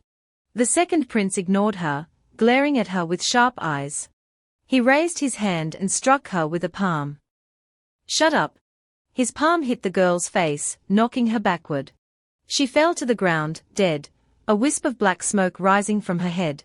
Despite his broken leg, the second prince used his staff to walk outside, ordering the guard, "Clean up the room for me." The guard replied, "Yes." Then, the second prince ordered the subordinate, who had just reported the situation, "Tell me everything about Mo Langyu." The subordinate bowed, reporting the whole story. It is as such. After the dungeon collapsed, a spirit severance 4th level Hu Yao appeared.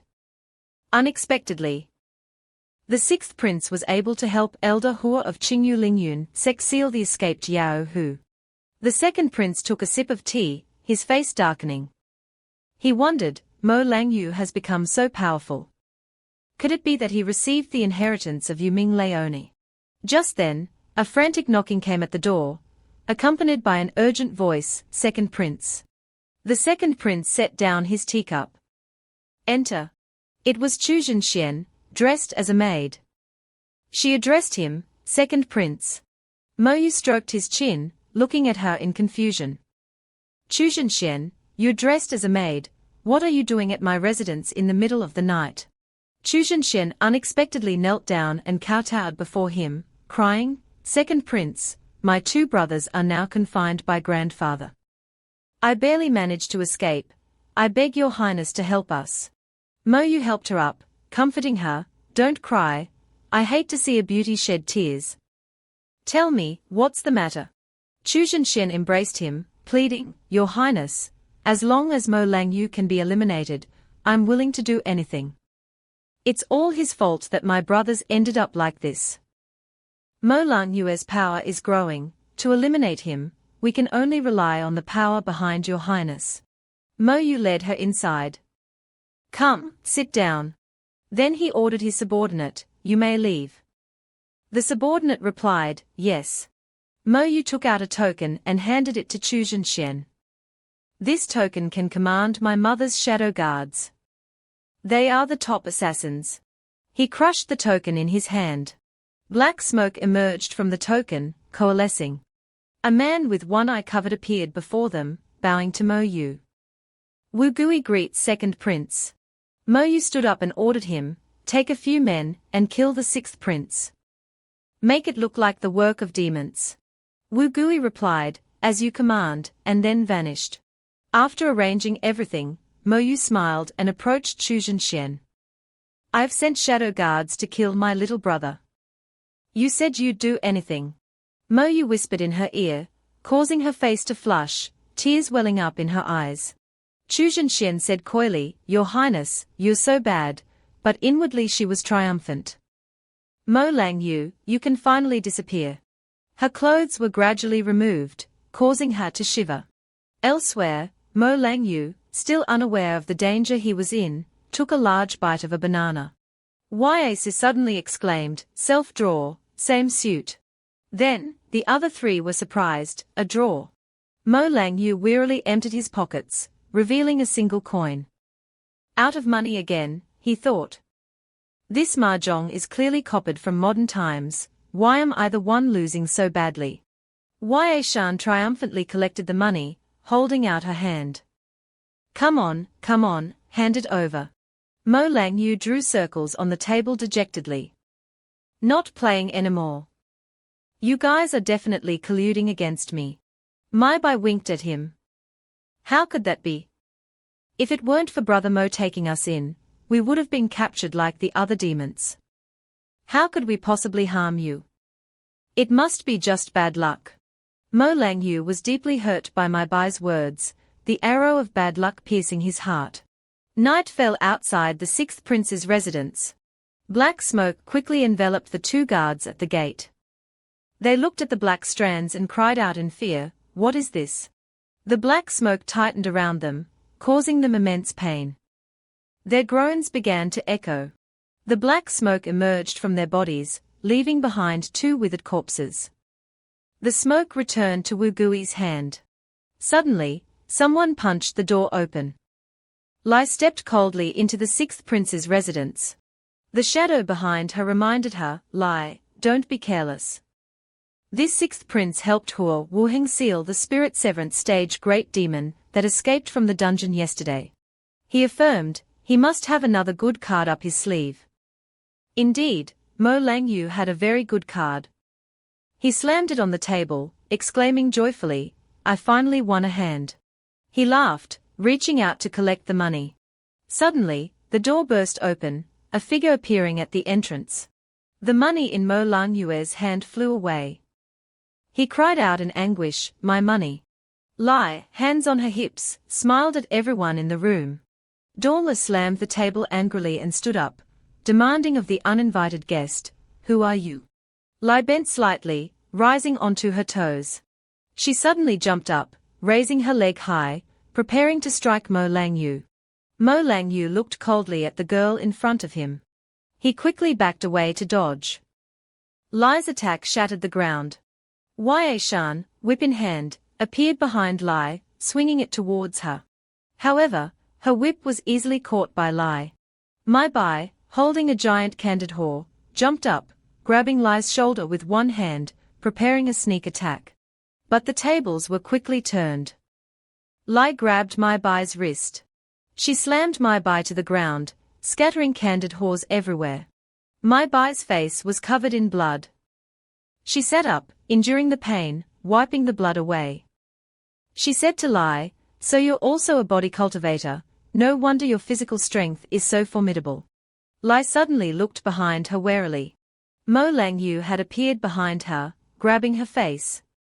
He said coldly, "To think you'd send a nascent soul third-level expert to assassinate me. Let me guess who paid such a high price. The Empress or Mo Yu?" Lai glanced at him, a chilling smile on her lips. "It's useless even if you guess correctly, Sixth Prince. You will die here today." Many green rays of light suddenly appeared. Black smoke enveloped Mo Lang Yu. His body began to transform, veins bulging on his face, eyes bloodshot, mouth agape in apparent pain, one hand clutching his chest. Dorla supported him, calling out anxiously, "Master." Black smoke emanated from Mo Lang Yue's body. Lai's eyes widened, a triumphant smile spreading across her face. "You've been hit by Master Wu Gui's transformation poison. You're definitely dead. This poison will erode every inch of your blood vessels until it reaches your heart, and you'll suffocate to death." Mo Lang Yu said confidently, "If it were anything else, I might not be able to do anything." He smiled smugly. "But as luck would have it, I just learned a way to detoxify it last night." A golden light radiated from his body, pushing the black smoke away. Mo Lang Yu smirked. Then, he spread his arms and opened his mouth, spewing out a cloud of black smoke, which took the shape of a demon.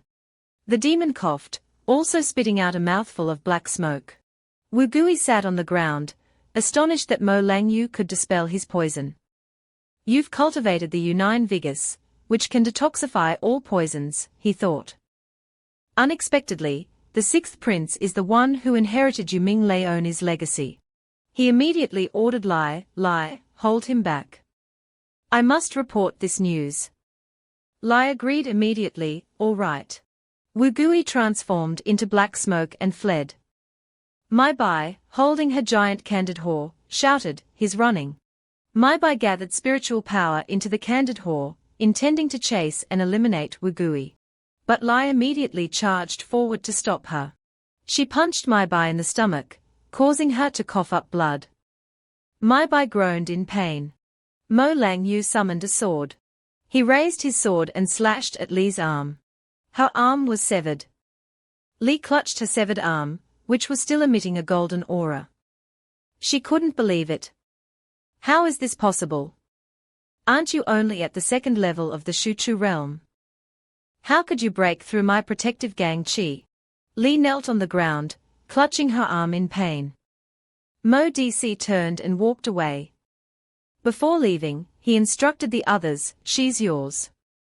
Extract any valuable information from her, then kill her." Outside, the exit remained sealed.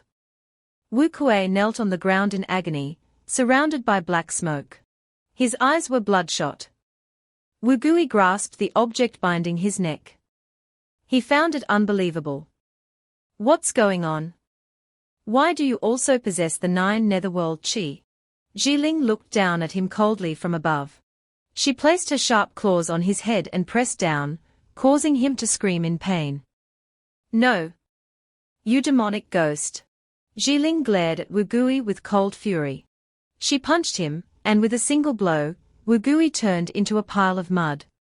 The man behind her trembled, feeling fortunate to be on her side. Mo Yulang appeared behind her, surprised. Wow, wife, you're ruthless. I asked you to hold him off, not turn him into mush. Jiling's cold expression softened. She bit her hand sheepishly. I used a little too much force. The man who witnessed the scene thought, a little too much force turns a man into mud. Mo Yulang wiped the cold sweat from his face, thinking, if she truly becomes a demon, everyone is doomed. Numerous system notifications appeared before Mo Yulang.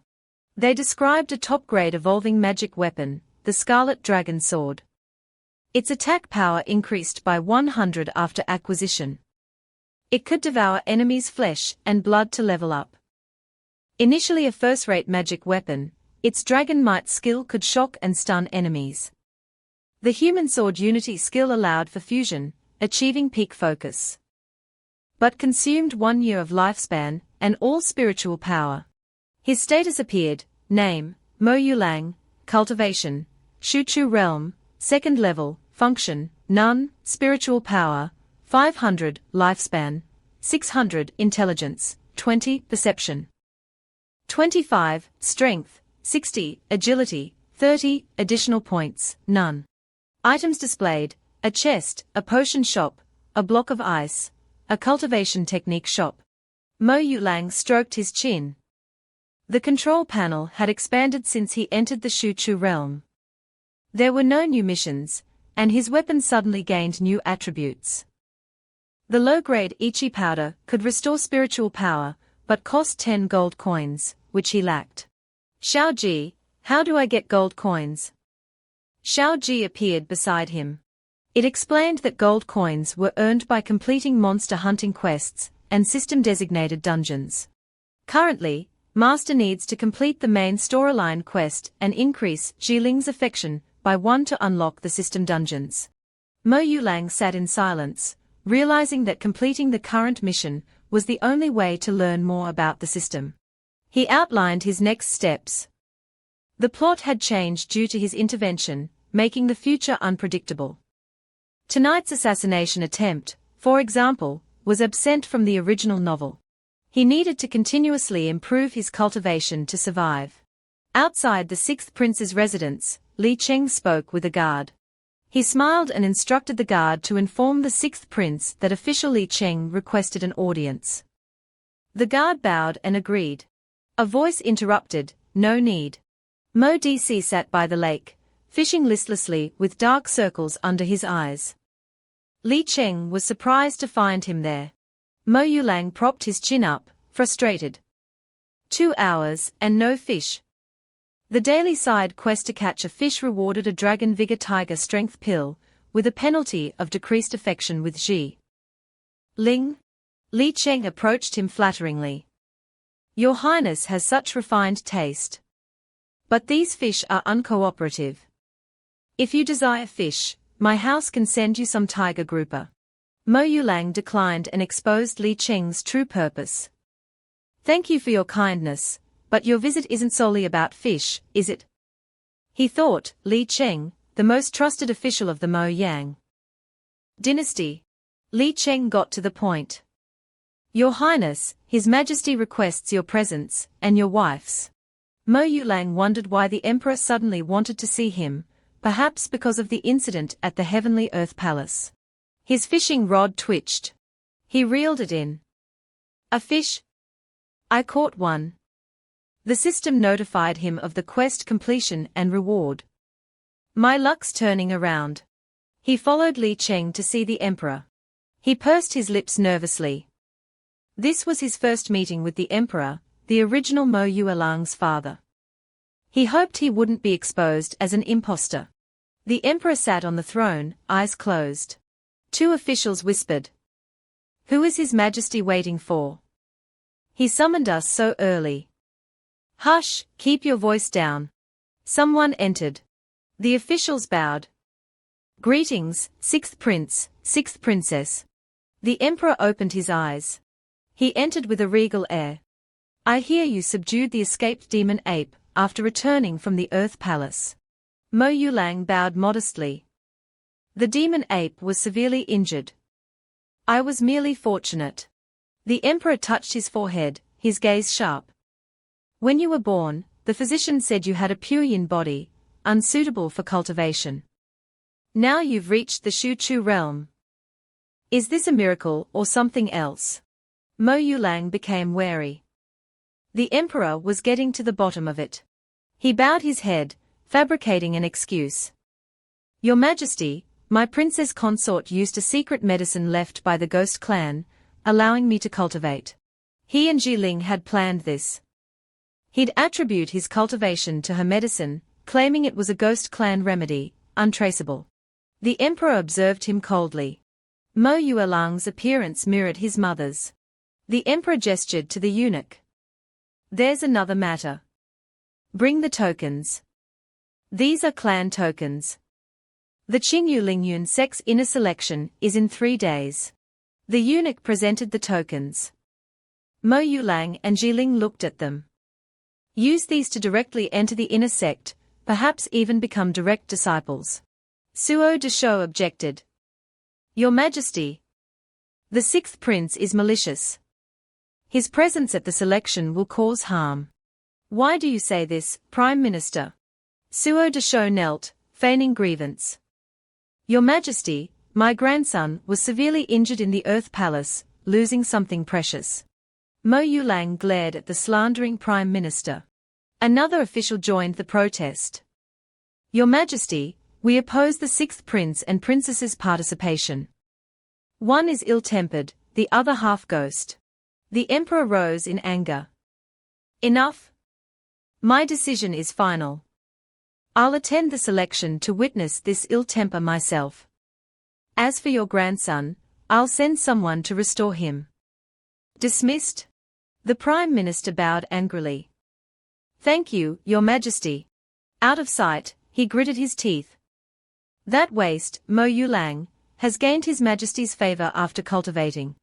Outside, Murong Yang Shu urged Ji Shinu to act before the situation escalated. Ji Shinu remained silent. He fumed. I thought Jiling would fade away with Mo Yulang. I underestimated her. The Prime Minister drank tea with a cloaked man. He slammed his cup. This task is yours. Its success is crucial to the grand plan. Night fell over the palace. Mo Yulang appeared to meditate, practicing his techniques. Jiling approached. What are you doing? He looked at her tenderly. Practicing the 9 netherworld qi to help you circulate your meridians later. She sat beside him. Be prepared, it will be a little painful. A flashback. Jiling meditated. Mo Yulang handed her a book. This is for you. She recognized the 9 netherworld profound heaven manual. Don't you need this? He massaged her shoulders, feigning altruism. No, I want you to try it first. He thought, I have the Scarlet Dragon Sword's true dragon power. This dark attribute technique is useless to me. Jiling was touched. He cares so much, giving me this technique. No one has been this kind, except my parents. He conjured a purple light. This is for you too. A sword appeared. Yu Min's weapon, I took it. In truth, Yu Min was dead, the bond broken. Even Jiling could claim it. He gave it to her. She reacted. You gained Yu Min's acknowledgement. He gave you his weapon. Don't worry about it. Time flows differently in blessed lands. Seeing her unease, he reassured her. One day inside is only an hour outside. Cultivate the technique. He hid his guilt. I shouldn't tell her I killed Yu Min. She read, her intuition strong. If his power grows, I can't fall behind. I must surpass him. Back in the present.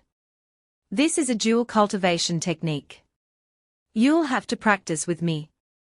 It's fine, I have enough yang qi. Xiao Ji informed him that he'd cultivated 9 netherworld qi. Transferring it to Jiling would help her reach the first level. Will I still have it if I give it to her? Yes. It will form a protective barrier against all poisons. Having both yin and yang qi will enhance your 9 netherworld qi. Jiling looked tired. She lay on the grass. He approached her. He moved closer. Behind the curtain, Jiling focused on her cultivation. I've reached the 2nd level's peak. I just need your help to break through. She stamped her foot. So be prepared. Mo Yulang, with a dragon behind him, replied, the 2nd level is harder, so I'll use true dragon power to help you. She challenged him. Come on then. He accepted her challenge, dominating her to teach her a lesson. She cried out in pain, feeling power surge through her. The dragon's power overwhelmed her. She cried out his name. The dragon's ascent brought her to her limit. Husband, she whispered. Her legs trembled. She could barely stand. Jiling thought it felt like something pure and clear, she could sense something. She cried out in delight, even louder than before. But then, thinking about the neighbors, the little girl covered her mouth and thought to herself, I've successfully broken through to the 2nd level. When she came out of her trance, Mo Yulang, lying on top of Jiling, reproached her, saying she needed to cultivate properly. Exhausted, she softly replied. I know. I'll try my best to cultivate, even without you telling me. After experiencing that battle, Jiling seemed to become more serious. She sat in a corner, reviewing her strength. Suddenly, it seemed like some kind of power appeared in her hand. She asked, what is this? Mo Yulang immediately approached her, and replied that it was a small gift he had given his wife. With the red dragon's spiritual flame's blessing, the power of her 9 netherworld energy could instantly obliterate anyone below the 3rd level of the nascent soul realm. Hearing this, she smirked and made a fist with her hand, saying, tomorrow is the selection competition, and only one person will win. I won't go easy on your subordinates. Suddenly, he leaned in and kissed her cheek, causing her to blush in surprise and embarrassment. Jiling pushed him away, both embarrassed and questioning, what are you doing? Mo Yulang replied with a smug tone, smiling as he said, I'm looking forward to the upcoming match. Do your best. The match that Mo Yulang was looking forward to finally arrived. It was the scene of the selection competition. An old man spoke to Elder Suo. Elder Suo, I heard that your esteemed grandson hasn't fully recovered yet. So, I'm afraid the Suo family won't have anyone participating in this year's selection competition. Right? Hearing this, Elder Suo felt displeased, thinking to himself, old fox. Not wanting to delay the proceedings any further, the host of the ceremony asked permission to start the competition. He announced, the selection competition officially begins. The first round is a cultivation level check. Just place your hand on the stone tablet. After explaining the specific method of the test, he proceeded to invite the participants, saying, please, our first participant, Murong Yanyan. Murong Yanyan seemed to walk with a decisive gait. She approached the stone tablet and placed her hand on it, sensing it as the first level of the nascent soul realm. The old man pondered for a moment. This Murong Yanyan is only from the paternal side of the Murong family. I didn't expect her to reach this level of strength. After Murong Yanyan, the host invited the next participant, Suo Fan. As Suo Fan arrived, everyone began to whisper about him. They said that Suo Fan was young, but possessed extraordinary talent. A few years ago, he went out for training and never returned. Indeed, unexpectedly, he has come to participate in this year's competition. It seems that the Suo family has a good chance at the spot this year. Elder Suo, sitting on one side, began to worry, my Fana has returned this year. I'm afraid many people will be disappointed. Suo Fan began to touch the stone tablet, sensing it. At this moment, the stone tablet began to glow under his hand. Suo Fan's power began to affect the stone tablet, causing many witnesses to exclaim, wow, unexpectedly, it's the 3rd level of the nascent soul realm. I heard that the highest among the great families. This year is only the 4th level of the nascent soul realm. Even though it's only a difference of 1 level, the power is much greater. Perhaps upon touching the stone tablet, Suo Fan acted arrogantly, unaware of the formidable opponent behind him. The host continued, "Next, we invite Mo Yulang." Hearing this name, Suo Fan immediately turned his head, disbelieving that the person behind him was his formidable opponent. Mo Yulang walked with confidence to take the test. Suo Fan, standing beside him, taunted, "Mo Yulang, I didn't expect you to dare show your face here." He didn't say much, only replying, "There are countless things one cannot foresee." This remark caused Suo Fan's face to darken, thinking only of punching him. He said, "You piece of trash, let me see what kind of ability you have to dare speak so arrogantly to me." Ignoring the taunts of the person who had humiliated him, he unhesitatingly approached the stone tablet and channeled all his internal strength and power into it. Unexpectedly, the stone tablet glowed even more brilliantly than when Suo Fan had touched it.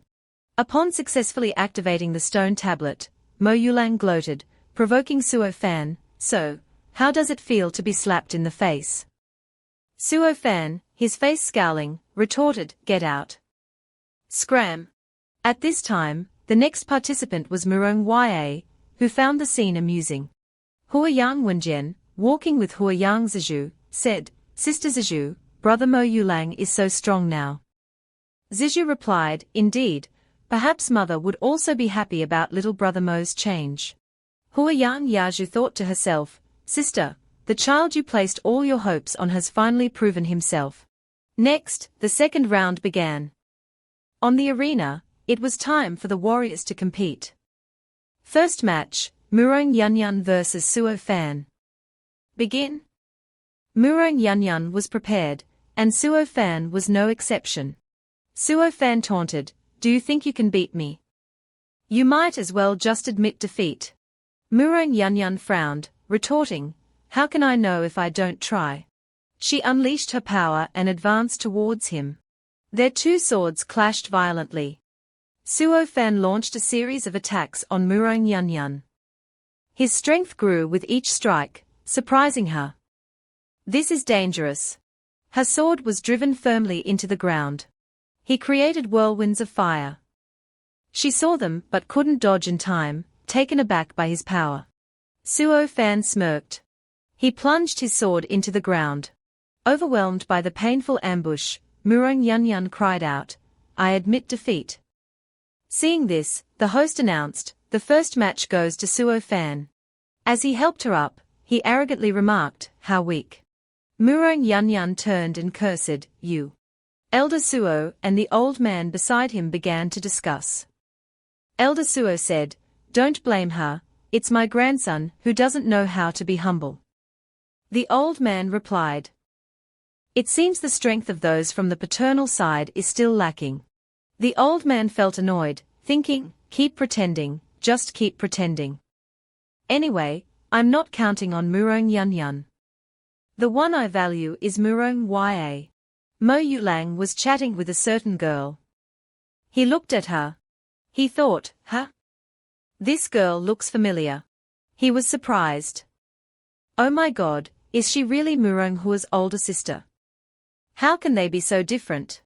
She noticed he had been looking somewhere and asked, "Where are your eyes wandering?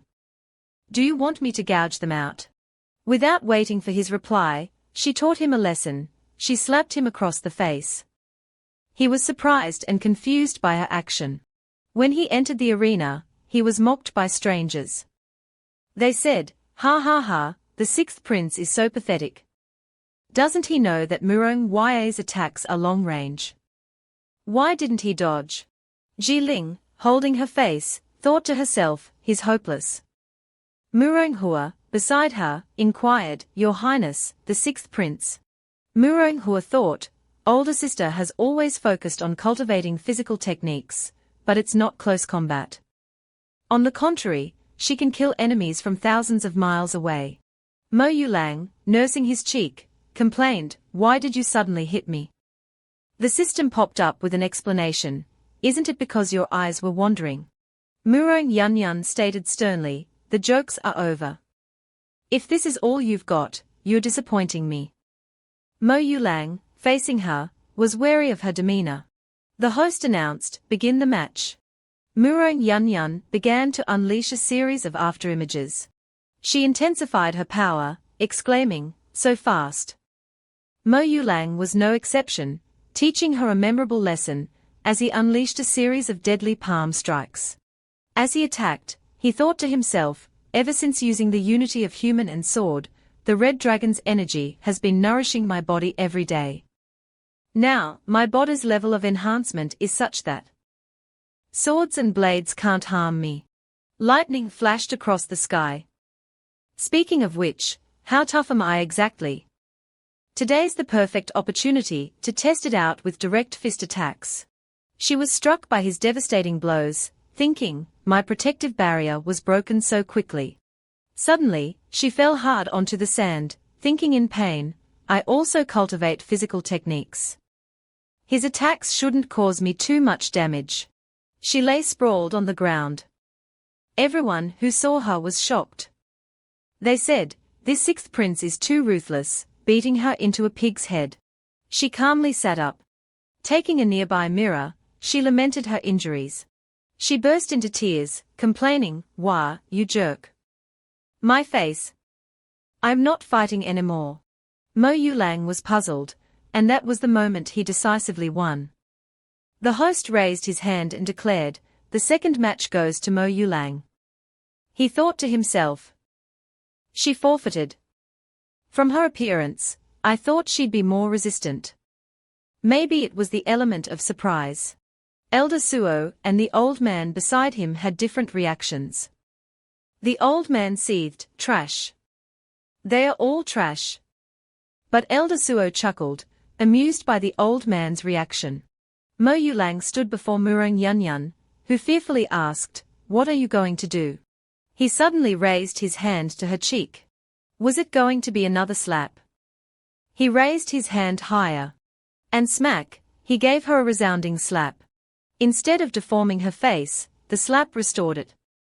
Now, she looked beautiful. She quickly grabbed the mirror from earlier and looked at her face, surprised by the change. Mo Yulang said, "There you go, take a look." She asked, "So powerful? What technique is this?" The system popped up and said, "Self-created." He grinned and replied, "This is something I got from a lucky draw the system gave me after completing a daily task. I thought it wouldn't be useful." Suo Fan's expression darkened, as he saw how talented and skilled Mo Yulang was. He thought, it seems this kid's strength is as formidable as the rumors say. Mo Yulang, don't blame me. You were trash and yet you managed to survive. It seemed that Mo Yulang would be facing Suo Fan next. He arrogantly declared, "Mo Yulang, it's not too late to surrender now." Mo Yulang thought, I must increase my spiritual power. I can't rely solely on my current physical body to resist. If I force myself to use only physical strength, I'll definitely be injured. Suo Fan finally unleashed his attack, telling him to receive it. He didn't hesitate, gripping his sword tightly. Suo Fan used the Starfall Heavenly Spirit Sword formation, directing it downwards at him. Now, they faced each other. Witnessing Mo Yuelang's immense power, Suo Fan exclaimed, "What is this?" His power was so strong that it sent Suo Fan flying. As he flew, he cried out, "What kind of technique is this?" Without waiting for a reply, Mo Yulang flew towards him. He finally delivered a series of powerful blows, with Suo Fan yelling, "Mo Yulang." He thought he could defeat him, but the situation reversed. Suo Fan escaped. His swift escape surprised Mo Yulang. Suo Fan, now enraged, challenged, "You will die by my blade." Because he thought, if that last attack hadn't been with an ordinary iron sword, but with a magical treasure. He gulped nervously. Mo Yulang wondered, what did he just swallow? Suo Fan fell silent for a moment, gathering all his strength and thinking, the elixir that grandfather gave me is truly effective. My cultivation level has instantly increased by 2 levels. Although it will only last for half an hour, it's enough to kill this Mo Yulang. Mo Yulang watched him radiating intense heat, remarking, "That's some serious killing intent." Grandfather's pill raised my cultivation by 2 levels. It lasts only half an hour, but enough to kill him. Such killing intent. Suo Fan charged. He attacked fiercely. Mo Yulang blocked. His sword shattered. Suo Fan's sword crumbled upon contact. He sent Mo Yulang flying. Yulang hit the corner of the wall, his whole body aching. He looked up at him. Suo Pan put on an arrogant look. He contemptuously said, "So, have you seen the huge gap between me and you?" Yulang spat out a mouthful of blood. He wiped his face, defiantly looking at him and asking, "Gap?" Seeing that Yulang was still able to fight, he was surprised. "Why can you still stand up?" He panicked to himself. Such a strong physique. I just used all my strength to attack, but he's fine. The more he thought about it, the angrier he became. He grabbed his sword and rushed towards him again, the sword surrounded by a fiery red energy. He angrily cursed. Trash should go back to where trash belongs. Suo Pan at this time stepped in front of him. He swung his sword. And he still stood motionless. Suddenly Yulang spoke, pausing time. Immediately, Suo Pan, who was in a fighting state, stood motionless. At this time, the system's notification sounded. 1 time pause card consumed, none remaining. Yulang confidently picked up the broken sword and walked towards him. His face darkened, he smiled and said, "This is the gap." He held the sword up in front of his eyes, and immediately, a purple smoke appeared around it. He thought to himself, Juyu's energy is not very powerful, but it can destroy the spiritual energy operating in your body. Next, he stepped forward, stabbed him in the arm, and chuckled, "For a short time, don't even think about channeling spiritual energy." After he was done, the time pause seal was removed, and Suo Pan, who had the upper hand, now fell flat on his face. The people in the stands were all wide-eyed in astonishment. Someone asked, "Did you guys clearly see how Mo Yulang defeated Suo Pan?" The person next to him replied, "No, maybe it was because the speed was too fast, our eyes were blurred." Even Jiling below was equally surprised. She thought to herself, although he used Ju's energy, I couldn't clearly see when he used it, it seemed like in a blink of an eye. The broken sword appeared on Suo Pan's body. At this time, Suo Pan struggled in the arena. He angrily thought, I didn't expect that the person I looked down on before had grown to this extent. Am I just a stepping stone for others after all? He was not reconciled, even if he had to force the use of spiritual power. He wanted to perish together with Yulang. Thinking so, Suo Pan swung his sword and continued to rush forward. At this time, a powerful voice rang out, "Stop." It was the Emperor. He frowned and said, "Do you think that you used such a small trick? I can't see it." Yulang looked at Suo Pan lying on the ground. He threw the sword in his hand aside, couldn't help but feel sorry for him, thinking, so pitiful, being used as a murder weapon by that old immortal. The Emperor sat on the high throne, calmly said, "Since your nephew has used his life to protect you, I will spare you once." Then he called someone to carry Suo Pan's body down and hand it over to the Chancellor for handling. Hearing that, the Chancellor's face was frightened. He knelt down and forced out each word, "I thank you for your mercy, your majesty." Yulang was a little panicked at this time. He was confused, wondering if the fact that he used the system card had been discovered. Is this old emperor that strong? The emperor at this time was glancing at the Chancellor, reminding, I don't know how the Chancellor disciplines his nephew like this. The Chancellor panicked and knelt down, hastily justifying himself, "Your Majesty, I don't know what happened." The Emperor still didn't let him go, angrily asked again, "Are you so old that you don't even know that your nephew used forbidden medicine during the competition? If Mo Yulang wasn't strong, I'm afraid he would have died in your nephew's hands. It seems that your position as Chancellor should also change hands." Hearing the Emperor say that, the Chancellor knelt down. He panicked and begged, "No, Your Majesty, I really didn't know Suo Pan would do such a despicable and dirty thing. It has nothing to do with me." Suo Pan remembered that night. He met him in a small room in the evening. As soon as he met him, he gave him two choices. if you can kill Mo Yulang, I will bring your mother back to the family and put her on the family register. I can ignore all her past mistakes. But if you fail, then you commit suicide to apologize, considering the things you have done. I will still bring her back to the family. Suo Pan frowned, a little hesitant. But not long after, he knelt on the ground, silently apologizing to his mother. He put the sword to his neck, his face darkened and muttered, Your Majesty. Suo Pan wholeheartedly wanted to achieve first place in the competition, arbitrarily using forbidden medicine against the rules of the competition. It has nothing to do with grandfather. Everything is Suo Pan's fault. Suo Pan is willing to die to apologize. Please spare my grandfather, Your Majesty. The sword against his neck was now bleeding. Along with the gushing blood, his memories also returned. He remembered at first, his mother had an affair with someone else and gave birth to him, then his grandfather found out and expelled her from the family. He thought that his talent was not bad, so he was allowed to stay. Now his mother is seriously ill and wants to return to the family. He only has this way. He remembered that day when his grandfather scolded his mother very harshly. He cursed, If you want to bring this bastard home to disgrace me, then don't blame me for being heartless. He bluntly chased his mother away. From now on, get out. I, Suo Desho, consider myself not to have a daughter like you. His mother at that time could only bow her head without saying a word of justification, and just left. The second image that appeared in his mind at this time was his sickly mother at home. At that time, he cried and held his mother's hand, and she gently told him, Pan you must practice well, so your grandfather won't kick you out of the house, she said, then coughed, lingeringly said, I'm afraid I won't be able to come back in this life.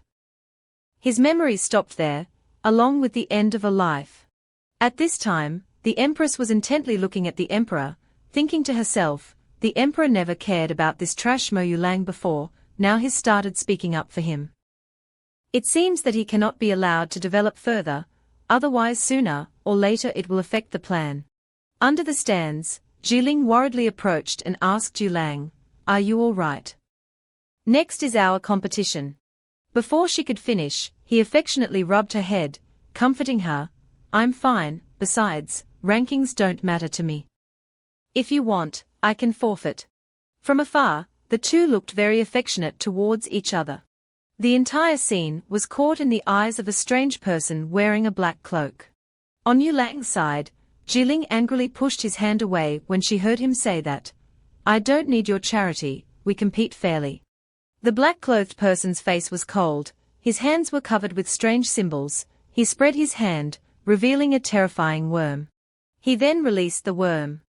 According to his aim, the worm quickly rushed towards Yulang. Just as the two were talking, it flew over. Jiling at this time also noticed something approaching. She grabbed his shoulder. Yulang still didn't know what was happening, blankly looking at her hand. Jiling immediately pushed him away, taking the full brunt of the worm. But as soon as it came into contact with her body, it burrowed inside, causing Jiling great surprise. Yulang saw that something was wrong with her, worriedly turned and asked, What's wrong? She took his hand, weakly said, Just now, I saw that person seem to shoot something towards us, towards you. He was a little surprised when he heard her say that. But when he looked up, he couldn't see anyone behind him. Yulang was suspicious and said to her, There's no one there, are you? Before he could finish his sentence, Jiling's body suddenly reacted strangely, she shouted each word, Mo. You? She was enveloped in an orange energy field. Yulang next to her was wide-eyed in astonishment. Before she could finish, she fell down, he anxiously stepped forward to catch her. At this time, the system notification sounded again, time-limited special mission activated, save Jiling's life. The time limit is 72 hours. Penalty for mission failure, the host is forced to die, reward for mission success, increase Villainess, 1 cultivation experience card, unlock the item card inventory. 10 lucky draws. But at this time, Yulang no longer had the mood to pay attention to those notification lines. He carried her in his arms, used magic to check her body. Gritted his teeth and wondered, why is this happening? He tried to transfer spiritual power to her but couldn't. At this time, he suddenly realized, it was the person Jiling mentioned. He carried her in his arms, towards the top floor, where the emperor was sitting, and called father. Yulang anxiously hugged Jiling in his arms, and asked the old man beside him, Old Lin, what is the situation with my wife? Lin Ji saw his anxiety and sadly said, she's been hit. I'm afraid it's one of the 4 evil gods of the Baiyu Jiao, the evil god Bone Eater, the heart-devouring Jiyu. He explained, those hit by this Jiyu technique will have their hearts devoured by the Jiyu worm and die 3 days later. Moreover, this Jiyu technique cannot be solved with ordinary yang methods. I also have no way. Hearing that, Yulang's face darkened. He thought to himself, Baiyu Jiao, isn't that something that appeared in the later stages of resistance against Ling Lai? This thing is not easy to deal with. The emperor was also furious when he heard this. Recently the evil cultivators of the Baiyu sect have been restless, but he didn't expect them to be so daring. They dare to do this in front of me, he said and unleashed a burst of energy. The empress and Yulang were stunned. It's the Xian Qianji Bao, Wu Ji Shen. The emperor clenched his hand, as if strangling someone. Elsewhere, the black-clothed man clutched his neck and struggled. The emperor at this time controlled him like a puppet. The black-clothed man seemed to be bewitched. He stared blankly at the ceiling. His soulless eyes moved forward. Yulang saw the man suddenly walk over and curiously asked, what is he doing? Lin Ji beside him immediately explained to him, this is one of the abilities of Wu Ji Chen, manipulation. Those who are hit by the technique will have their bodies forcibly controlled by His Majesty. Unable to resist, Yulang helped his wife sit down on the chair. Hearing him say that, he couldn't help but praise, what an overbearing ability. The black-clothed man walked over. He came in front of him, his face gloomy, and said, you shouldn't be alive. Yulang angrily grabbed his collar, shouting, hand over the antidote. When he touched him, he was a little surprised. Why is this person's body so cold? He was choked until he foamed at the mouth, suddenly yelled ah. He couldn't bear it and collapsed. Yulang was a little dazed. The imperial physician came to check and confirmed that he was no longer breathing. Yulang looked up and reported, Your Majesty, this person is dead. The emperor looked down thoughtfully. On one side, the empress worriedly watched. Another man seeing this sneered, Sixth Prince, you are silencing a witness. Below, an old man came forward, anxiously looked at Jiling, and reproached Yulang, Sixth Prince, I know you don't like Ling but why did you let the evil cultivator poison her? And even silence the witness. He knelt down and pleaded with the emperor, Your Majesty, the Sixth Prince colluded with evil cultivators, harming his own wife's life. When the matter was exposed, he silenced the witness. He definitely has other intentions. Seeing him say that, Yulang angrily said, According to you, why would I wait until today to act in front of so many eyes? That old man is still stubborn. You killed my granddaughter. And you still making excuses for yourself.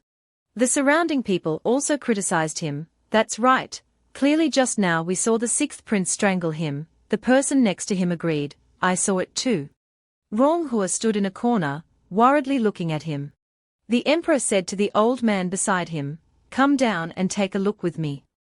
He knelt down, obeying the order. At this time, Yulang finally realized, today they were setting a trap for him. He looked at Jiling's grandfather smiling next to him, and thought to himself, in the original work, Mo Yulang died early, so these things didn't happen, now I can only improvise. If you want to stand in front of the barrel of the gun, then I'll let you, Yulang smiled. Yulang saw the emperor coming down and explained, Father, I did not kill him, and I certainly did not collude with him to kill my wife. The minister beside him laughed loudly and said, Sixth Prince, clearly everyone saw you strangle that evil cultivator. Do you still want to make excuses in front of His Majesty? He calmly replied, Whether I killed him or not, wouldn't Master Murong know if he investigated himself?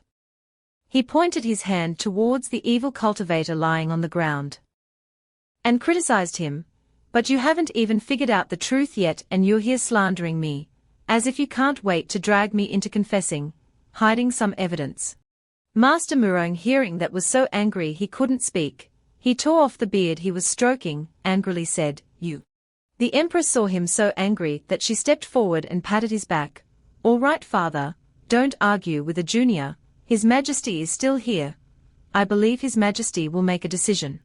Yu Lang saw his reaction and was a little speechless. He thought to himself, this old man really can't hold back. Afraid that I don't see clearly that he's playing tricks. Suddenly a foot stepped forward, calling out, "Your Majesty." Lin Ji came forward and respectfully reported, "What Princess Ji has been hit by is the Jiyu technique of the Bai Yu Ta Jiao. And judging from the evil aura emanating from this person, he's probably the one who used the technique. It's just that he's dead. I'm afraid it's really difficult to remove the Jiyu poison." Jiling's grandfather, hearing that, hugged her, painfully calling, "My poor granddaughter." Yu Lang saw him get into character like that and angrily cursed silently. This old immortal really knows how to act. At this time the Emperor suddenly spoke. He was furious. "Do you take me for a fool?"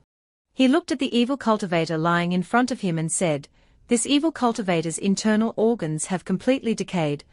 I'm afraid he's been dead for more than a month." The evil cultivator lying on the ground was suddenly lifted up.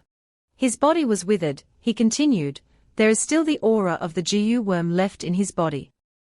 His death was caused by the Jiyu poison leaving his body." After saying that, he turned to reprimand Murong Yang Shu. "Do you have anything else to say?" Seeing that, he panicked and knelt down. "Your Majesty, this old servant didn't mean that." The Emperor's face darkened, warning, "Now the evil cultivators of the Yu sect are all under my watch. You still have the mood to make false accusations. I see your position as Minister of Justice is no longer necessary." The Empress, hearing this, panicked and knelt down to beg the Emperor, "Your Majesty, my father, he didn't mean to falsely accuse the sixth prince." He just before she could finish, the Emperor waved his hand and said, "All right." He frowned and ordered, "Now, the people of the Bai Yu sect have infiltrated the royal court. Murong clan, you are in charge of this matter. In a month, I want a satisfactory answer. Resign and apologize." The Empress helped her stunned father beside her. Yu Lang witnessed this scene and thought to himself, in the original work, Bai Yuzong was an evil cultivation force outside the Moyang dynasty. At their head were the elusive four evil gods. This bone-eating evil god not only specializes in Jiyu techniques, but he can also manipulate the dead as puppets. Father asking Murong Yang Shu to investigate. "I'm afraid he suspects him." The figure of a woman approached with a sweet voice and a hint of sarcasm, saying, "Today I really got to see a good play." The girl's voice rang out, immediately attracting everyone's attention. Hua Wuji stepped out of the shadows, smiled and said, "Hua Wuji greets your Majesty." Seeing Hua Wuji, the Emperor's face immediately changed. He was a little surprised, seriously asked, "Why is Elder Hua here?"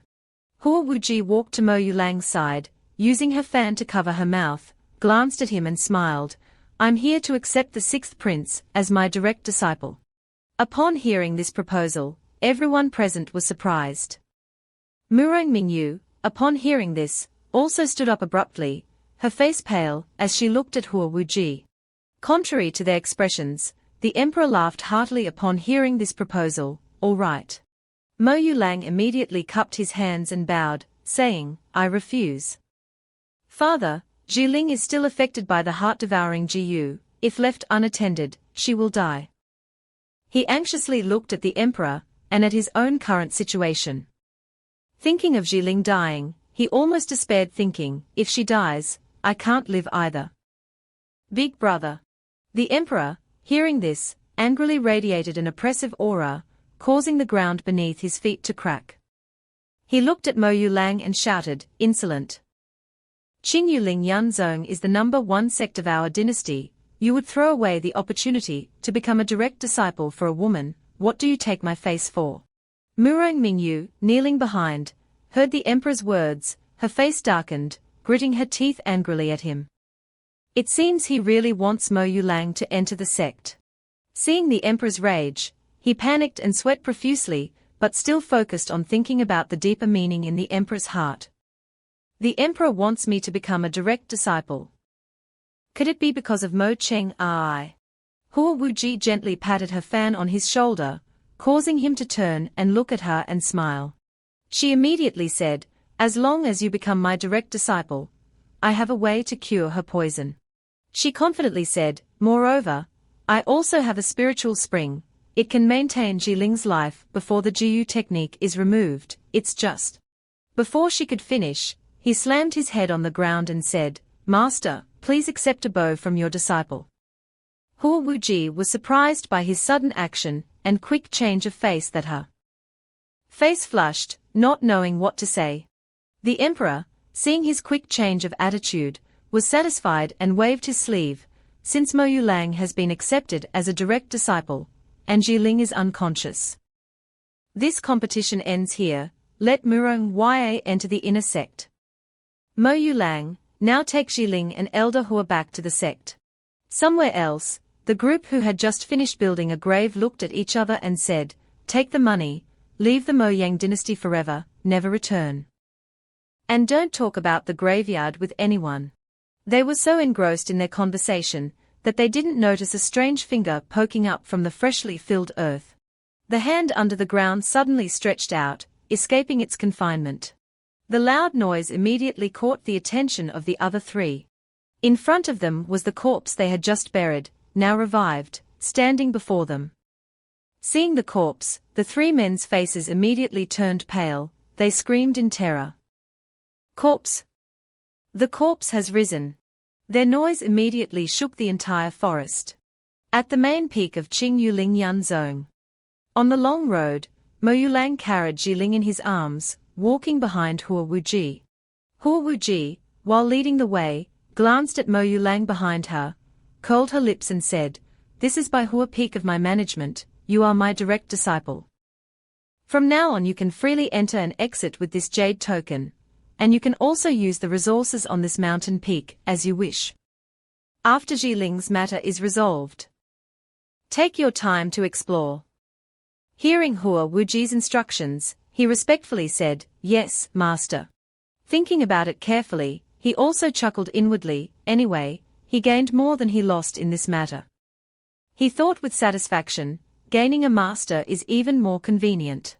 Mo Yulang hurriedly followed behind Hua Wuju and asked with a smile, "Master, I want to ask why you insisted on taking me as your disciple." Hua Wuju calmly walked, replying, "I see that you have good roots, you will surely achieve great things." Hearing this, he froze, sneered and thought, although it's not wrong, why do I think she's deceiving me? Very quickly, the two arrived at the spiritual spring. Hua Wuji looked at the spiritual spring and said to him, "This is the special spiritual spring of Baihua Peak. You place Jiling on that lotus throne, later I will use the spiritual spring to cleanse her meridians." She smiled, folded her arms, and said, "Only by continuously pouring external spiritual power into that Jiyu worm will it not immediately suck up her spiritual power." Hearing this, his eyes lit up, and he immediately said, "Yes." Saying that, Mo Yulang quickly carried Jiling and jumped up. He landed gently on the lotus throne. Carefully placed the unconscious Jiling down. After finishing, he looked at Hua Wuji and asked, "Is there anything else I need to do?" Hua Wuji calmly jumped onto the throne, gently said, "You go down first, I'll let you know after I've finished cleansing her meridians." Mo Yulang heard that and replied, "Yes," then he left the lotus throne. Hua Wuji looked at the unconscious Jiling lying on the throne and waved her hand, "Change her clothes first." Looking at her body, Hua Wuji praised in her heart, "This girl has developed very well." After changing her clothes, Hua Wuji immediately controlled the flow of the spiritual spring water. The water gently surrounded Jiling's body. Hua Wuji then ordered, "Spirit guiding formation. Rise." Immediately the water surrounding Jiling's body lifted her up. The black aura within her also emanated. Sensing something was wrong, Hua Wuji immediately looked at Mo Yulang and asked, "Why is there Ju Jin Qi in her body?" Hearing Hua Wuju's question, he smiled wryly and rubbed his head, saying, "That's a long story, ha ha." Jiling in the water, her face flushed, black smoke still surrounding her. A wave of pain hit her, causing her to scream. The strong movement of the water caused Hua Wuji difficulty. She used all her strength to control the water, and said with difficulty, "Not good, the Juyu Jin Qi in her body is rejecting my spiritual power." Mo Yulang, hearing this, immediately circulated the spiritual power in his body, saying, "I'll try pouring my spiritual power in." As he spoke, he gently transmitted a stream of spiritual power into her body. The system notification sounded. Jiling, he looked at the electronic screen with satisfaction. Life countdown, 5 days remaining. Mo Yulang then looked at Hua Wuji and said, "That's great, the time has increased." Seeing Hua Wuji's pained expression, he asked worriedly, "Master, are you all right?" Hua Wuji looked at him seriously and said, "I'm fine, it's just that cultivating a conflicting cultivation method with Juyu Jin Qi has caused my spiritual power to become chaotic. I'll be fine after a bit of rest." In a courtyard of Qing Yuling Yan Zone, Hua Wuji calmly sat and listened to Mo Yulang recount the story of Juyu Jin Qi. After listening, she tapped her hand on her knee and said, "So you did pass the 3rd level and obtain the Yu Ming Zhuan Tiangong, but before you reach the spirit-severing realm, you shouldn't reveal Juyu Jin Qi." Speaking of this, Hua Wuji smiled wryly and said, "If my senior brother Ming Xuanzi knew that even you have cultivated Juyu Jin Qi, I'm afraid he would cause trouble for you too." Hearing her warning, he immediately said seriously, "Yes, thank you master for reminding me." Hearing this, she also breathed a sigh of relief and took out a flute, handing it to Mo Yulang, and said with a smile, "Take this flute, take a boat to Dongming City. Go to Lingshan and find the white jade miraculous hand, Ling Changbai." She placed the flute in his hand and instructed, "Bring her back.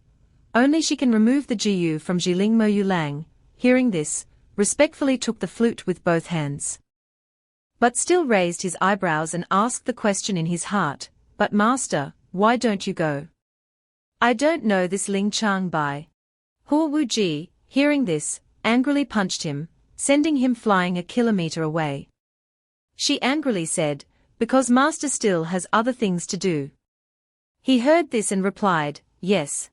After giving Mo Yulang the task, Hua Wuji went into her room.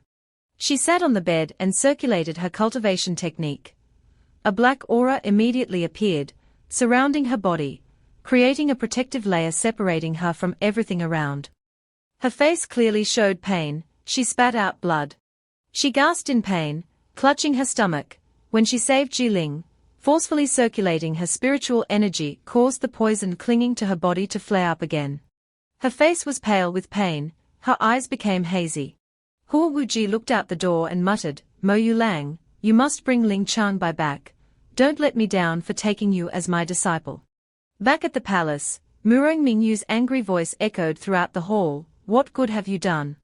Murong Mingyu stood up high and shouted at the person below, "You arbitrarily summoned the shadow guards without my consent. You let them go kill Mo Yulang. You don't even know his background clearly, and you acted rashly, causing me to lose a great general for nothing. How could I give birth to such a foolish son?" Below, Mo Yu knelt on the ground, not daring to speak, only daring to listen to Murong Mingyu's scolding. Mo Yu was drenched in sweat, looked up at Murong Mingyu, in disbelief at the words he just heard, "Mother." Her face darkened, even angrier, she shouted, "Shut up." Murong Mingyu trembled with anger, flicked her sleeve, "If only you were half as good as your elder brother Mo Cheng Ai, so I could worry less. All day long you achieve nothing but failure. Get lost, you're an eyesore to me." Her words seemed to touch a hidden pain in Mo Yu's heart. His face darkened with anger. "In mother's eyes, there's only elder brother, she doesn't care about me at all. This is all thanks to that trash Mo Yulang." Thinking so, he cupped his hands and bowed coldly, "I'll take my leave." On this side, Mo Yulang was queuing up, preparing to depart for Linkingshan. The man standing above said loudly, "To get to Linkingshan, you need to take a floating boat. Everyone quickly buy your tickets." Mo Yulang stepped forward and asked, "How much is a ticket?" The man smiled and replied, 500 taels of silver, not a penny less. Hearing that, he reached into his clothes out of habit, preparing to take out the silver notes, only to realize, oh no, I was in such a hurry to leave that I forgot to bring money. The man, seeing his expression, immediately understood the problem, stepped forward and put his arm around his shoulder, smiling and saying, "It's all right, I see you don't look like a poor person. I'll show you the way." Hearing this, he looked suspiciously at the man and said, "Tell me." He pointed forward and whispered, "There's an auction house over there. Take something valuable you have and auction it off, won't you have the ticket then?" Mo Yulang crossed his arms and looked in the direction the man pointed, and said with some difficulty, "Well, I don't have anything valuable on me. Forget it, I'll use the system to exchange for something and try." Saying that, he went to the auction house and brought out the item he had exchanged for in the system.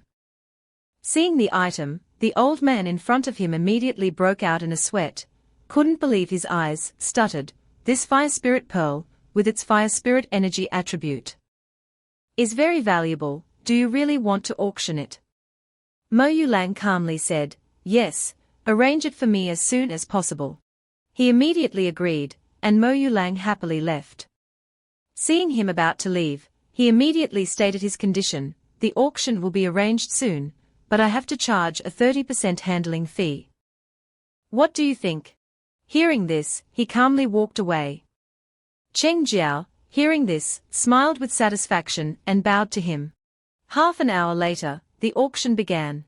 The seductive woman in a red kyeongsam stood on the stage, smiling at the people below. "Everyone, thank you for supporting this auction. Same rules as always. The first auction item is a rare treasure. Below, the son of Dongming City's city lord, Ji Xia, hearing this introduction, stroked his chin with interest and said, "What rare treasure? I'm only interested in the second auction item."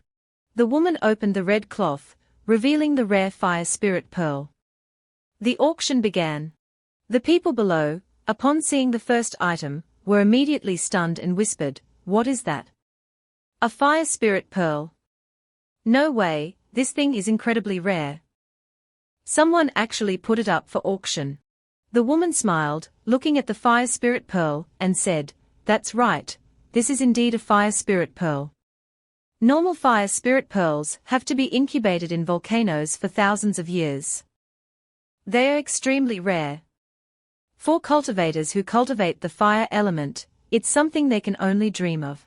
Starting price, 1 million taels." He stood below watching the auction, and as soon as he heard the starting price, the smile on his face froze. "I casually exchanged for this treasure in the system. I didn't expect it to be so valuable."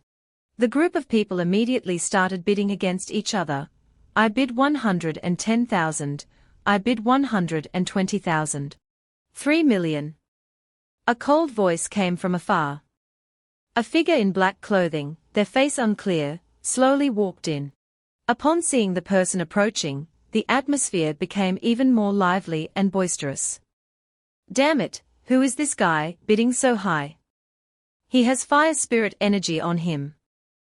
I'm afraid he's a fire attribute cultivator." The smiling woman standing up high immediately said loudly, 3 million, going once, 3 million, going twice, 3 million, going thrice. No one dared to bid higher, and immediately the gavel in the woman's hand slammed down on the table, "Sold." Seeing this, he smiled with satisfaction, "Done." Just as he was about to leave, the system displayed a notification activating an emergency mission to rescue enslaved people.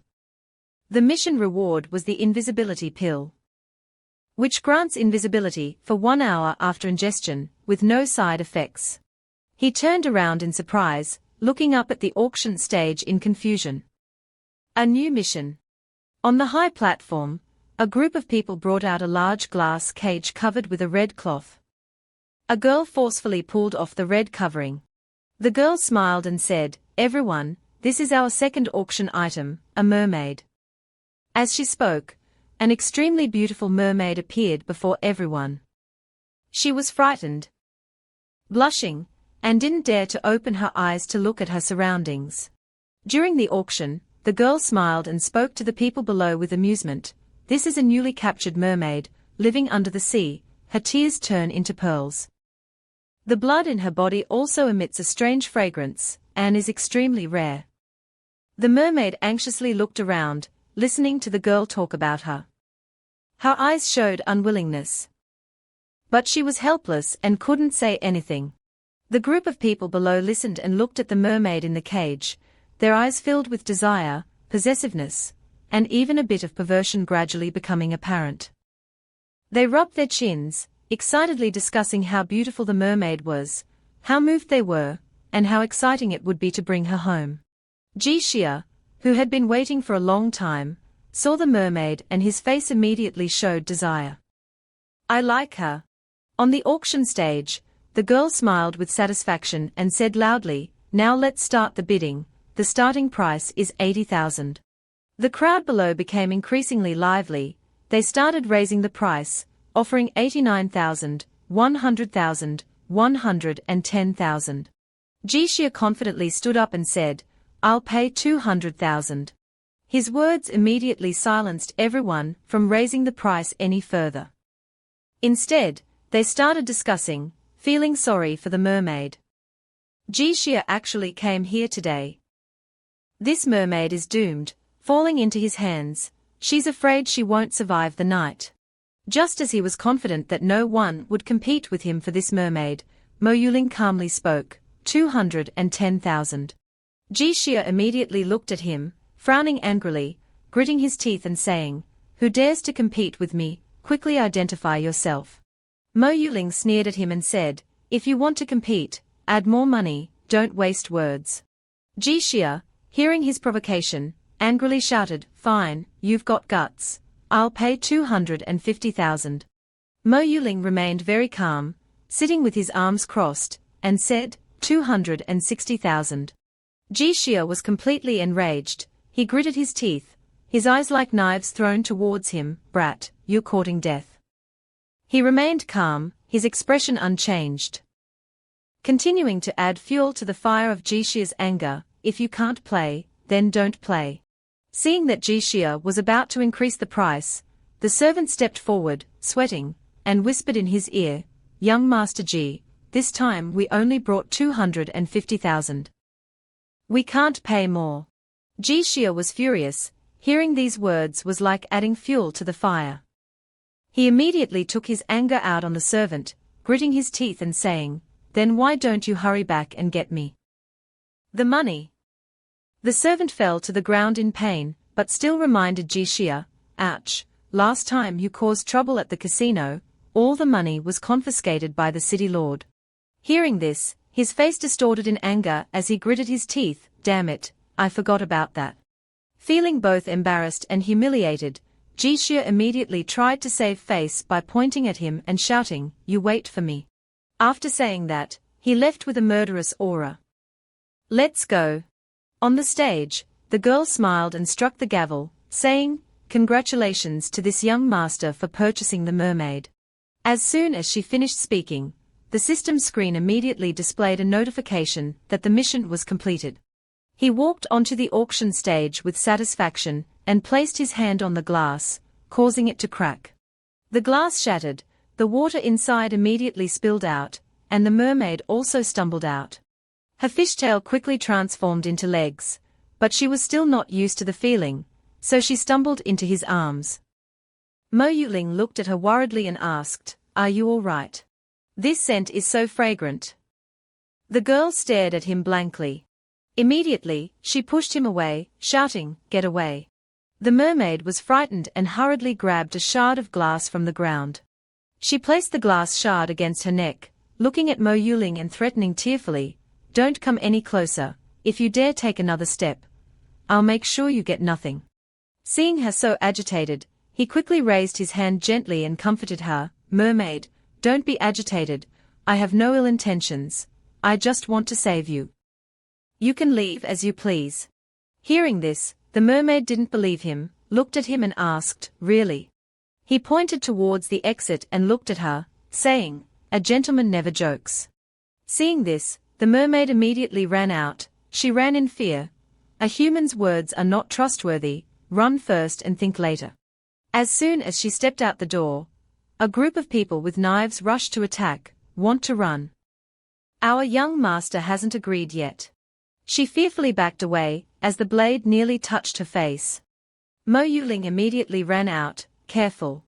He held the mermaid in one arm, and knocked the other person away with the other. Placing her in a safe place, his entire body was surrounded by a brilliant golden light. With an overwhelming aura, he merely waved his hand and the group of people in front of him jumped back. They lay scattered on the ground, unable to get up. Jixia walked over from afar. Seeing this scene, his face darkened. He sneered at Mo Yuling and said, "Not bad skills." Upon seeing Jixia, his face darkened. He looked at him and said coldly, "It's you." Jixia walked up to Mo Yuling, his entire body radiating a deadly aura, and said coldly, "You're the first to dare snatch something from me in Dongming City. As a return gift, I've prepared something very interesting for you." Mo Yuling was bored by his threat. He didn't care. Instead he showed an indifferent expression. His attitude surprised the mermaid so much that her eyes widened. She lowered her head with difficulty, thinking, "I really want to ask, can I trust this human, or should I run away while they are fighting?" Jixia warned coldly, "Brat, hand over the mermaid, or you won't leave Dongming City." The mermaid nervously huddled closer to him, while Mo Yuling sneered at the threat, mocking him, losing the bid and then resorting to robbery, truly shameless. Hearing this, Jixia roared angrily, pointing his finger, "How dare you insult me? Attack! Kill him for me!" Following his order, the servants immediately charged at him with their knives. "Kill!" The mermaid fearfully clung to his waist, watching them, while he calmly drew out his beloved sword. He smirked and said, "You want to kill me?" They surrounded and tried to attack him, while he calmly glanced at them with contempt and said, "You're not qualified." After saying that, he swung his sword, counterattacking all of them. With just a simple strike, the entire group was unable to retaliate and fell backward. They fell heavily to the ground. One of them said, "Young Master Ji, that brat has some skills, we are no match for him." Hearing this, Jixia angrily kicked them, yelling, "Trash, a bunch of trash." They were now unable to resist, only able to lie down and endure Jixia's blows. Suddenly, someone's footsteps approached. While he was venting his anger, a masked figure in black approached and whispered in his ear, "Young Master Ji, release the half-demon, it has never lost in the arena.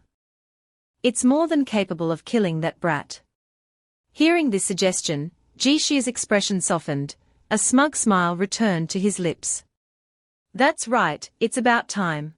With that said, he immediately extended his hand to summon the half-demon.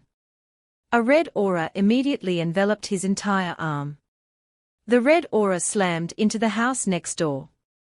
He angrily commanded, "Attack." The half-demon immediately materialized, angrily growling and smashing whatever it saw. It rushed forward, swatting away or grabbing the heads of the servants who were trying to escape. His name is Ban Nyoku, cultivation level, Xiantian 10th stage. Skill, body reinforcement, state, berserk. The one whose head was grabbed, screamed in fear, don't, you've got the wrong person." It ignored their cries for help, angrily throwing them high into the air. Mo Yuling watched Ban Nyoku going berserk and sneered, "This is your first fighter. Truly pathetic." The mermaid standing behind him, hearing his words, was puzzled and speechless. Ban Nyoku growled and immediately charged towards the two of them. It leaped into the air, preparing to attack, when Mo Yuling immediately pushed the mermaid away, "Careful." It slammed into the ground, the force of the blow sending him and the mermaid flying. Watching Ban Nyoku going berserk and attacking everything around him, Mo Yuling suddenly realized something. "No, its target isn't me." Ban Nyoku growled and charged towards the seated mermaid, who startled and looked at it in fear. She backed away, scared to tears, and shouted, "Ah, don't come here." Ignoring her fear, its disgusting claws were about to touch her beautiful face. Witnessing this, Mo Yuling beside her suddenly turned pale with shock. Jishu's group was also surprised by this situation. What's going on?